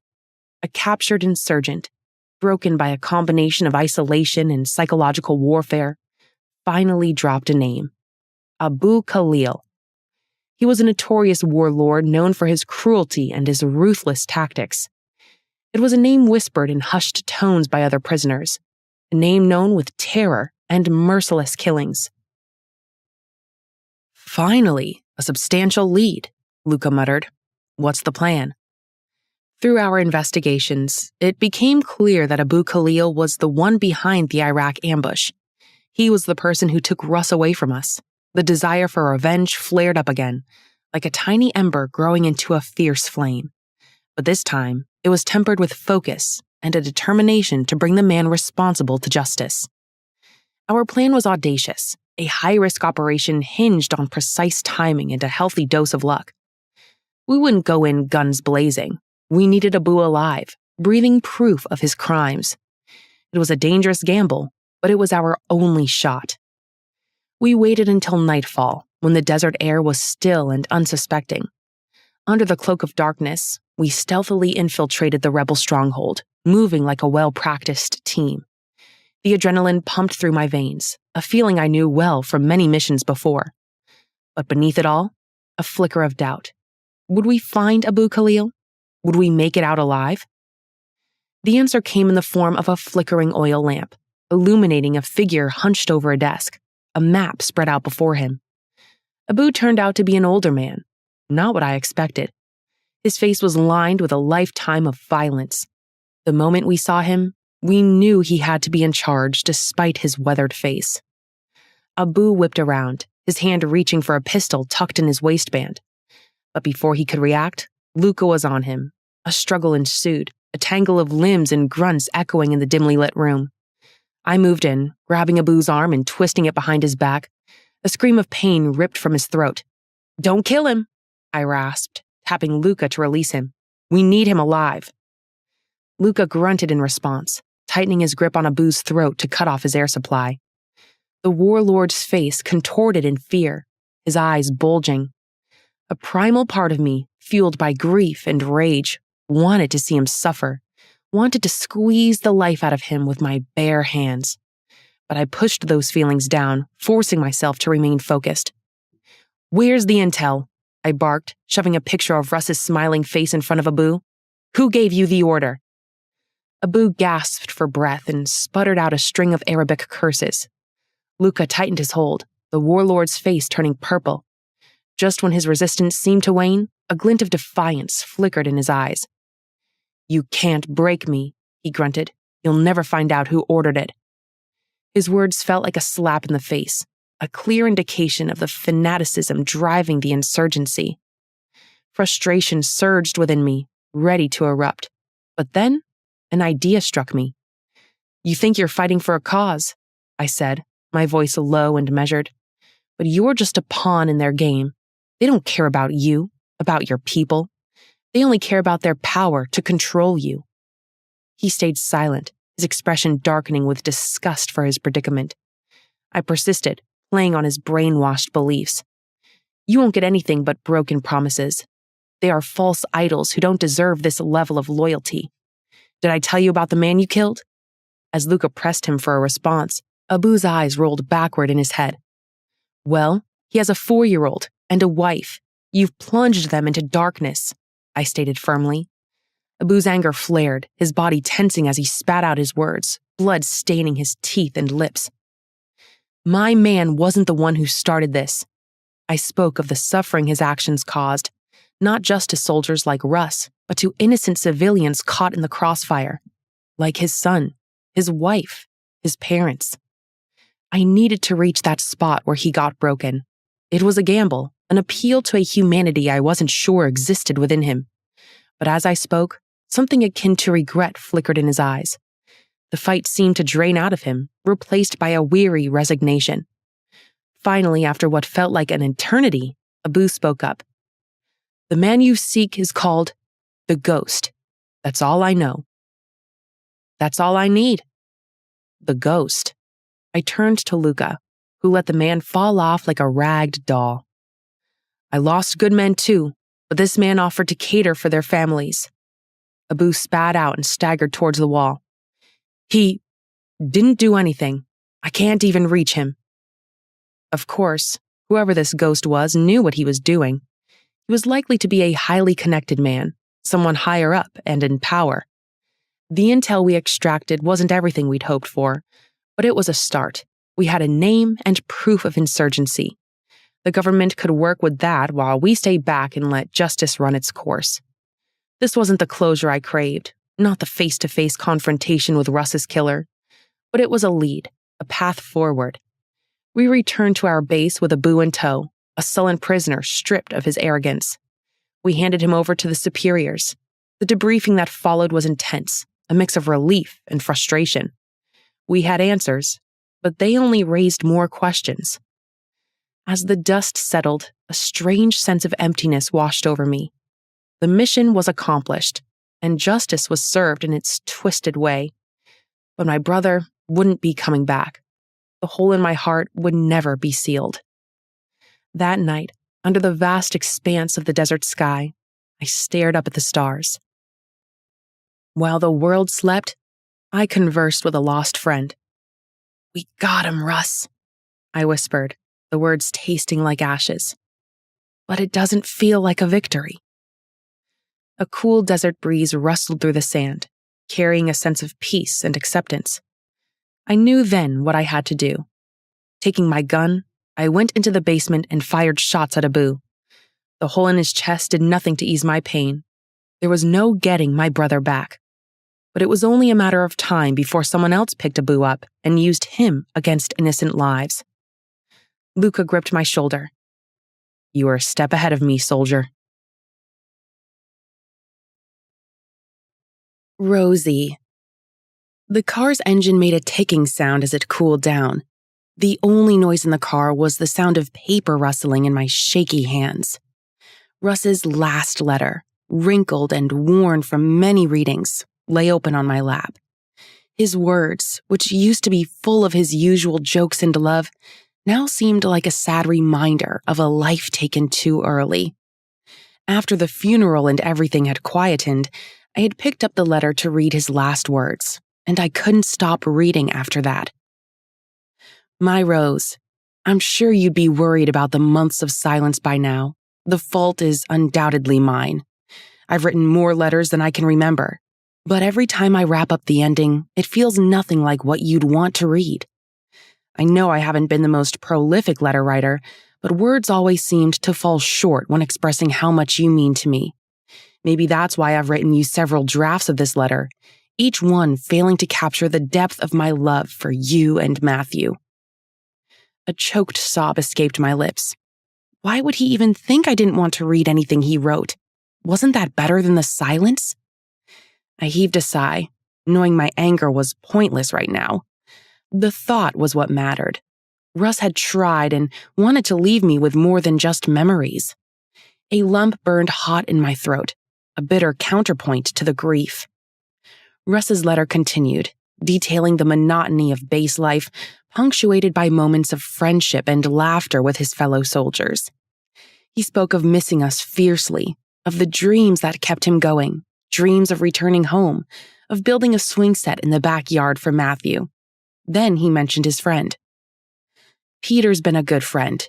He keeps my spirits up with his corny jokes and bad singing.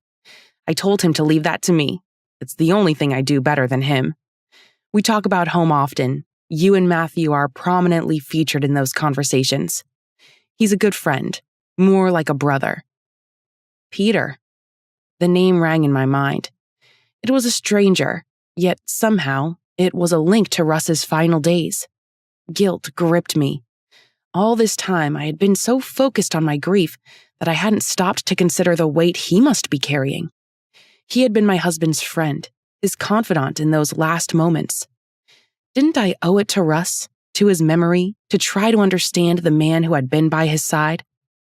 Taking a deep breath, I wiped away the tears, blurring my vision.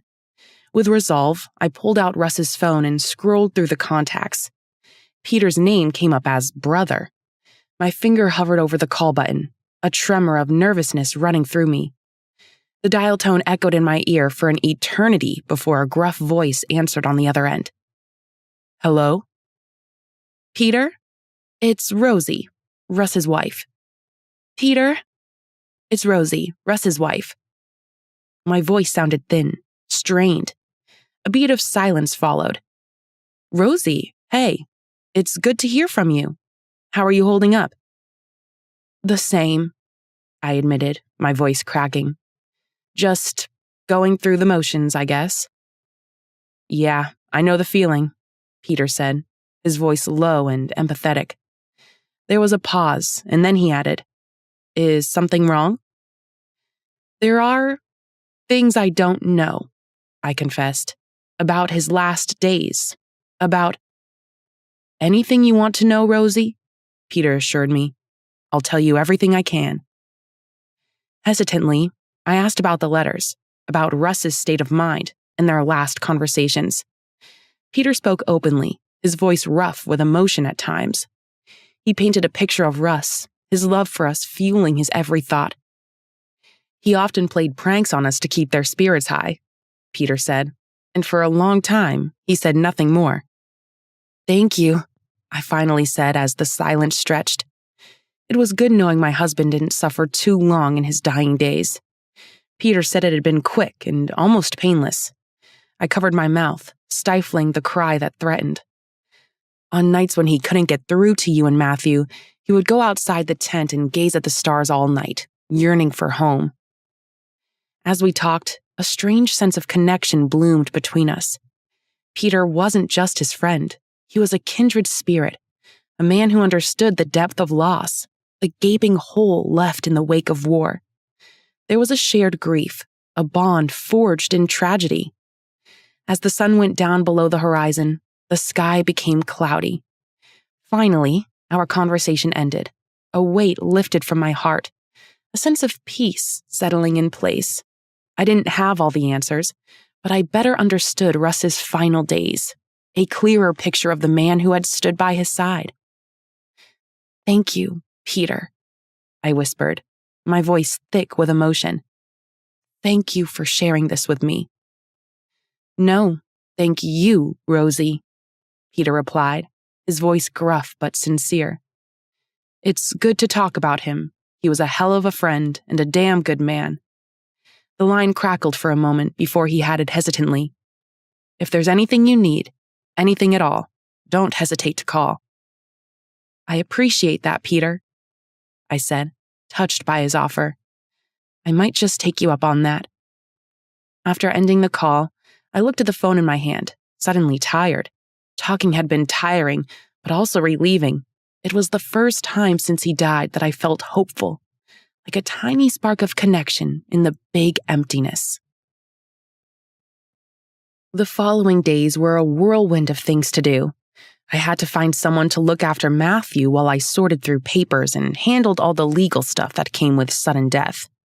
Laura was always there, super organized, and supported me.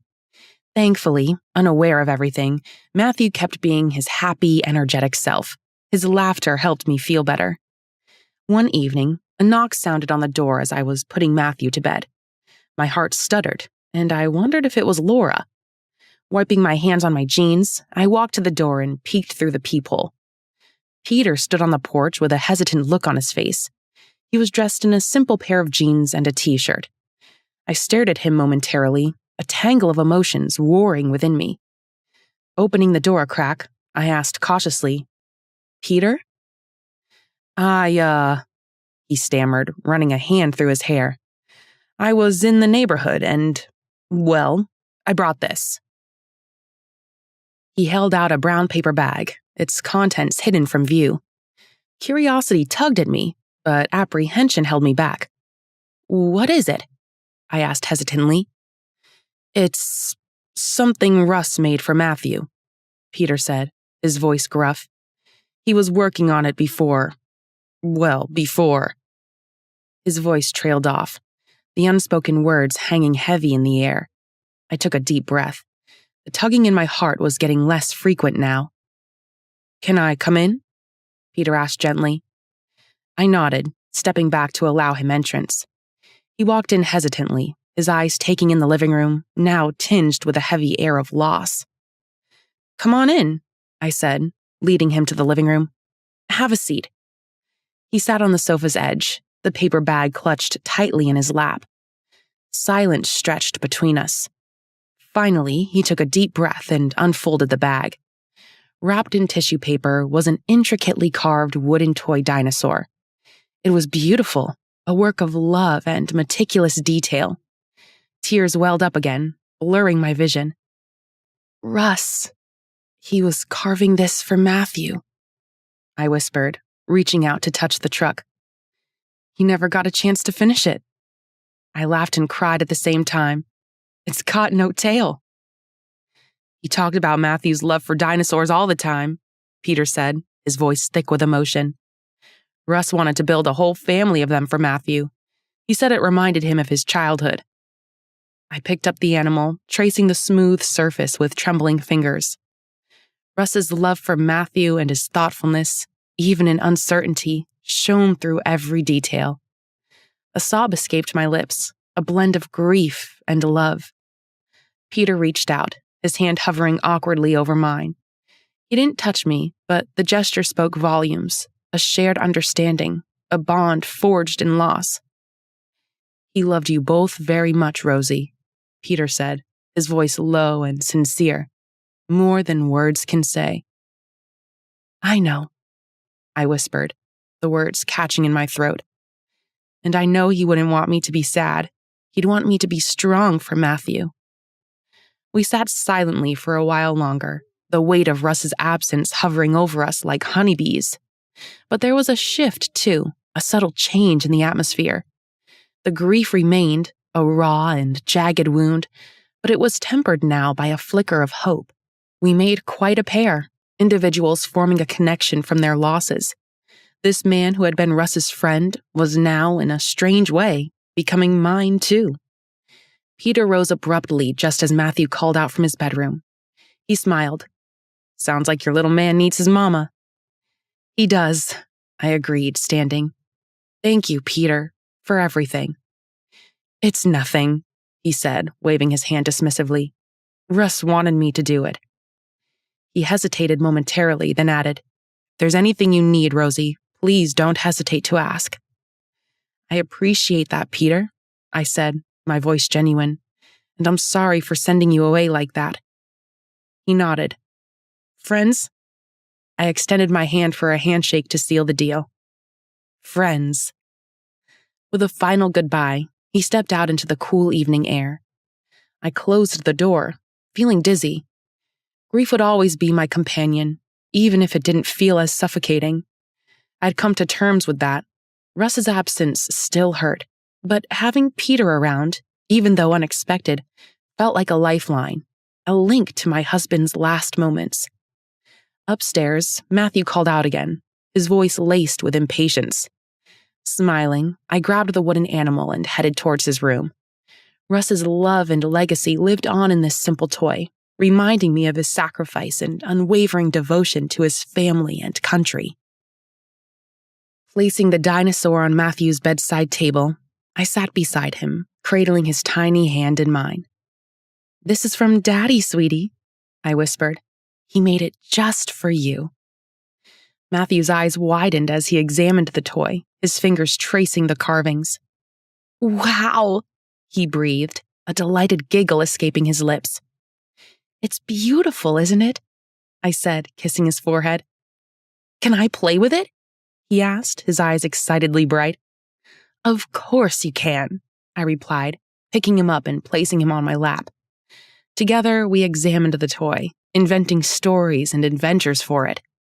The simple joy of a mother and son playing together lifted my spirit. The road ahead was long, filled with uncertainty and the constant ache of Russ's absence. But as I held Matthew close, a newfound strength bloomed within me. Russ wouldn't want me to crumble. He would want me to be strong, raise Matthew with love and laughter, and cherish the shared memories. With Peter's offer of support ringing in my ears and a renewed sense of purpose burning bright within me, I knew I wouldn't have to face this journey alone. Russ's memory would live on in our hearts, guiding the path forward. Life wouldn't be the same without him, but it could still be good, filled with love, laughter, and the promise of a future built on cherished memories and the unwavering love for a son we both adored. And then I remembered Laura and her pregnancy. Shoot! I dashed out of my son's room. Peter. I woke up with a start, the sheets tangled around my legs. The dream had been so vivid, as if it were happening for real. I could feel Russ beside me even now. In my dream, Russ sat across from me at the usual diner booth. He smiled as he slid a mug of coffee across the table. The coffee smelled like burnt tires, just the way he liked it. And for a moment, I could almost feel the warmth of the mug in my hands. Long time no see, Pete, Russ said in his slow southern drawl and looked amused. You look like you've seen a ghost. A chuckle escaped my lips, but it quickly died in my throat. The diner, the coffee, Russ. It was all a figment of my sleep, a cruel trick by my subconscious. I rubbed my eyes and let out a loud groan, which did little to numb the ache in my chest. Rolling out of bed, I padded to the window and threw the curtains aside. Kentwood held a beautiful glow of the rising sun today, stretching out before me like a reminder of what I still had to hold on to. It was a bright morning that Russ would have spent tinkering with his nice Jaguar in my driveway, a beer always within arm's reach. Anger, hot and primal, tightened in my gut. Russ was gone, taken by a man they called Ghost, who was yet to be apprehended. 4 of our soldiers were dead as well, their blood staining the foreign soil we fought so hard to defend. And Ghost? He walked free. It didn't matter that we had his men. Ghost gave the order. He had to go. I slammed my fist against the windowsill, the pain a welcome distraction. The dream had been a catalyst, a sharp reminder of my promise to myself and Russ. I wouldn't let him die in vain. Ghost had to pay. With a new resolve, I grabbed my phone and dialed the number I knew by heart. It was a burner phone used only for connecting with my contacts. He was an ex-military man, Jackson.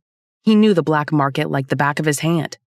The phone rang twice before a gravelly voice answered. Jackson. It's Peter, I said into the phone, gazing at the serene town. Any news? There was a beat of silence, then a sigh. Not what you want to hear, son. They're keeping things quiet, but word on the street is they're laying off Ghost. No charges and no trial, just a slap on the wrist. Disbelief bubbled up in my chest, threatening to choke me. That's it? After what he did? That's the way it goes in this game, Pete. Sometimes justice takes a back seat to politics. I took a deep breath. At least they had him in custody. There was no way they would do that. No. Are we letting this slide? It took a long time before the reply came, and when it did, it was a coded message. He killed my brother, Pete. What do you think? The line went dead, leaving me staring at the phone in my hand. Justice. The word felt like a bitter joke. If the system wouldn't hold Ghost accountable, then I would. I owed that to Russ and my fallen comrades. This wasn't about war or duty anymore. This was personal. I shook my head, trying to dispel the thoughts that threatened to consume me. Today was just another battle to fight, even if it was only against my demons. I couldn't afford to dwell on the past, not when there was still so much left to do. Jackson would handle it. I just had to give him time.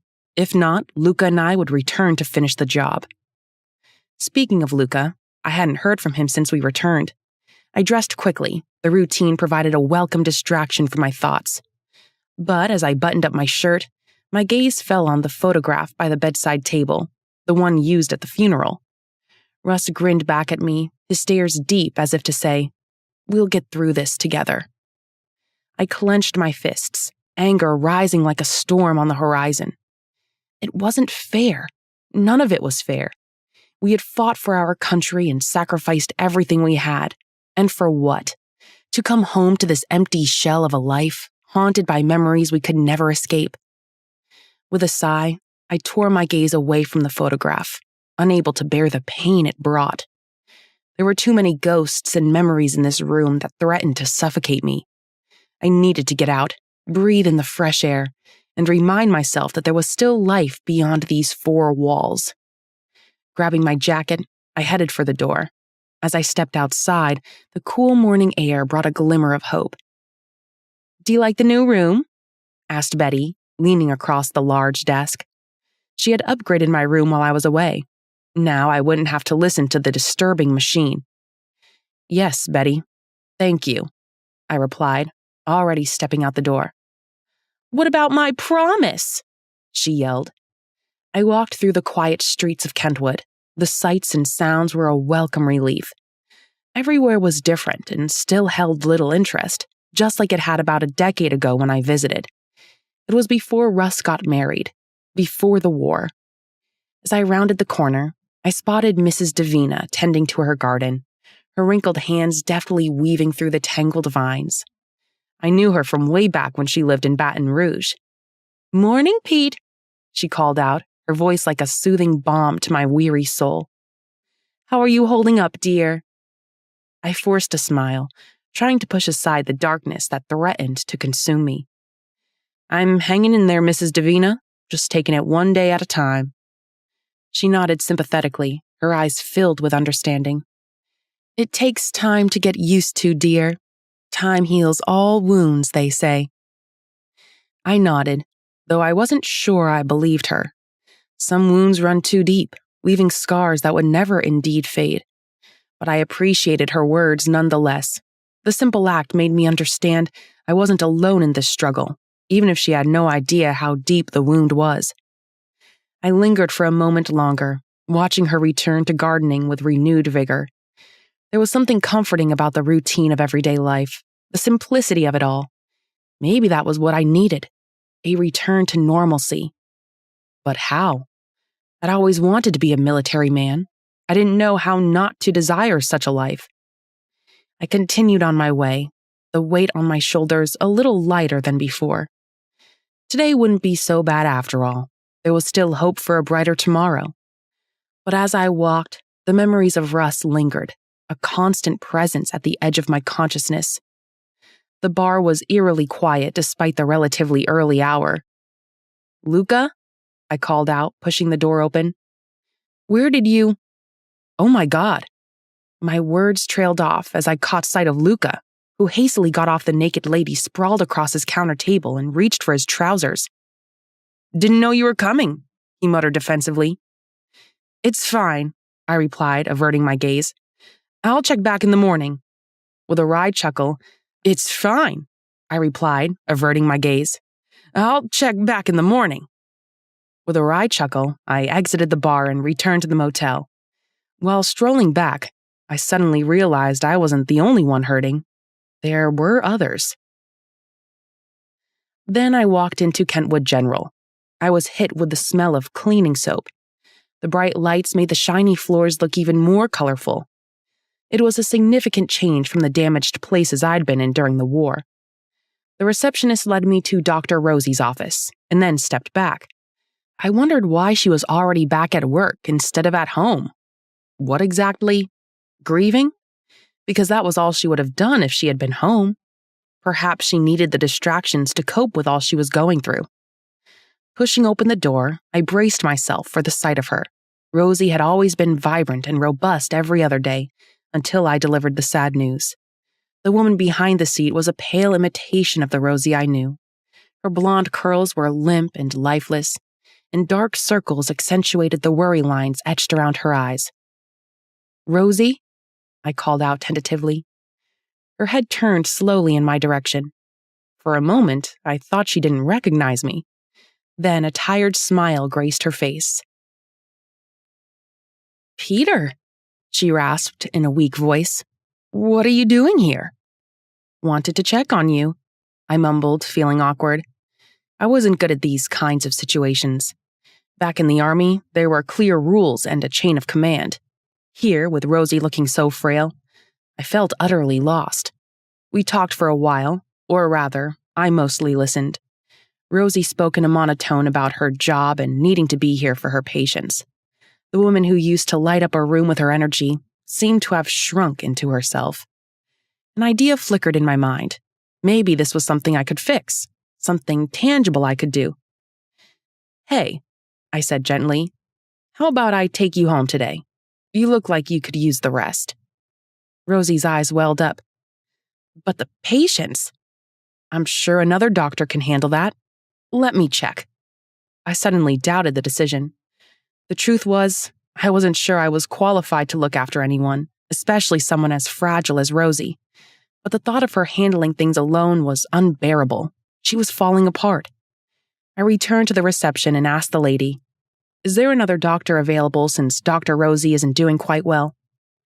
The lady nodded, saying, "Yes, Dr. Ray is here, but Dr. River has refused to take a break. Is everything okay with her now?" No problem. I'll arrange for Dr. Ray to take over. She nodded. Then she asked, And who are you, please? A friend, I replied. It was hard to convince Rosie to leave the hospital. It took a lot of cajoling. I helped her get into my old truck. The ride to her house was quiet. She stared out the window, her face pale and tired. And she wasn't the only one. Even her home, which used to be full of happiness and laughter, now felt sad. We strolled inside.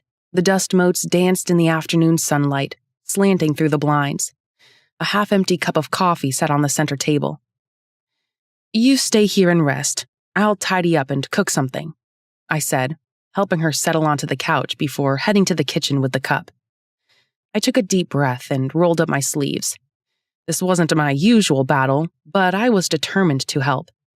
I began by cleaning the kitchen, the sound of dishes clinking together, providing a welcome distraction from the emotions swirling inside me. By the time I finished, the aroma of frying bacon filled the air. It wasn't Russ's famous pecan pie, but it would have to do. Rosie sat at the table, a thin blanket wrapped around her shoulders, watching me strangely. You going to try some? I asked, hesitantly sliding a plate heaped with scrambled eggs and bacon in front of her. She picked up her fork, her movements slow and uncoordinated. Taking a bite, she chewed slowly, and then a flicker of her old fire returned to her eyes. Not bad, soldier boy, she said, a hint of a smile gracing her lips. Not bad at all. She dug into the food, eating with so much enthusiasm. How are you doing, Rose? I asked gently. Ugh, she sighed, dropping her cutlery and reaching for her glass of water. How do you think? I'm a wreck, and it frustrates me. I usually have my shit together. I reached out to cover her hand. It's okay to feel overwhelmed, even if it's just this once. And after all is said and done, pick yourself up. For Matthew. She nodded, blinking back a few times.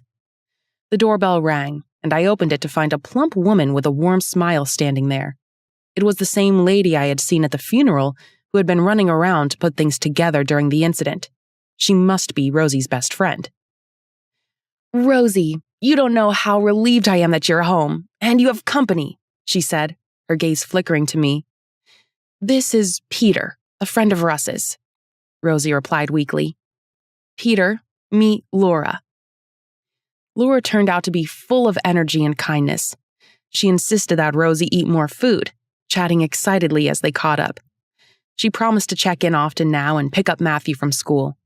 It was good knowing she had Rosie's back. As the sun went down and shadows stretched across the room, I knew I had to leave. Saying bye to Rosie was hard. We both felt sad, and although we didn't say it, we knew it was there all the same. Thank you, Peter, she said, her voice fading into a cough that shook her frail body. I placed a hand on her shoulder, trying to offer support. There were so many things we wanted to say, but couldn't.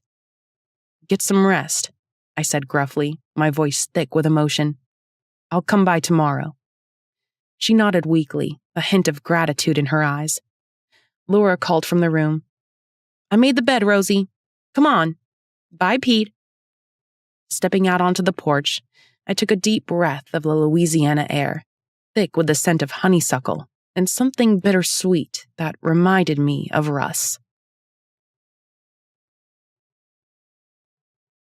Rosie. The insistent chirp of the robin outside my window coaxed me awake. I blinked against the harsh sunlight, the ache in my chest growing into a dull throb. For a moment, I lay there, pretending the world hadn't shifted on its axis, and Russ was still beside me with his strong arms wrapped around me. Then reality hit me hard, suffocating me with its weight. Russ was gone, and now I had to pick up the pieces of our shattered life. I was left to cater for our 4-year-old son all by myself. The soft scratching at the bedroom door announced Laura's arrival. She had become my reliable friend, a beacon of sunshine in these dark days. Hey, sleepyhead, she said gently, but her eyes held a knowing glint. I tried so hard to mask the worry and be strong. Morning, Laura, I croaked, my throat scratchy. Coffee? She gave a wry smile. Already brewing, Doc. You know I can't function without my morning dose of caffeine myself. She led me to the kitchen table, freshly brewed coffee filling the air. Laura pushed a steaming mug towards me, her gaze lingering on my face. You look awful, Rosie, she said bluntly. How long has it been since you slept properly? My cheeks burned hot. I don't know, Laura. Maybe a few hours here and there. Sleep had become an indulgence I couldn't tolerate.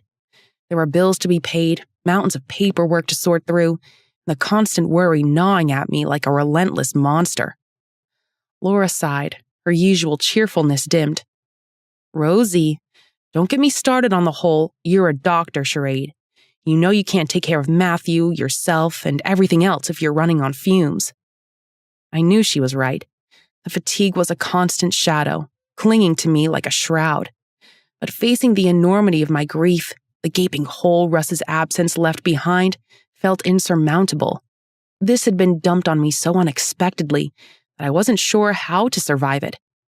I miss him, Laura, I confessed. Tears welled up in my eyes, blurring the familiar sight of our kitchen. Laura reached across the table, her warm hand squeezing mine. I know, honey, we all do. But right now, Matthew needs you. He needs you strong. Her words reminded me of my responsibility. Matthew, with his mop of unruly brown hair and Russ's dimples, deserved a semblance of normalcy. I was supposed to be the rock he ran to in the storm. Well, it's summer soon.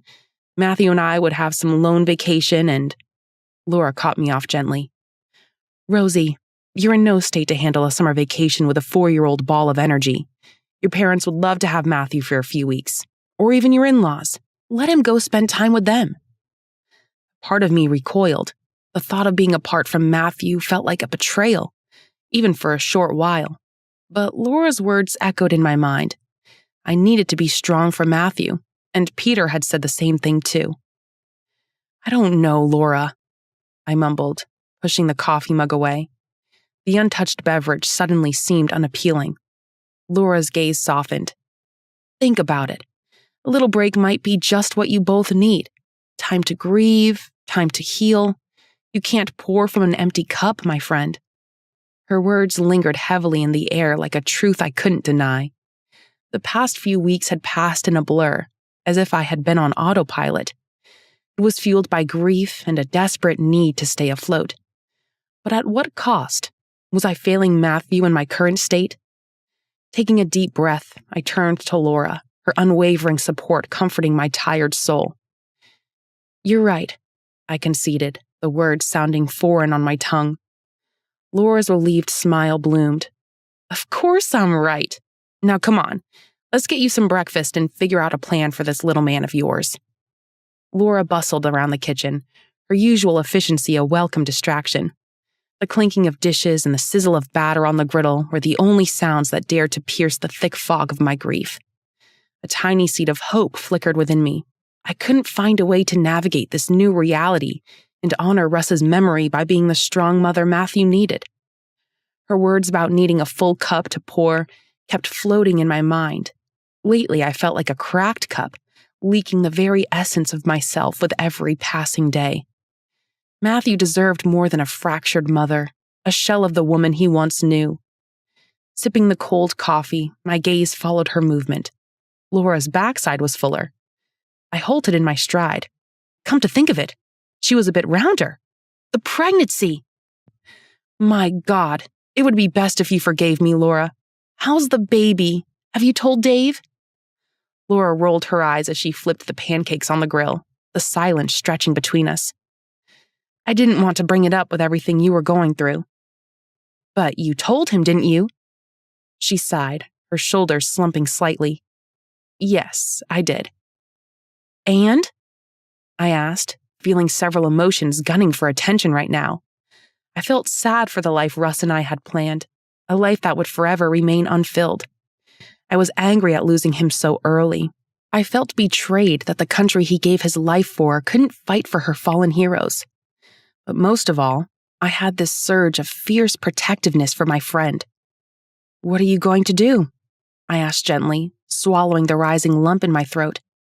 Laura looked up with moist eyes and her lips quivering.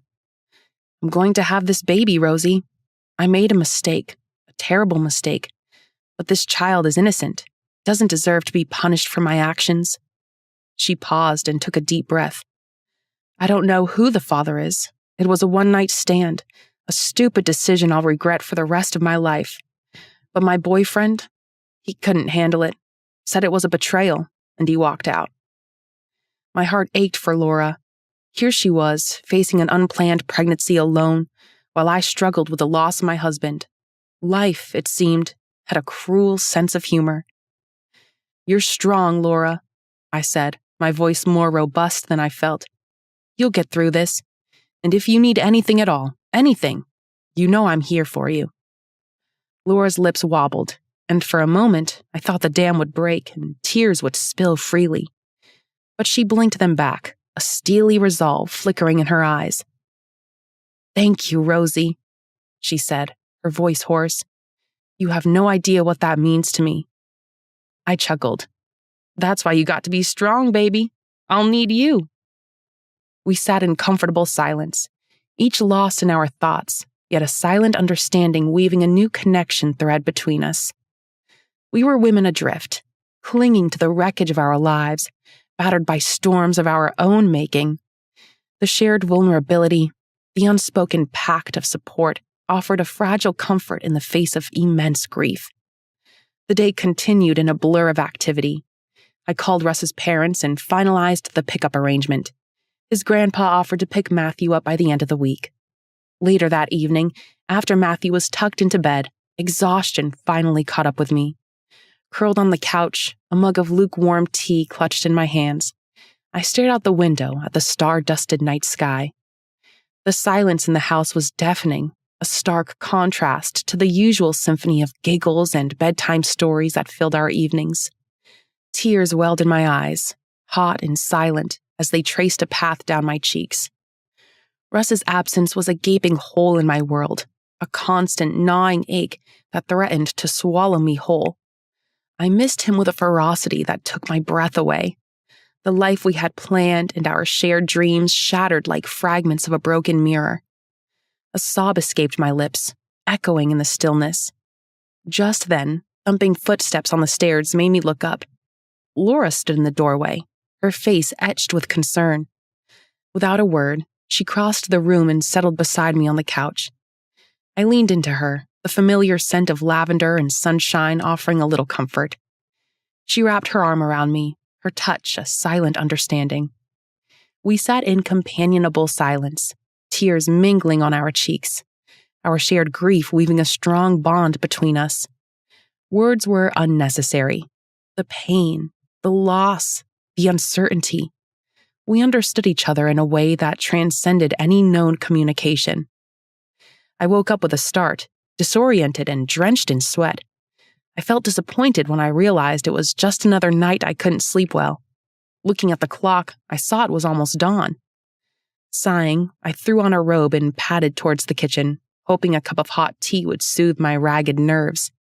As I reached for the kettle, the sound of a car pulling into the driveway sent a jolt through me. Frowning, I peered out the window. It was Peter's beat-up truck, headlights cutting through the clearing darkness. What's he doing here at this hour? I opened the door and raised a brow. Peter stood on the porch, his face filled with worry under the pale moonlight. Hey, Rosie, he said hesitantly. I just wanted to make sure you were okay. I'm okay. Laura called, he explained, his gaze flickering over my shoulder. She said you weren't answering your phone, and she seemed out of it.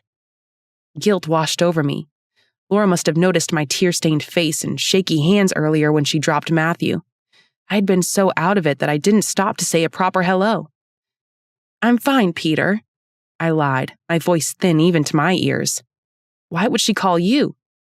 He studied me for a long moment, his brow furrowed. You sure?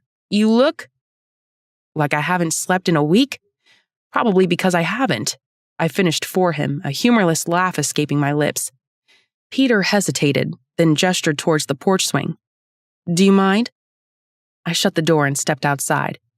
We sat silently for a while, The only sounds were the chirping crickets and the distant hoot of an owl.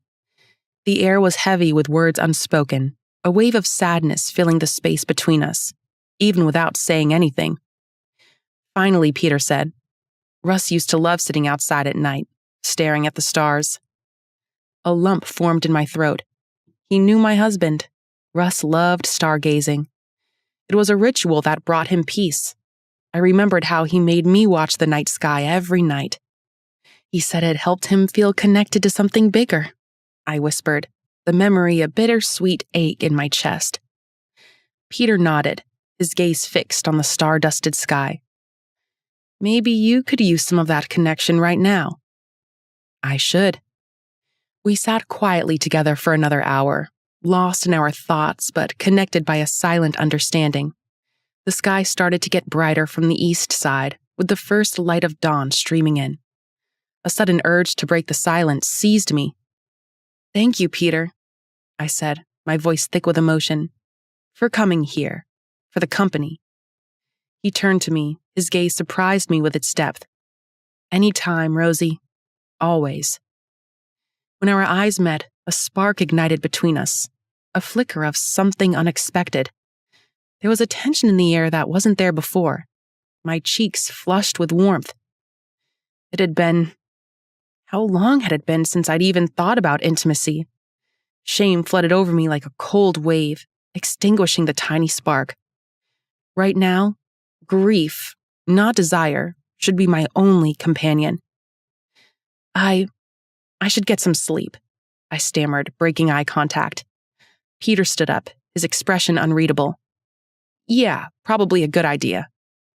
We walked to the door silently, the awkward tension thickening the air. At the doorstep, he paused, his hand lingering on the doorknob. "Rosie," he began, then stopped abruptly.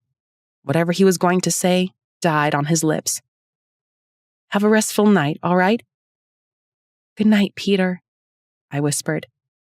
He nodded curtly, and I walked towards his truck, the crunch of gravel under his boots the only sound in the stillness of the morning. As I watched him drive away, a strange feeling of longing settled in my stomach, something I couldn't quite understand. Climbing back into bed, the sheets felt strangely cold and empty, and sleep remained elusive.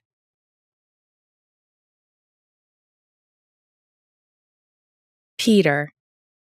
I pushed through the pain and the strain of the exercise, grateful for the distraction it provided from the turmoil inside me. Lifting the heavy weight, I kept trying until I couldn't go any further, then stopped. Each repetition was a release, a chance to channel the anger and frustration that simmered beneath the surface. But no matter how hard I pushed myself, it was never enough to drown out the memories that haunted me. As I finished my set, wiping the sweat from my brow, footsteps echoed through the gym. I glanced up, expecting to see a familiar face. But it was Damien who strode in, his swagger oozing arrogance. I tensed instinctively, my muscles coiling like a spring ready to snap. Damien and I should never be in the same space. Not the gym. He hit women for fun. That wasn't going to sit well with me. I could make his face my punching bag. He sauntered over, a smirk playing on his lips.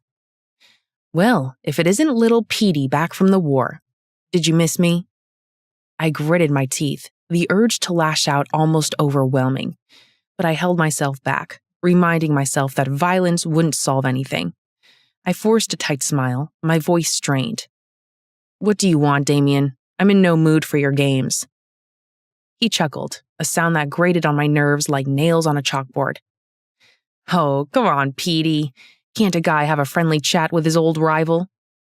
I gave him a disdained look. He wagged his finger in my face.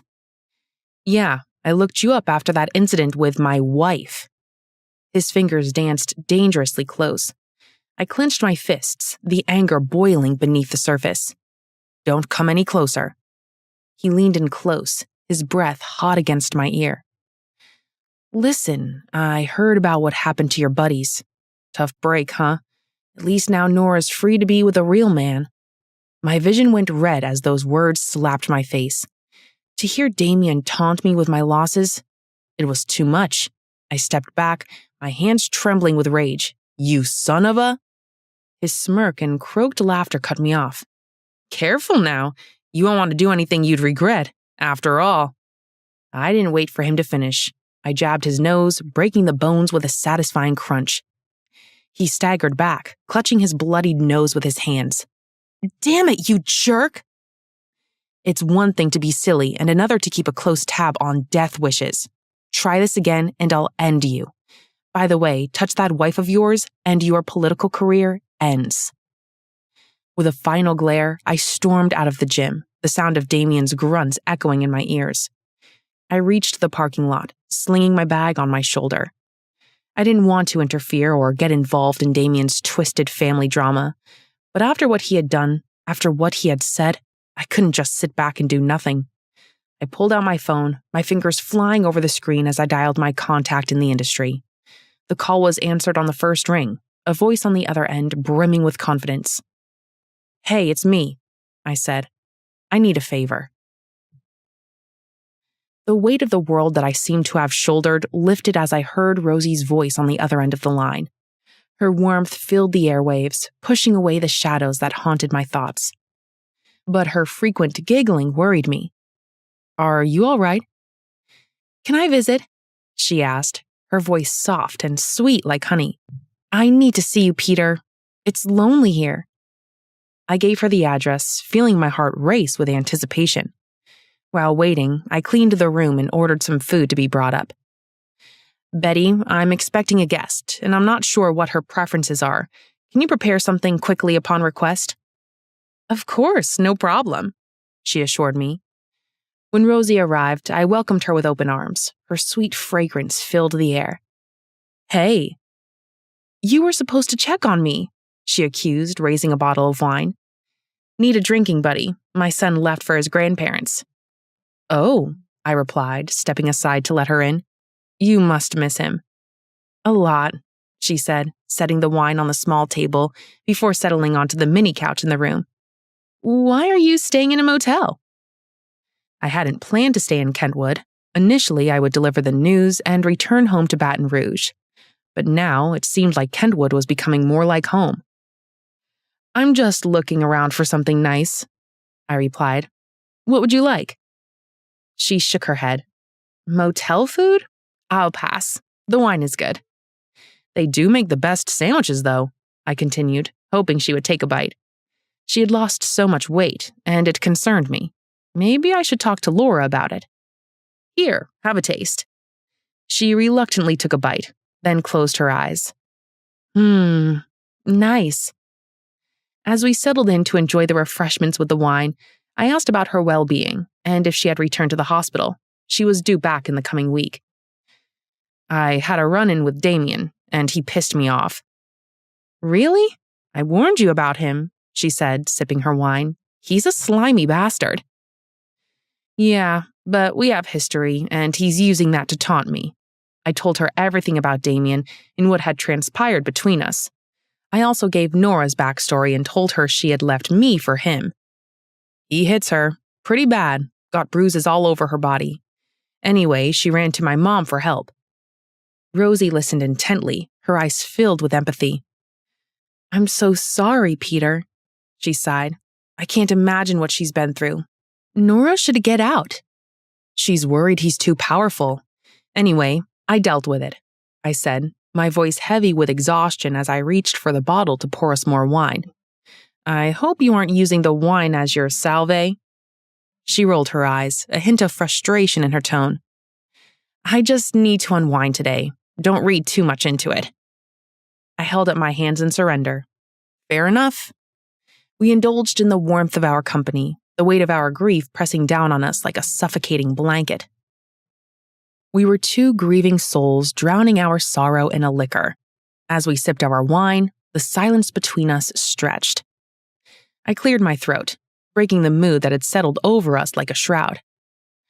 I miss him. Nodding, I continued. I miss him, and every day it feels like a piece of me is missing. It makes me wonder what it'll be like for you. Rosie reached out and took my hand, her touch gentle and reassuring. I know, Peter, she said. It's like I can't take a breath without him. Russ was the center of my world. Who knew I could breathe? We stared into each other's eyes, lost and connected by the thin thread of life. For some reason, I was drawn to her. I leaned in closer, the distance between us closing with each passing moment.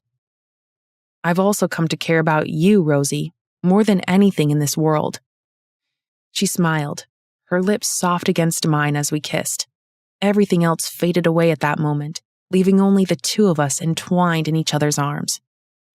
But the moment was interrupted by my phone ringing, the sound jarring in the quiet room. I glanced at the caller ID, my heart racing with anticipation. "I'm sorry," she sputtered, leaning back in her seat. "I need to take this. It's important." She nodded and turned away. I answered the call, my pulse quickening as I heard the voice on the other end. "We got him," Jackson said, excitement evident in their tone. "Ghost has been extracted." I felt a surge of adrenaline course through me, the news almost too good to be true. "Thank you," I said, barely able to contain my excitement. "Thank you so much." I hung up the phone, a grin spreading across my face. "Rosie," I said, facing her, "they caught him, the man who murdered my men and Russ." She leaped to her feet, her eyes shining excitedly, then stilled. "Dear Lord, that's good." She clammed her hands over her mouth. "But?" "It's not going to bring him back," she wailed, flinging herself in my arms. We embraced, the joy of the moment mingling with a sickening realization. The tension in the air crackled with a raw energy I hadn't felt in years. A strange mix of guilt and longing gnawed at me. Her vulnerability, the unspoken yearning in her eyes, sparked a flame within me that had long been dormant.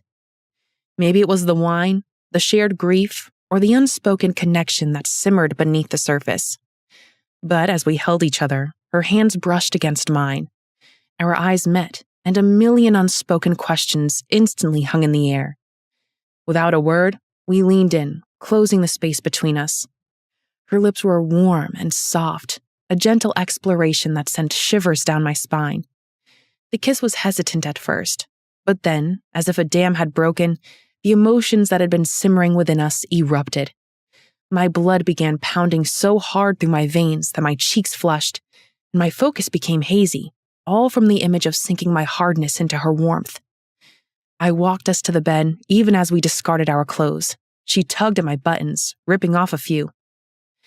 "Damn it," I stammered through clenched teeth, knowing fighting this wasn't possible. In a quick motion, I flipped her onto her stomach, grinding against her from behind. She moaned as I yanked her skirt up above her hips and shoved her panties to the side. The sight of her perfect sight had me feeling wild.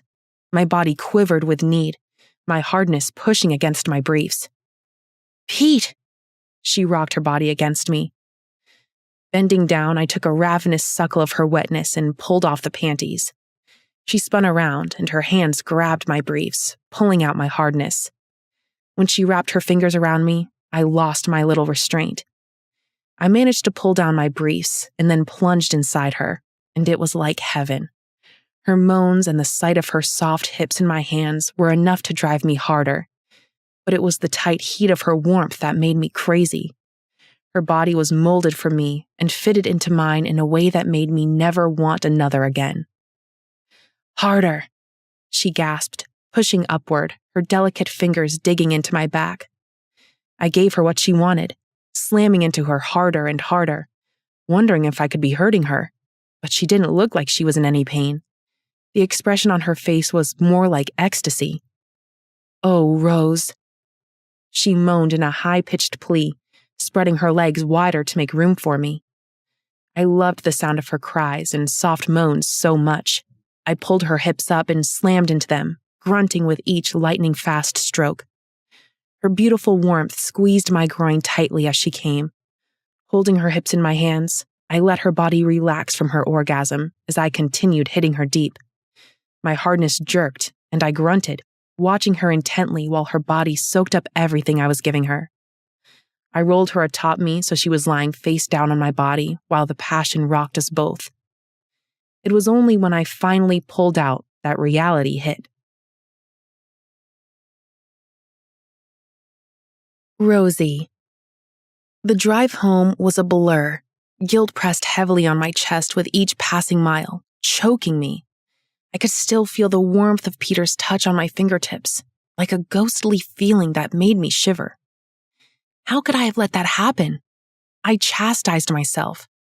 Russ, my husband, the man I loved and swore to spend forever with, was barely cold in the ground. The sex, impulsive and charged with a raw emotion I couldn't explain, felt like a betrayal, not just of him, but of myself. Pulling into the driveway, I turned off the engine and sat there momentarily, gathering my composure. Stepping out of the car, the quiet house greeted me with a hollowness that echoed the emptiness within me. Forcing myself to be okay, I wiped away the stray tear and retreated to my room. My mind replayed the events of the evening in excruciating detail. Peter's hand on mine, his intense gaze, the spark that ignited between us in the quiet aftermath of every damned act. It was wrong, this attraction I felt towards him. The thought of hurting Russ and betraying what we had shared made me feel sick. I rushed into the bathroom and vomited, trying to get rid of the wrenching feeling inside. But a part of me, a part I couldn't suppress, couldn't deny the undeniable chemistry between us. The warmth of his touch, the vulnerability in his eyes, had awakened something long dormant within me. Was it grief seeking peace, or something more? The questions swirled in my head, unanswered and unsettling. I walked out of the bathroom, torn and ashamed, because I didn't want to be alone.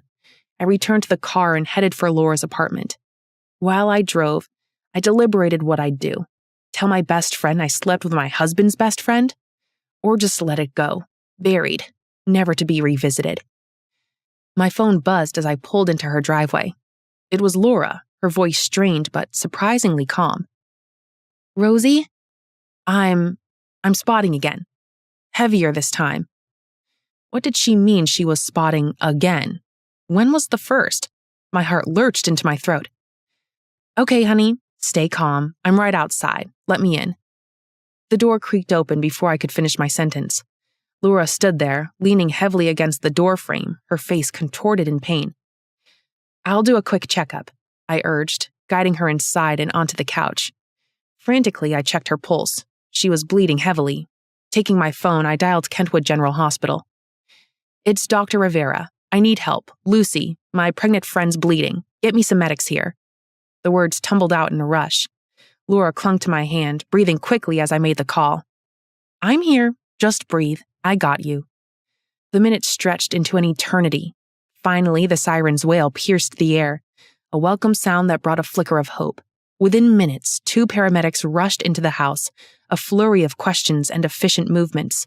They quickly assessed Laura, their faces unreadable. We need to get her to the hospital, I informed them. Now. They spun into action, helping them lift Laura onto a stretcher. I watched as they wheeled her out the door, her pale face etched with fear. Jumping into my car, I followed the ambulance, the emergency lights casting a strobing red glow on the night road. My mind raced with a million questions, each one unanswered and fueling my anxiety. I need to start paying attention. Arriving at the hospital, I practically sprinted through the automatic doors, the sterile white walls doing little to quell the churning in my stomach. Dr. Ray hurried past me. Are you coming? He asked. I was a mess. She didn't need me right now. No, I'll wait here. The walls of the waiting room were closing in on me. Every tick of the clock echoed in my ears, every passing minute stretching into an eternity. I paced back and forth, praying she was okay. These things happen, but I can't stop worrying. The concerned nurses ran by, offering words of encouragement. I could barely remember anything that was said. Finally, the doctor emerged. His face was etched with concern, but not the kind that was alarming. A weary relief settled over me.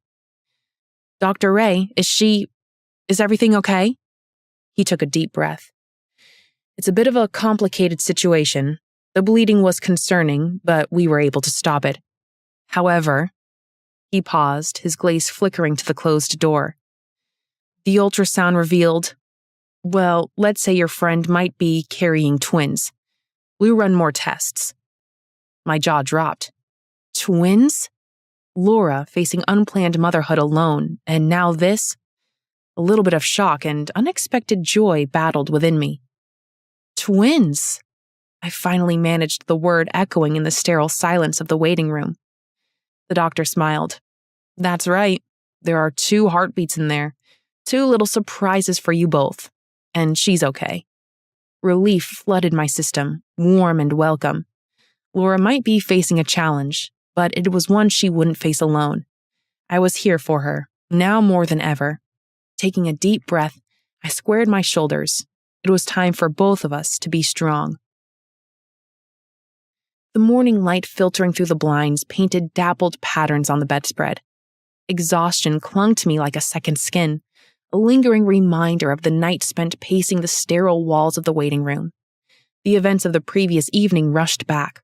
Laura's panicked call, the frantic drive to the hospital, the agonizing wait for news. I also remembered Dr. Ray's words. Twins. Laura lay sprawled on the other side of the bed, deep in sleep. She was still getting hold of the unexpected joys and challenges of single motherhood.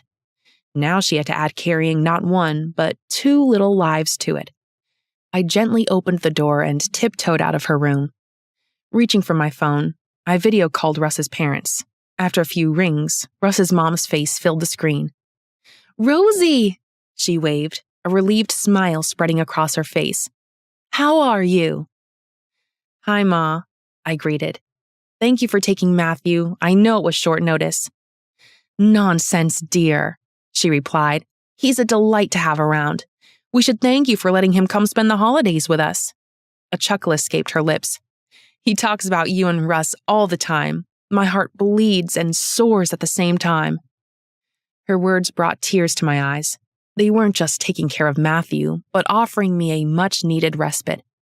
I had a chance to be there for Laura and deal with the emotional fallout of Russ's death. "I don't know what I'd do without you," I replied, grateful to have them. "We are here for you, Rosie," she said, her voice firm but laced with warmth. "Always here. Robin just walked in with Matt. Let me put him on the phone." There was a disruption before Matthew's voice filled the phone. His face covered the screen. "Mommy!"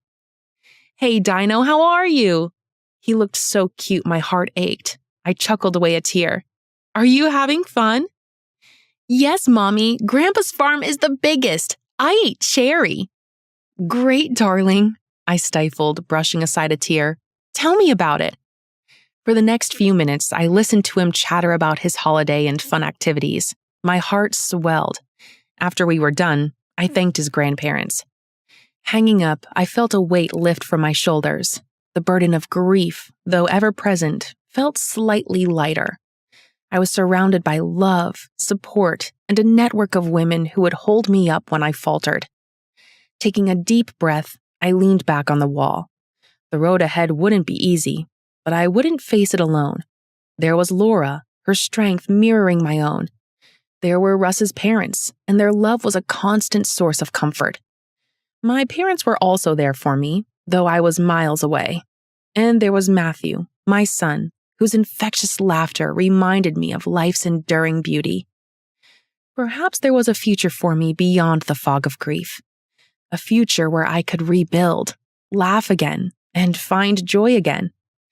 The path ahead was still unclear, but for the first time, I wasn't worried or sad. Peter.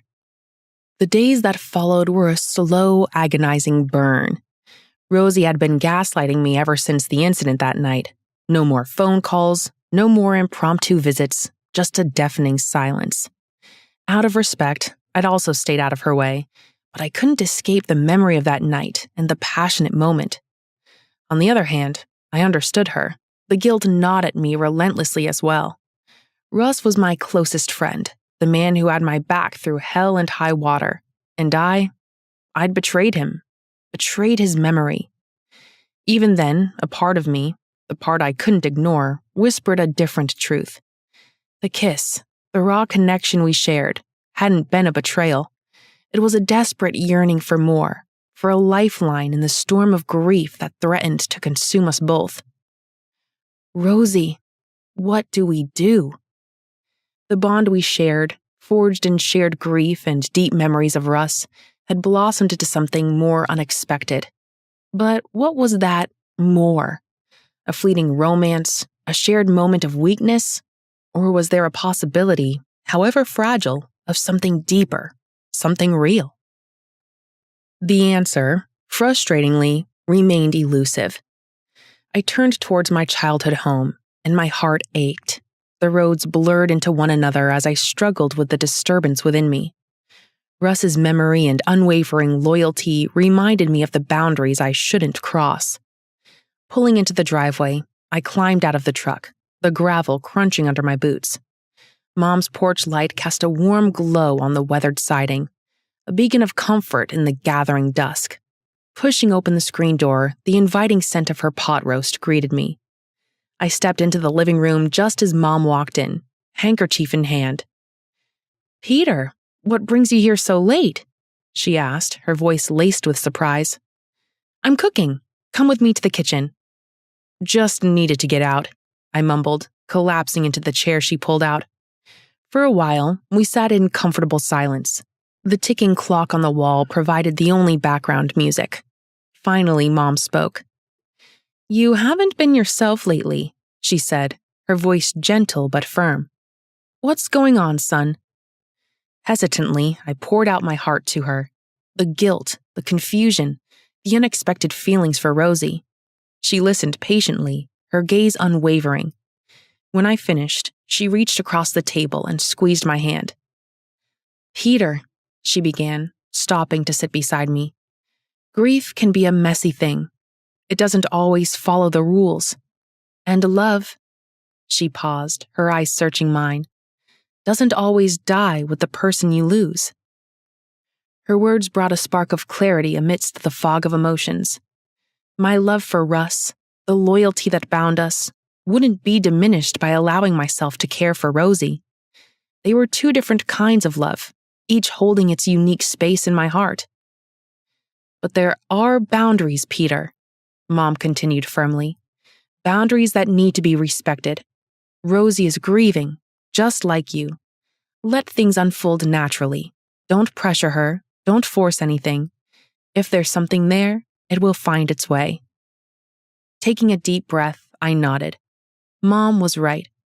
Pushing things and making assumptions wouldn't bring clarity. I needed to respect Rosie's space, her time to grieve, and her right to choose her path. Mom got up then. "Nora left a note. She got out, thanks to you." I nodded, grateful I could help her. "And Damien? He's been probed right now. CCTV caught him in the act. Terrible for him." I had instructed my man on what to do, and Damien reeled himself in. Good. The following days were a test of patience. I kept myself occupied with chores around the house and helping out at the local veterans center. Everything to keep my mind off Rosie. That way, I burned the urge to reach out and see how she was doing, even if it was a constant battle. One afternoon, my phone rang as I finished repairing the old barn. An unfamiliar number flashed on the screen. Hesitantly, I answered. "Hello?" "Peter? It's Laura." "Laura, hi. Is everything okay?" Yes, she replied, her voice strained. Her voice hitched slightly, and I could practically hear the worry bubbling beneath the surface. "It's Rosie. She fainted this morning."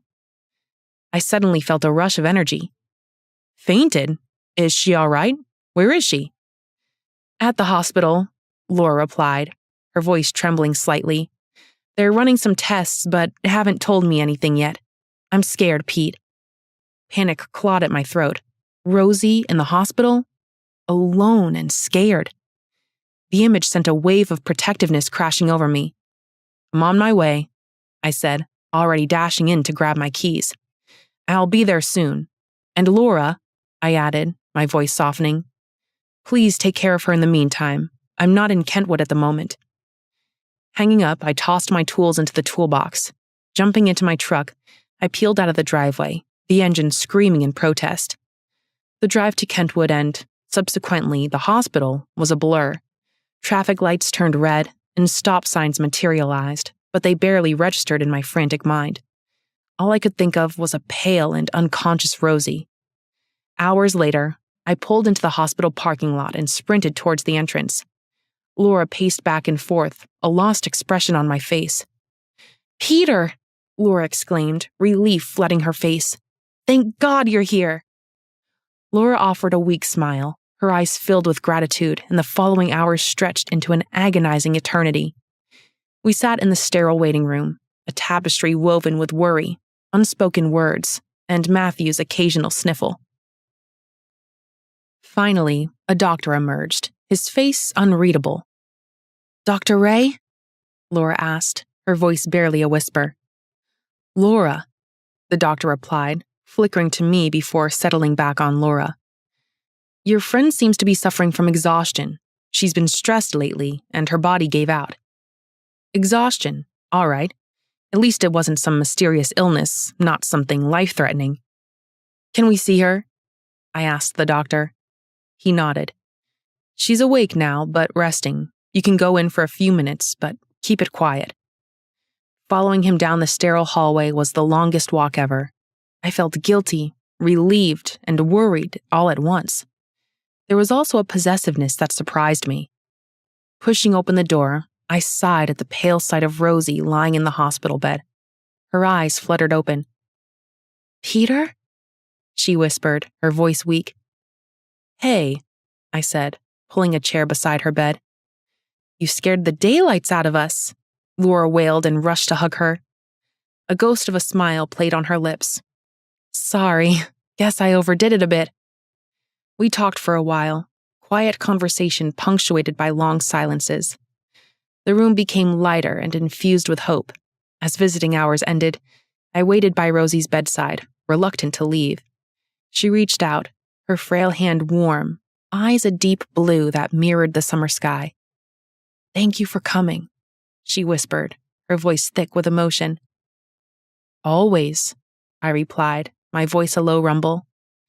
Then I leaned in and brushed a soft kiss against her forehead. "Why don't you stay with her? I'll head home," Laura suggested. Without a backward glance, she took her leave. The silence in the room stretched, filled with unspoken words and the faint beeping of the heart monitor. Rosie, her eyes downcast, traced lazy circles on the back of my hand with her thumb.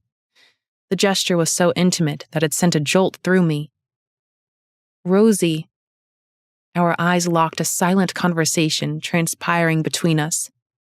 The guilt, that constant shadow, still lingering at the edges of my mind.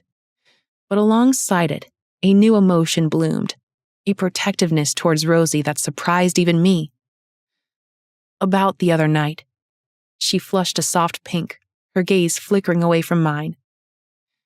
"We don't have to talk about that now," she murmured, but I couldn't let the moment pass. "Could you just hear me out?" I insisted. "We should talk. I mean, if that's what's been exhausting you. What happened? It wasn't just about grief, was it?"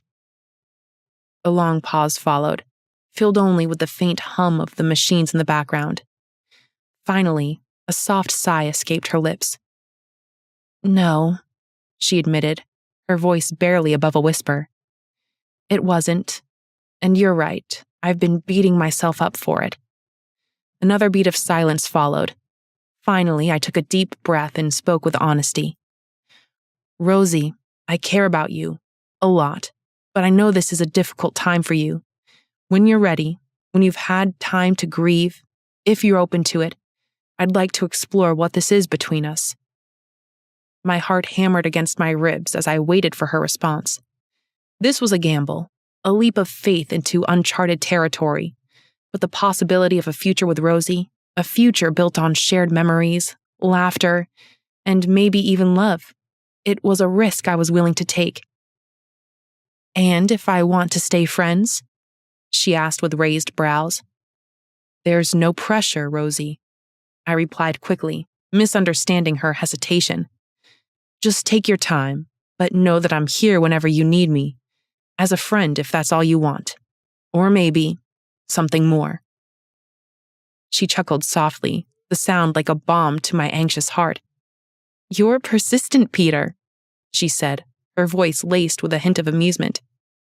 "Maybe," I admitted, a smile tugging at the corner of my lips. "But sometimes the people worth having are worth fighting for."